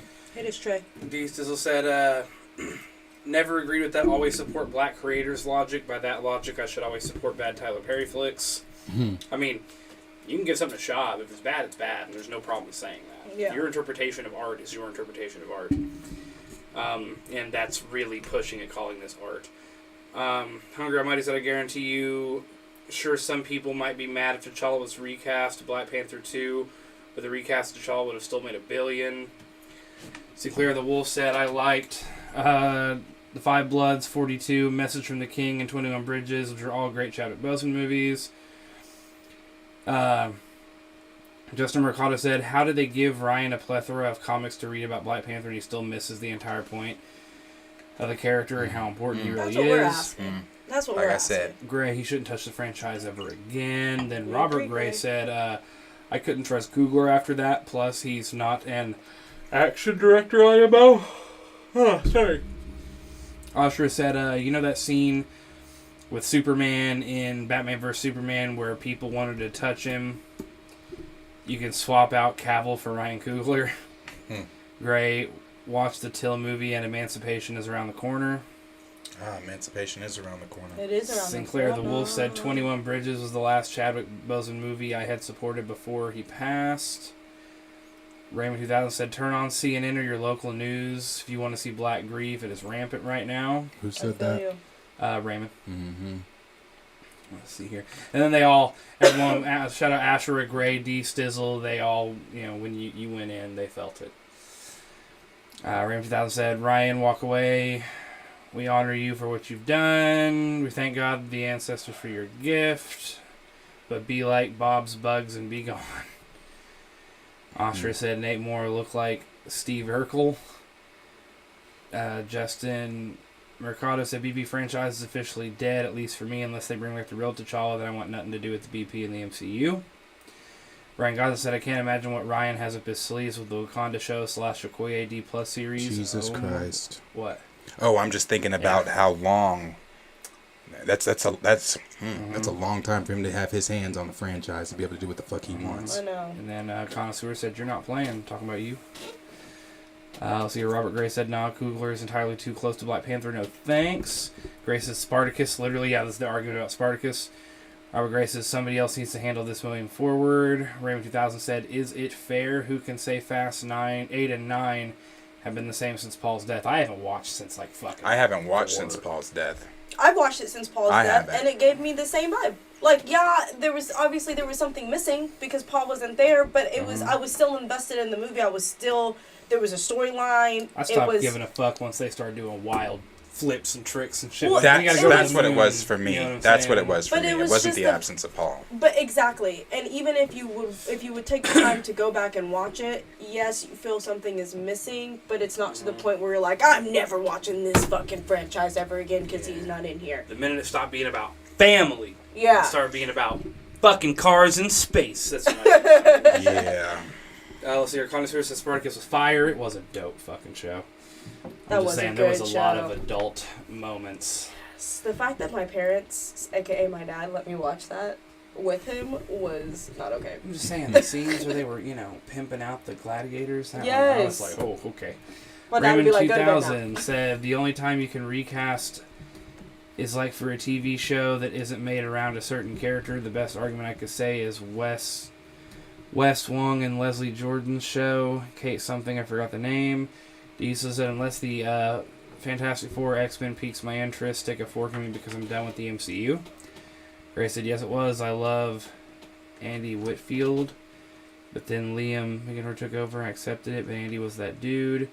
Rampy 2000, if Wakanda Forever doesn't reach the expectations they had, meaning box office, it's going to be a trigger point for a possible recast. I still believe in Bob Iger.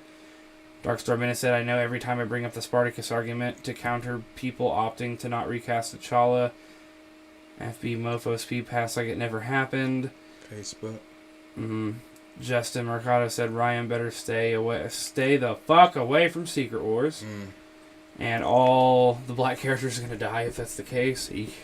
Somebody, D Stizzle, I think, said it earlier, where he said, "Don't let him get his hands on Star Wars. It's Black Death in space." Raymond 2000 said because this film is expensive and a lot of people are thinking it's going to make billions. It's not. Hungry Almighty said if Coogler directs Secret Wars, say goodbye to the T'Challa variant. Deesa said whatever they do with Secret Wars, I probably won't like it. And Raymond 2000 said, and it won't be because it has black woman at the center, which to be fair has played a small role probably. There's some sexist jerks out there. Robert Gray, I'll say it again. Coogler is way too close to all this. He needs to go. Too close, bro. Like two. Gray said Don Cheadle need to holler at Feige and make sure he makes it out of Secret Wars if Coogler tapped to direct it. He makes it out of Secret Wars, yeah. Raymond 2000 said to Baby is is the son of Nakia and T'Challa. T'Challa is the son of T'Chaka and Niami. I'm gonna say that wrong. To Bastards in 2016. It's Christopher Bates. Raymond 2000 said he'll be there. Michael J. White even thought they should recast Michael J. White. And then Justin Did he? Mercado said, again, they gave us T'Challa. We fell in love with him, like they said. And now they just want to take it away from us, and we're supposed to just be like, oh, okay, I'm cool with that. Right. Right. And then my whole process is like, it didn't just affect adults, it affected little kids. I literally have a 3-year-old and a 5-year-old godson who is obsessed with him. Obsessed with him. And I could not even, I told my best friend, I was like, you better not even mention that there's a second movie. You better not even mention that at all, because if they find out that there is no T'Challa, they're going to be crushed. Right. Let's see here. Kids have been crushed. Said Damson Idris would have been perfect for T'Challa. I don't know. I feel like he's a little small. Yeah, but He could have bulked up. But I mean, bulk so up. was Chadwick, so I can't say. Yeah, he could definitely bulk up, and I True. think that he could. I think Damson. I mean, there's a plethora of names we'd name, but I think Damson could do it. Yeah. D Stizzle said super casuals. Hold on. Okay, yeah, let's see here. Diesel said his folks came up during that time, talking about sundown towns and. Oh yeah, that's what I was gonna say to that. Yeah, my family, my mother and her siblings, my grandmother and all them. My family was the third black family to even live in Norman. When they moved here, they were the third black family to live here. And one of the things that was known was that it is a sundown town, and that you better be in your house before, because if you're not. And I'm not, obviously Norman is not a sundown town anymore, but to say that Norman has moved away from its KKK founder. to think that Norman has moved away from its racist tactics is again, I don't know if you were here. The SAE. 2020. Yeah. That. The blackface all around All campus. of that shit. Oh yeah, it was. I mean, really fuck, And bad. I'm never I'm from in small town Lindsay, Oklahoma. That's where my mom's from. Do you know what happened to the first black family that lived there?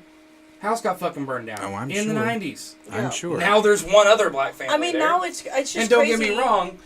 Oh, Boy, sorry. I would you're never right. live in No, Lindsay. it's just- You Don't get me couldn't wrong, pay my me to mother live in is Lindsay. like, you know, people now are like, yeah, that was wrong, right? Obviously, we shouldn't Right. do that, but it's still like that slight. It's the racist that's like, It's a I don't core mind business. working with, all these black people, but my daughter better never, you know what I Better mean? never It's bring See, it home. it's God, that kind of racist God now. simply does not. Have I been in racist situations? Of course, but God simply does not put me in certain situations because They know, because he knows.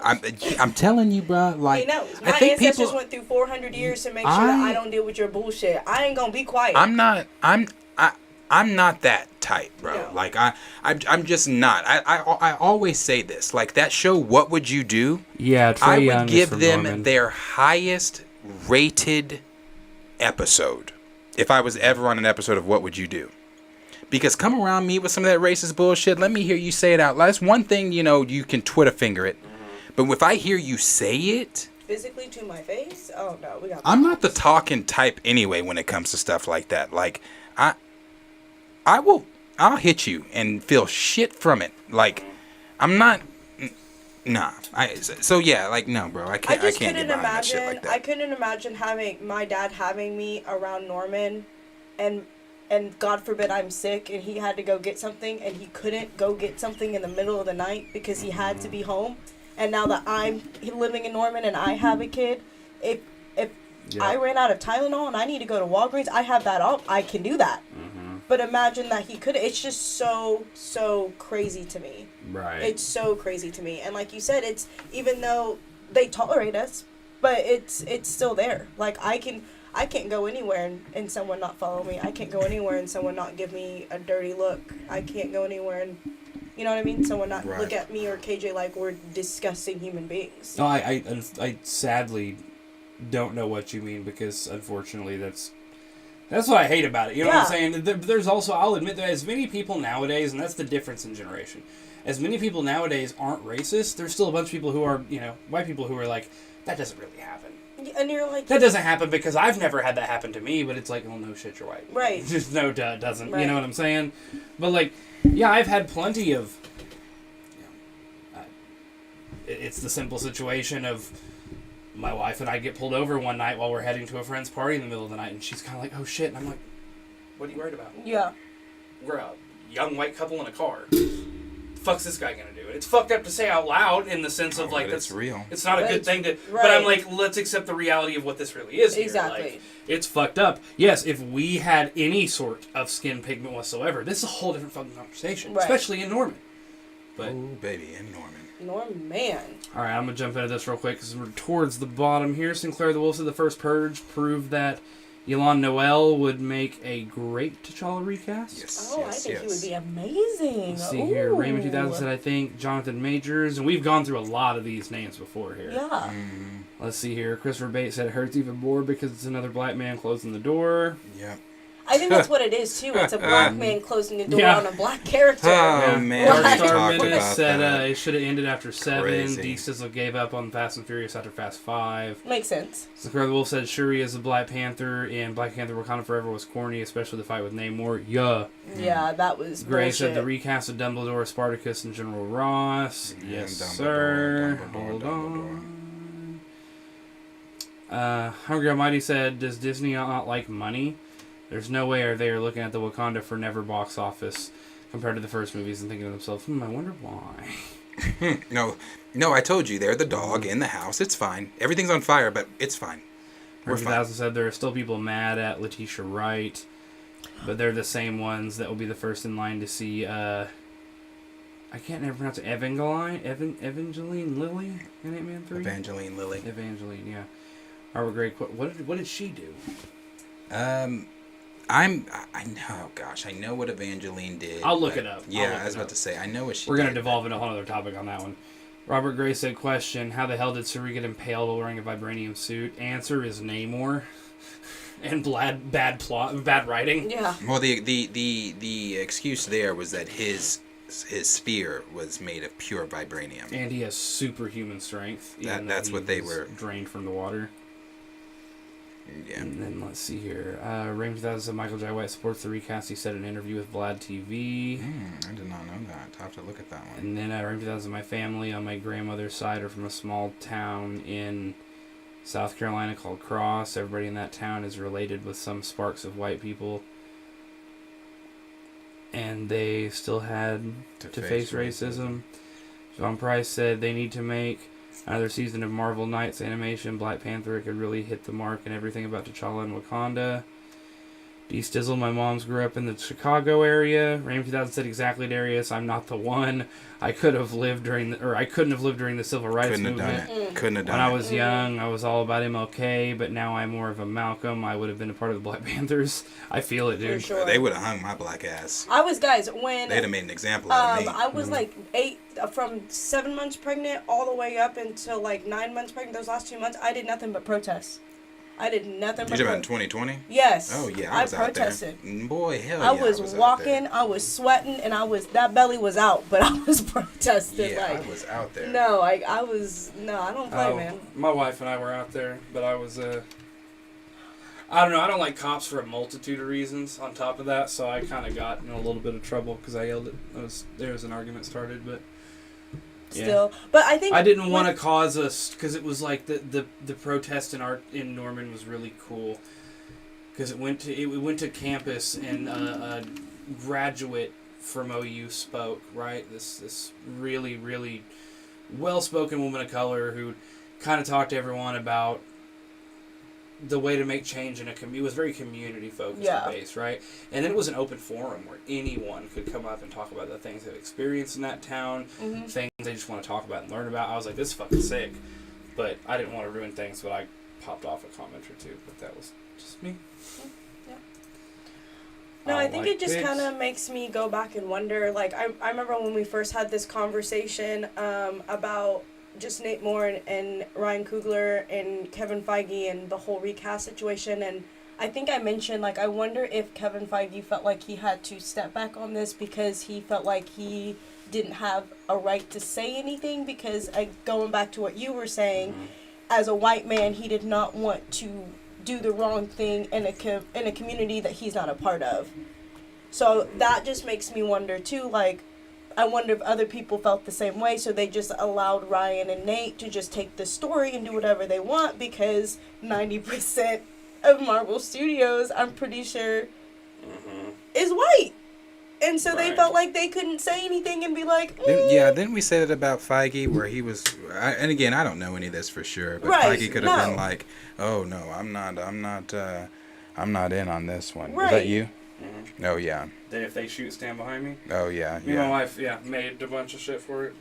Yeah, no, I was out there, bro. We were out there during the protest, for sure. I got a little, I don't want to say, I don't know, I just am a big believer of using my privilege to flip people off of my same privilege level. You know what I'm saying? yeah. right. So that's like, I did wear a shirt that said, if shooting starts, stand behind me. Which is a very gruesome... Me and KJ in the womb. You know what I'm saying? It's a very gruesome kind of... Like, I even had someone ask, like, why are you wearing such, like, a aggressive shirt like that? And I'm like, because, like, they ain't gonna shoot at a white dude. Stand fucking by. That's how fucked up these people are. You know what I'm saying? Right. You know, that's like if there's some straight white dude at my job who's giving someone shit over something, I'll give him shit back because we're... You know what I'm saying? Right. Like, they're gonna look, and if they're a racist, they're gonna be like, oh, it's the loud black woman that, you know... They're going to reinforce their own narratives, right? Exactly. If he's got an issue with black people and you speak up, oh, it's the angry black lady. Oh, I yeah. can be like, hey, bro, fuck you. And I'm it's on the fine. same level as you in your mind. Right. Like, I can drag you down as many pegs as you want to fucking go. Right. Yeah, no, it was 2020 was definitely a deal. But yeah, no, I agree with you, Raymond, wholeheartedly that I couldn't have been. That sign. Yeah. And it's true. They kill, that's my little nephew on my shoulders there. And we stood right in front of the cop car. I remember his mom is white. Love her to death. Love her. But she said, she was like, Darius, not in front of the cop car. I said, fuck them. Take this picture right in front of this cop car. It's like, nah. Like his sign says, they kill our dads and then make fun of us for not having one. I saw one that, like, really broke my heart because it made me think of, like, my kid. And one of it was like, when did we go from innocent to a threat? Oh, because do you know how many times I go into Walmart and I have so many white ladies, oh my God, wanting to touch his hair, say, you're so cute, give him everything in the world. That's great. When does he go from he's cute to now he's a threat to your society? Because he's going to get older. And he's going to make mistakes. And he's going to do dumb shit. Not because he's black, but because he's a kid. So, again, like, riddle me that. Before you just come over here and just start touching my kid's hair. Yeah. Last few there from them, Trey.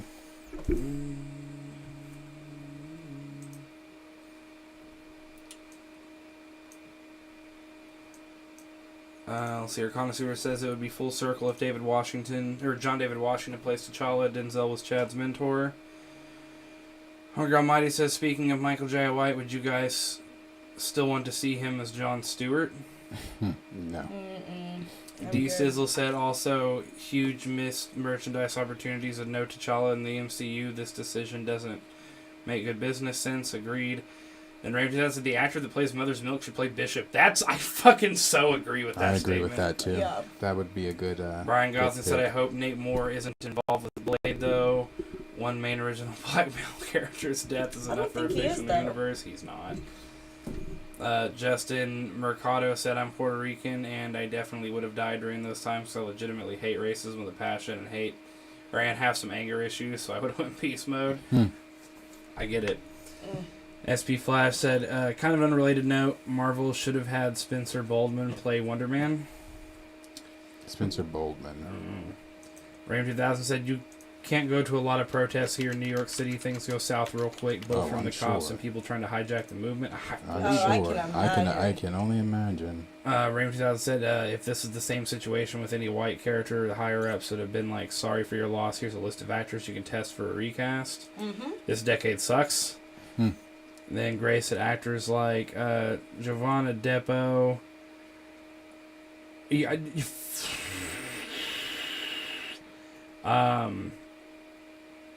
Gray, I'm gonna mess up all them fucking names. Nope. Just list some good actors to take an opportunity from Nate Moore. That's a shame they didn't. Hunger Almighty said, correct me if I'm wrong, but doesn't most of Marvel's money come from these? Marvel's money from these movies comes from merchandise and not the box office. A lot of it definitely is merch. D says that I feel But that Jon box office comes in. Stewart would be like a lot younger than Michael J. White. I agree. Edward Stewart said, from little cubs to young lions. And Hunger Almighty said, have you guys ever watched Godzilla King of the Monsters? The actor that played Alan Jonah as a perfect Magneto. I have not seen that one. I have, and I kind of see it. Yeah, I have not seen that one. And to that one up there from Connoisseur, triple salute that said, thank you, that guy Atlanta. Appreciates him. Trey's something, man. Who? Mr. Trey Young. Oh, I was like, what did I do? No, Trey is something. I mean, especially if you, again, me coaching AU basketball, even before I... Yeah, I gotta take a lap real quick. Yeah, go ahead and potty. Because we're going to do that. Oh, yeah, potty real quick. I don't know. Let me put it this way. I've known Trey since Trey was, and this is due to AAU basketball, obviously, but I have known Trey since he was 5th grade. Trey Young? Yes, I've known Trey since Trey's in the 5th grade. Now, here's the thing about Trey. The shit y'all see him doing, he was doing that shit in middle school. I remember he went to Whittier Middle School here in Norman, and Whittier. the pulling up right after crossing half court, He was doing that shit in middle school. He was... Whittier Middle School was beating teams by unprecedented numbers in middle school. It's a middle school game, you know. Yeah. It's like the quarters are 6-minute quarters in middle school. So this boy's going off in 6-minute increments like that. And, you know, he was doing it. Obviously, everybody got to see what he did at OU. Everybody, for those of us that were witnessing Trey in high school at Norman North, the crosstown rivalry games between Norman North and Norman High were, I'm talking max capacity packed. Yeah. I remember when he played. I'm waiting on Trey to get back in here before we do this last thing. I remember when he played, or when Norman North played Mount St. Mary's, not Mount St. Mary's, Bishop McGinnis, and it was in the. They played in the Bishop McGinnis tournament, and they ended up playing Norman High. This was before the crosstown clash, so they played in the tournament. Norman High actually gave them a run for their money because Norman High really wanted to beat them. But Trey's signature... Little move and... Bruh, He hit that corner, that mid two from the corner there, and then turned to Norman High's crowd and bowed. Trey was tough. Yeah. He was tough. Trey's still tough, obviously. But no, Trey is definitely a hometown kid, Yes. for sure. He's a hometown kid. It's always funny too when you just randomly, like when he is home, when you just random. But I mean, it's just for everybody else, it probably is. Oh my God, that's Trey. Yeah. It's just Trey. There's so many people that came out of Oklahoma that are like doing it big now that people see them and they're like, oh my god, and you're like, really? I went to high school with them. I remember like so many awkward things that happened to that kid. But all right, cool, yeah, you go right ahead, man. You go right ahead. Like, it was a really weird time, like after high school, and like, you know, we're all in college, and it was like junior, senior year, and a lot of my high school football friends went off and played at OU. And they went from, like, the jock in high school to, like, the super jock on OU campus. And I'm, like, cracking up because I've known these guys since literally elementary, middle school, and can remember times that they've, like, farted in class and, like, picked their nose and put it on some girl's hair. And I'm like, this is your king? This is who y'all... Okay, cool. All right, I'm gonna let y'all do that. And the funny thing is, I forget her name. Trey's fiance, baby mama. When I tell, and I'm just telling y'all the truth. Damn, what is her name? I forget her name. Damn. Because, see, when I had kind of just been graduated when they stepped into from Norman North as freshmen. I forget his fiance's name. I never forget that girl's name. Sometimes when we're outside of this channel, not us, but with my other friends that we talk basketball, we talk Trey.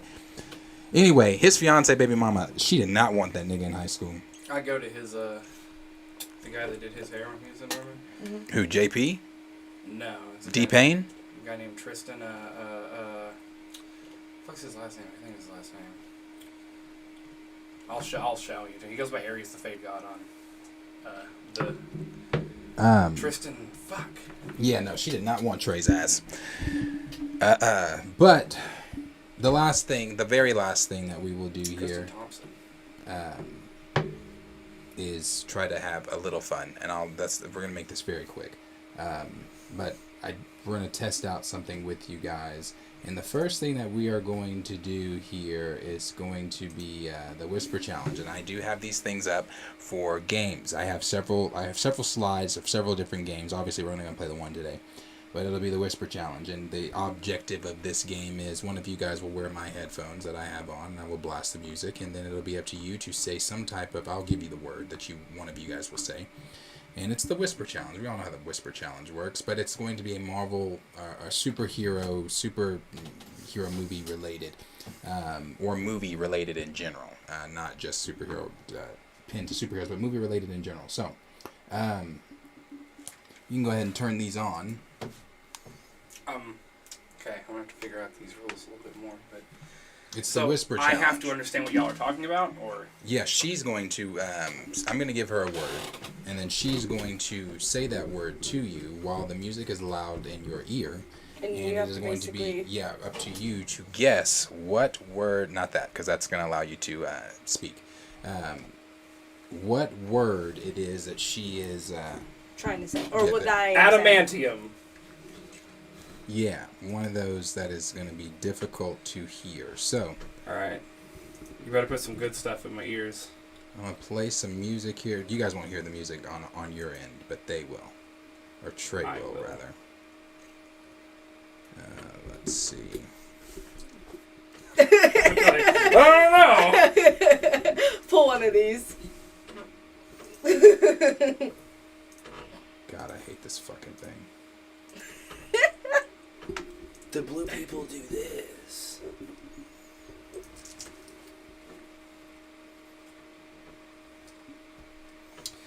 I just want to address real quick while we're getting prepped for the chat here. I'm not Kellen. I have a different name.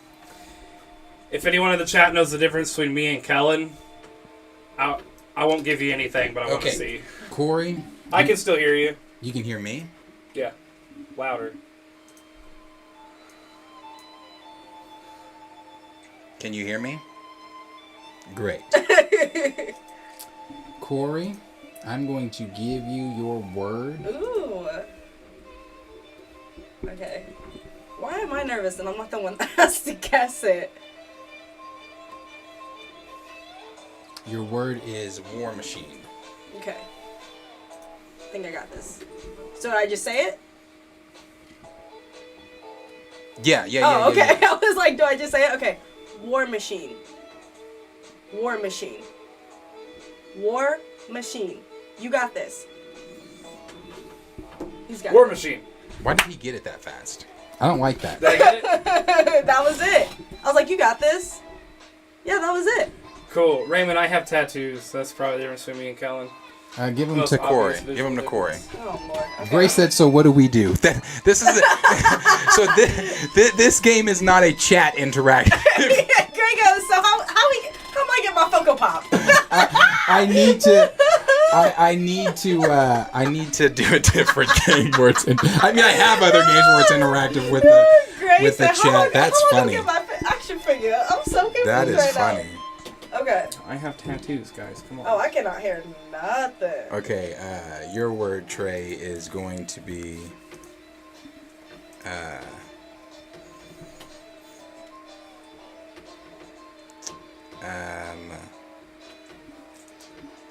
We're gonna make your word the microverse.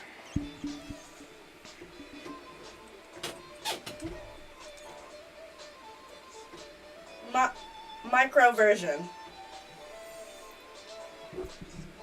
Microverse. Why is this so easy? It shouldn't be this easy. It should. I'll not try be one more this time. I'll try easy. one more time. No, she already got it. What do you mean? Was that it? Microverse? No, I'll throw it on. Try one more time, and then we'll Was it that it? Microverse? No, I just don't like it. It's not. It's not what I want it to be. It's not as. Challenging. As try you one more thought? time. Pick something hard. No, hold on. This is what I'm gonna do. Right, such good tune. Oh. This is. Oh shit! Why is it showing all that? My fault. Pick something fan interactive, just one time. Okay, well, this is what we'll do. We'll do this one instead. Let me have my headphones back. We'll do this one instead, and we'll do it a little differently. Obviously, this game is different. So. Summaries? What? Ah, Why the fuck is this shit just going off in my ear like that? Okay, here's what we're gonna do instead. So the objective of this game, since that game was too easy and boring, because it wasn't the way I this tested is why we're it. testing it out at midnight on a fucking. It wasn't the Friday night. way I tested it the other night. Okay, so what we're gonna do now is 5-second summary. So the objective of this game, again, you will get a word, and you can say anything that revolves around that word that doesn't, without actually saying that word. You have to describe that word without actually saying it. And you only got 5 seconds to get out what you're trying to say to her. Vice versa, what you're trying to get out and say to him. Okay. So I will give you your We don't word. have any that are chat interactive. That's a kind of a chat interactive one. They can. Guess too. I mean, it's no different than Encyclopedia. They're You're guessing. right.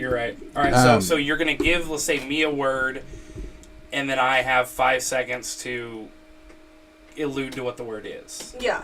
Right. So, for example, if the word was war, then you would say things like gun. Death, destruction, Yeah, guns. and then I would have to Did you guess. say drugs? No, did I Oh. say drugs? I don't know. Maybe I did. I didn't mean drugs. So Trey, I'm going There was a to drug word though. Let's be real. give you your word, but I'm going to send it to you. Oh, I was like, do I need to like turn around Text and it like? to me. Yeah, I'm gonna send you your word here.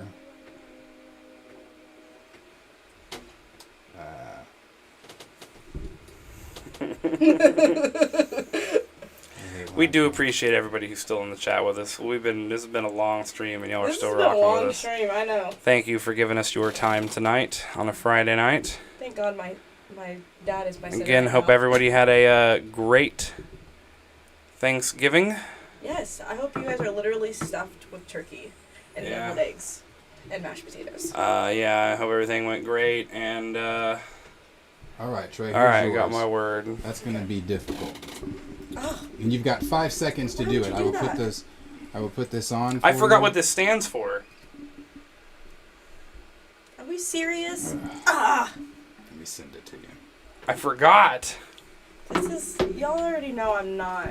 Oh, we're gonna try. I'm not gonna get this.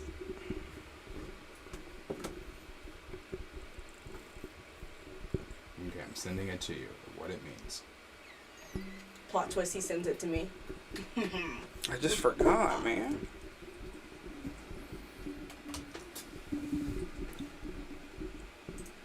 Okay. Can I say who? He can basically say anything. Yeah, you can say anything but that. Okay, But the okay. word itself, right? Mm-hmm. Okay. Yeah, you can say. Oh, we one get of them. 15 seconds? No, you only get 5. Oh. I was excited. I was like, what? No, Give you me an only, extra, you, give you me an only extra little get- 10 seconds. Tell me when to start. Hold on. Because my fucking I'm clock. thinking of words to say. All right, ready? Mm-hmm. I'm not. You got 5 seconds. 1, 2. Tony Stark looks really cool. Something to do with visual effects. He was 5. younger. What is it? Chat, Start. could you get anything off of what he just said there? I feel like I did a good job. He said Tony Stark. Hell no, Ashra, they don't sleep over at my house. No, they. No, I go to my own house. No. Okay. We don't do sleepovers. Sorry, can you like repeat Shout what he out said? Gray. I said. Gray did get it. Oh. Gotta mute that. Yeah, Gray already got it. I said Tony Stark. He was younger. Visual. It's cool. Tony Stark, he was younger. Visual. Me and Gray on these games are synced, bro, all the time. It was cool. Mm-hmm. He was younger. He was younger. Tony Stark. Tony Stark. Visual. Gray, we are doing Family Feud, but that is going to be done. Keep going, I'm sorry. That's going to because I don't know how close you are. That is going to be done I on don't think I'm on close at all. a Okay, larger. It was the plot of Larger the scale. whole movie. A larger I'll give you scale. that little extra bit. On I'm the gonna do first that one with or the other second one? creators too. Put them on Had to be- teams. no, the first one. If he Have was them going younger. against each other. It had to be the first Can I one. use that name they used in the Not chat? Jarvis. What? That's the name. No. Is it Jarvis? No. Is it? Oh, you can use that name. Mysterio. Gray said, "Where's my Funko?" Did I get it right? What'd you say? I said No. Jarvis. No, not No. Jarvis. Your Funko should have been shipped out already. Did Gray get one? Gray won one, didn't he? Uh-huh.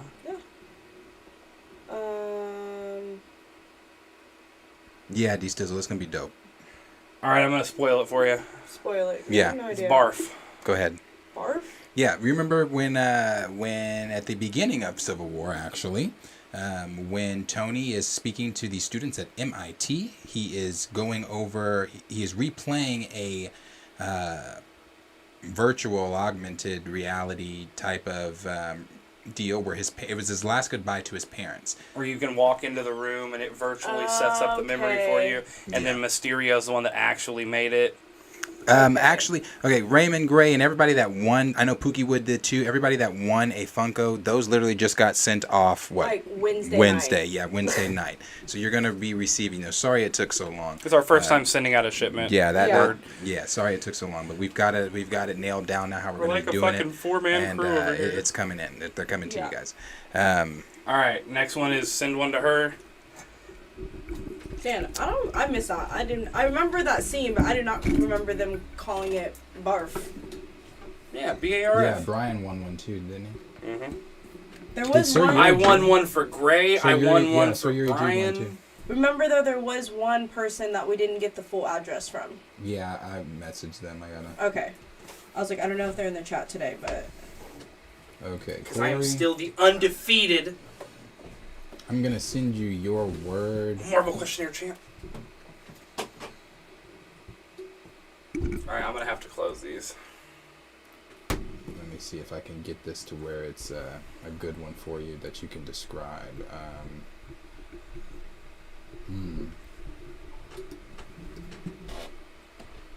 Well, do your best.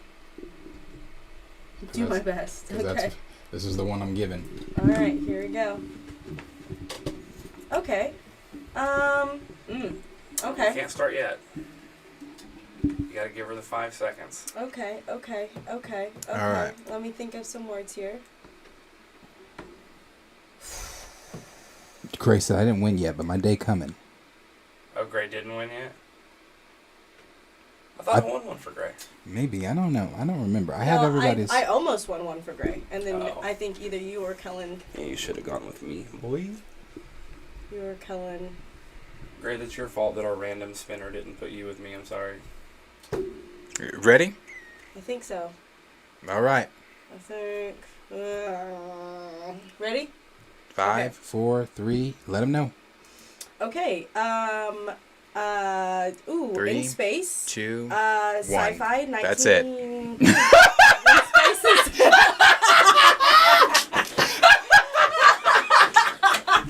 Oh my God! That shit's funny. Starship Troopers, Star Wars, Star Trek. That shit is funny.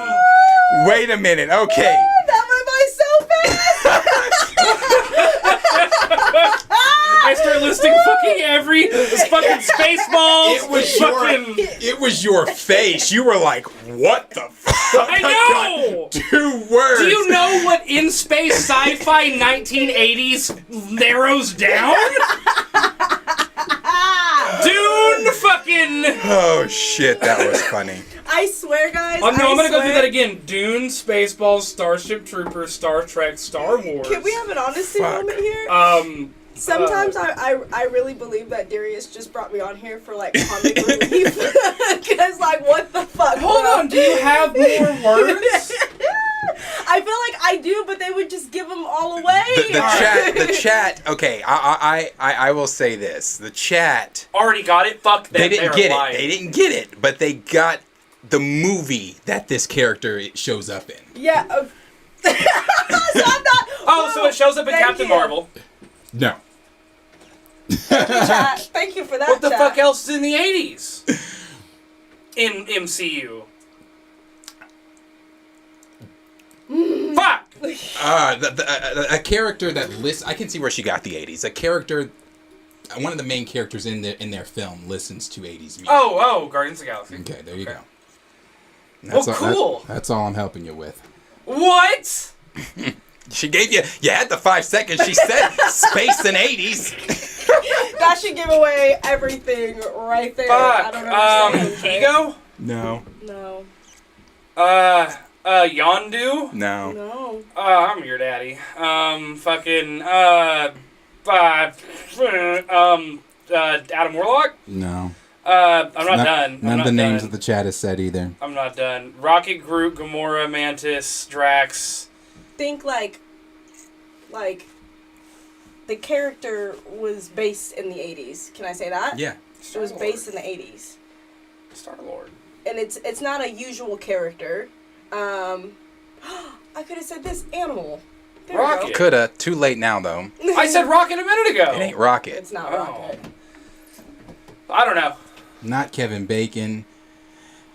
Everybody giving up? You giving up? Yeah. It is Howard the Duck. Oh, son of a bitch. Howard the I feel Duck. like I And gave- Raymond 2000 just posted that as I was saying. Son of a bitch. I really Howard feel the like I Duck. gave away really good. We'll do Why one have more they- with you and one more with you. All right, then I do gotta go because the wife's babysitting my brother-in-law. Let's see here. And she got my kid and the baby, so. I know my dad is like watching KJ right now, and they're supposed to be leaving out of town, and I'm like, sorry. This is the last. We'll do this last one. Yeah, one each, it's fine. Let me see. I thought I did really great on that, guys. What's a good Oh, one? shut the fuck Hey, I think I did really good. I'm super proud of myself for that one. Alright, Darius, you ready? I'm You ready? Magic movie. Magic movie. Yep, that's what you get. That's all you get. I don't know. Is it Harry Potter? Is it Magic Mike? Honestly, those were the first two things that came into my mind. Magic Yeah, Mike I and was like Harry Magic Potter. Mike and Harry Potter. Okay, I'll do. Hold on a sec. I want to see where people fucking... I'll give you this one. Let's see.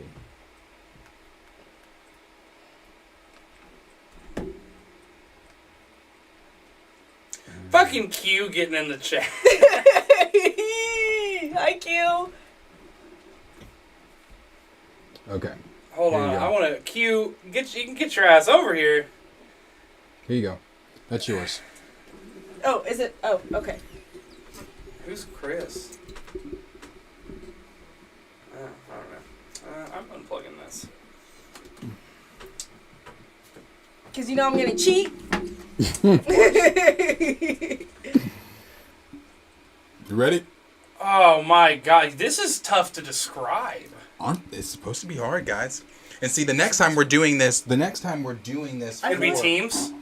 Yeah, we can do teams. The next time if we have a full cast, we can do teams, and we're doing giveaways because I have a Black Lightning Funko, and I have an M'Baku Funko. Yeah. But I've also got T'Challa down here, and Is this a The test run tonight?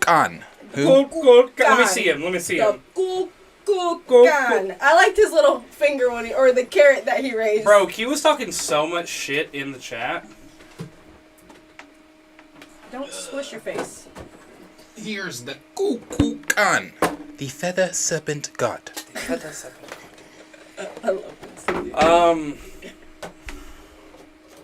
Okay. All right, you got ready. 5 seconds. I'm Ready? ready. Here we Oh, go. shit. Yeah. Clock starting now. It's where One, Mysterio's from. It's 2, a different place. It's 3, when we first got introduced 4, to this idea. It's time. not 616. Sorry. Earth 199. No. Oh, wait a minute.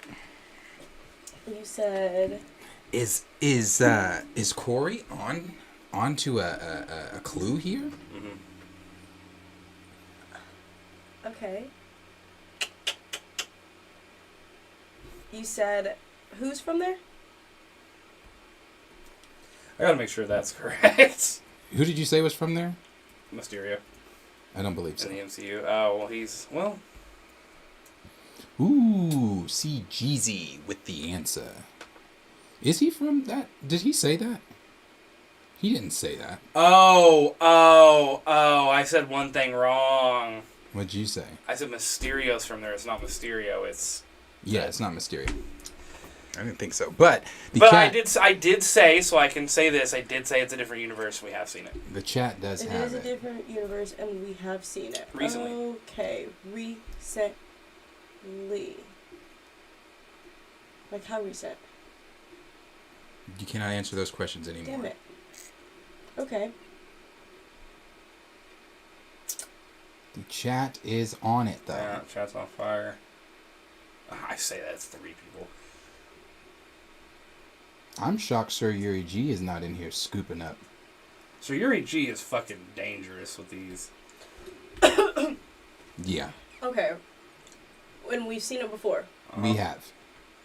And it wasn't 1999 either. Oh my gosh, no. Where the book of Ashanti is at. No? No? Where the book, you guys know what I'm talking about? I know what you're talking I about. don't know what you're talking about. I cannot, why can I not remember the name of that fucking place? Gray's comment. Gray, I'm not here for your shit right now, man. No, I wasn't talking about you. Oh, sorry, Gray. It's just the ultimate disrespect to what that is. Okay, Come on. give me the answer. My brain hurts. 838. 838. damn Universe it. That's where they went to 838. in the Doctor Strange and the Multiverse of Madness. Ah, This is the last one, Corey. This is yours. 838. I should have guessed Q's it. like, fuck, I'm getting ready to go to bed. Oh, they're still streaming. Let me hop in here and just talk some stupid shit.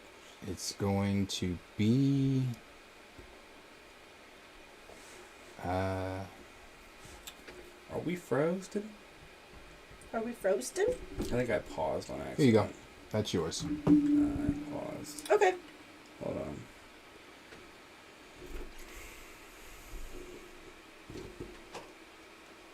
Ready when you are. Oh, he's got to hit the timer. Oh, sorry. Do you know what you're gonna say? To a certain extent.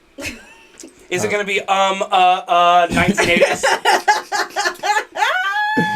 I didn't realize it was going that fast. Okay, let me think It's of 5 seconds. 1, 2, 3, 4, Okay, 5. then let me look up some.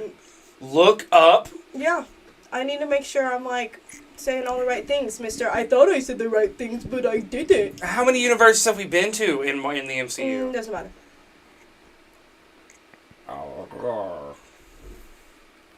Did they ever say what universe that was? That's in Somebody just posted on my Facebook story. This is a Facebook friend of mine. While you're looking for what you're looking for, they said Wakanda Forever felt too empty without T'Challa. Decent movie, but I'm gonna be real. MCU has ruined another solid character. Bada boom, bada bing. Look at that. Oh, so we can actually talk about T'Challa now. Okay. I think I got this. Ready?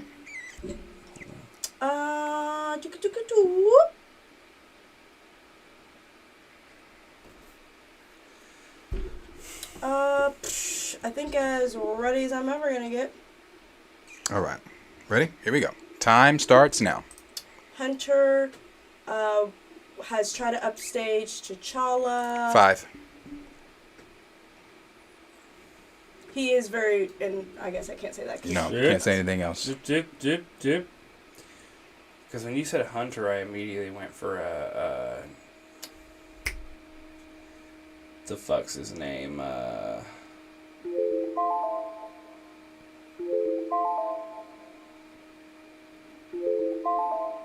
Wow, I just zoned out really hard. He's a hunter.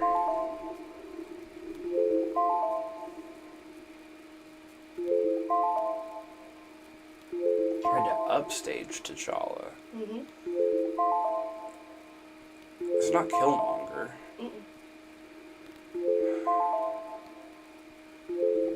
It's not M'Baku.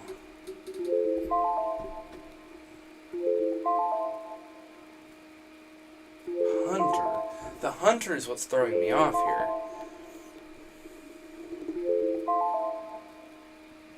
That just makes me think of Craven. No. Oh, I know. He's...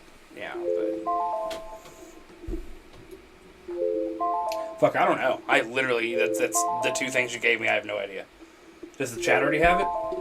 The chat does have it. Oh. Yeah, I don't know. What you got?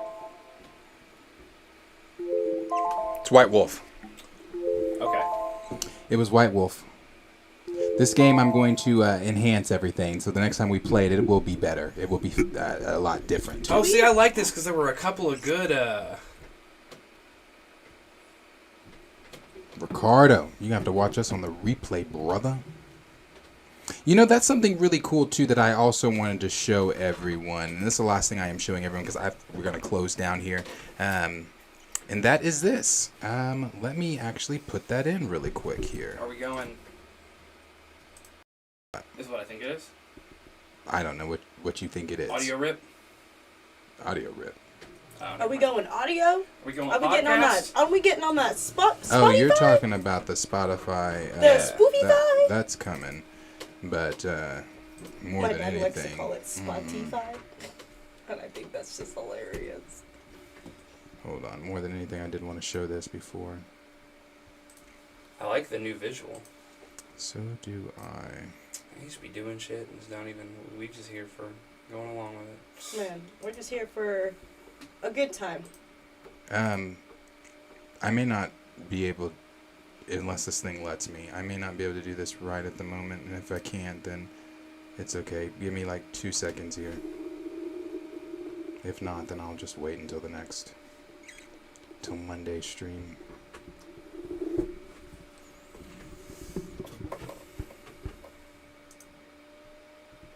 Oh, I did download it. Then why the fuck did it not download?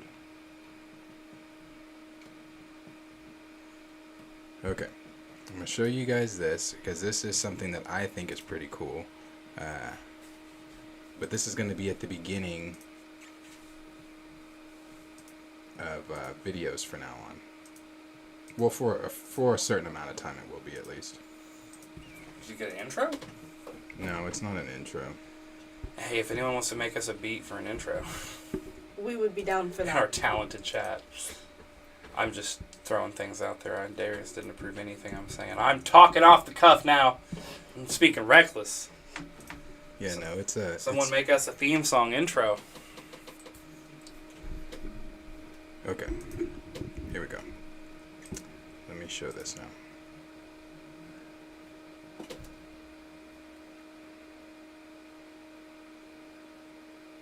Okay, here we go.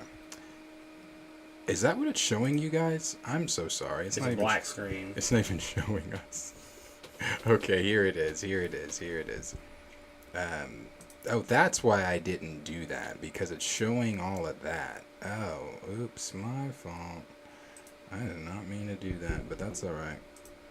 You guys can just watch me pull it up. I forget that fucking OBS, whenever we're live, it shows all of that. I think it's just blank now. You said you think it's what? It was just Okay, blank go. the whole time. Okay. Ah, I see. Hold on. Hold on. Here it is now. Here it is. I apologize. Sorry, guys. You guys know I'm not Henry. I'm not good at that shit.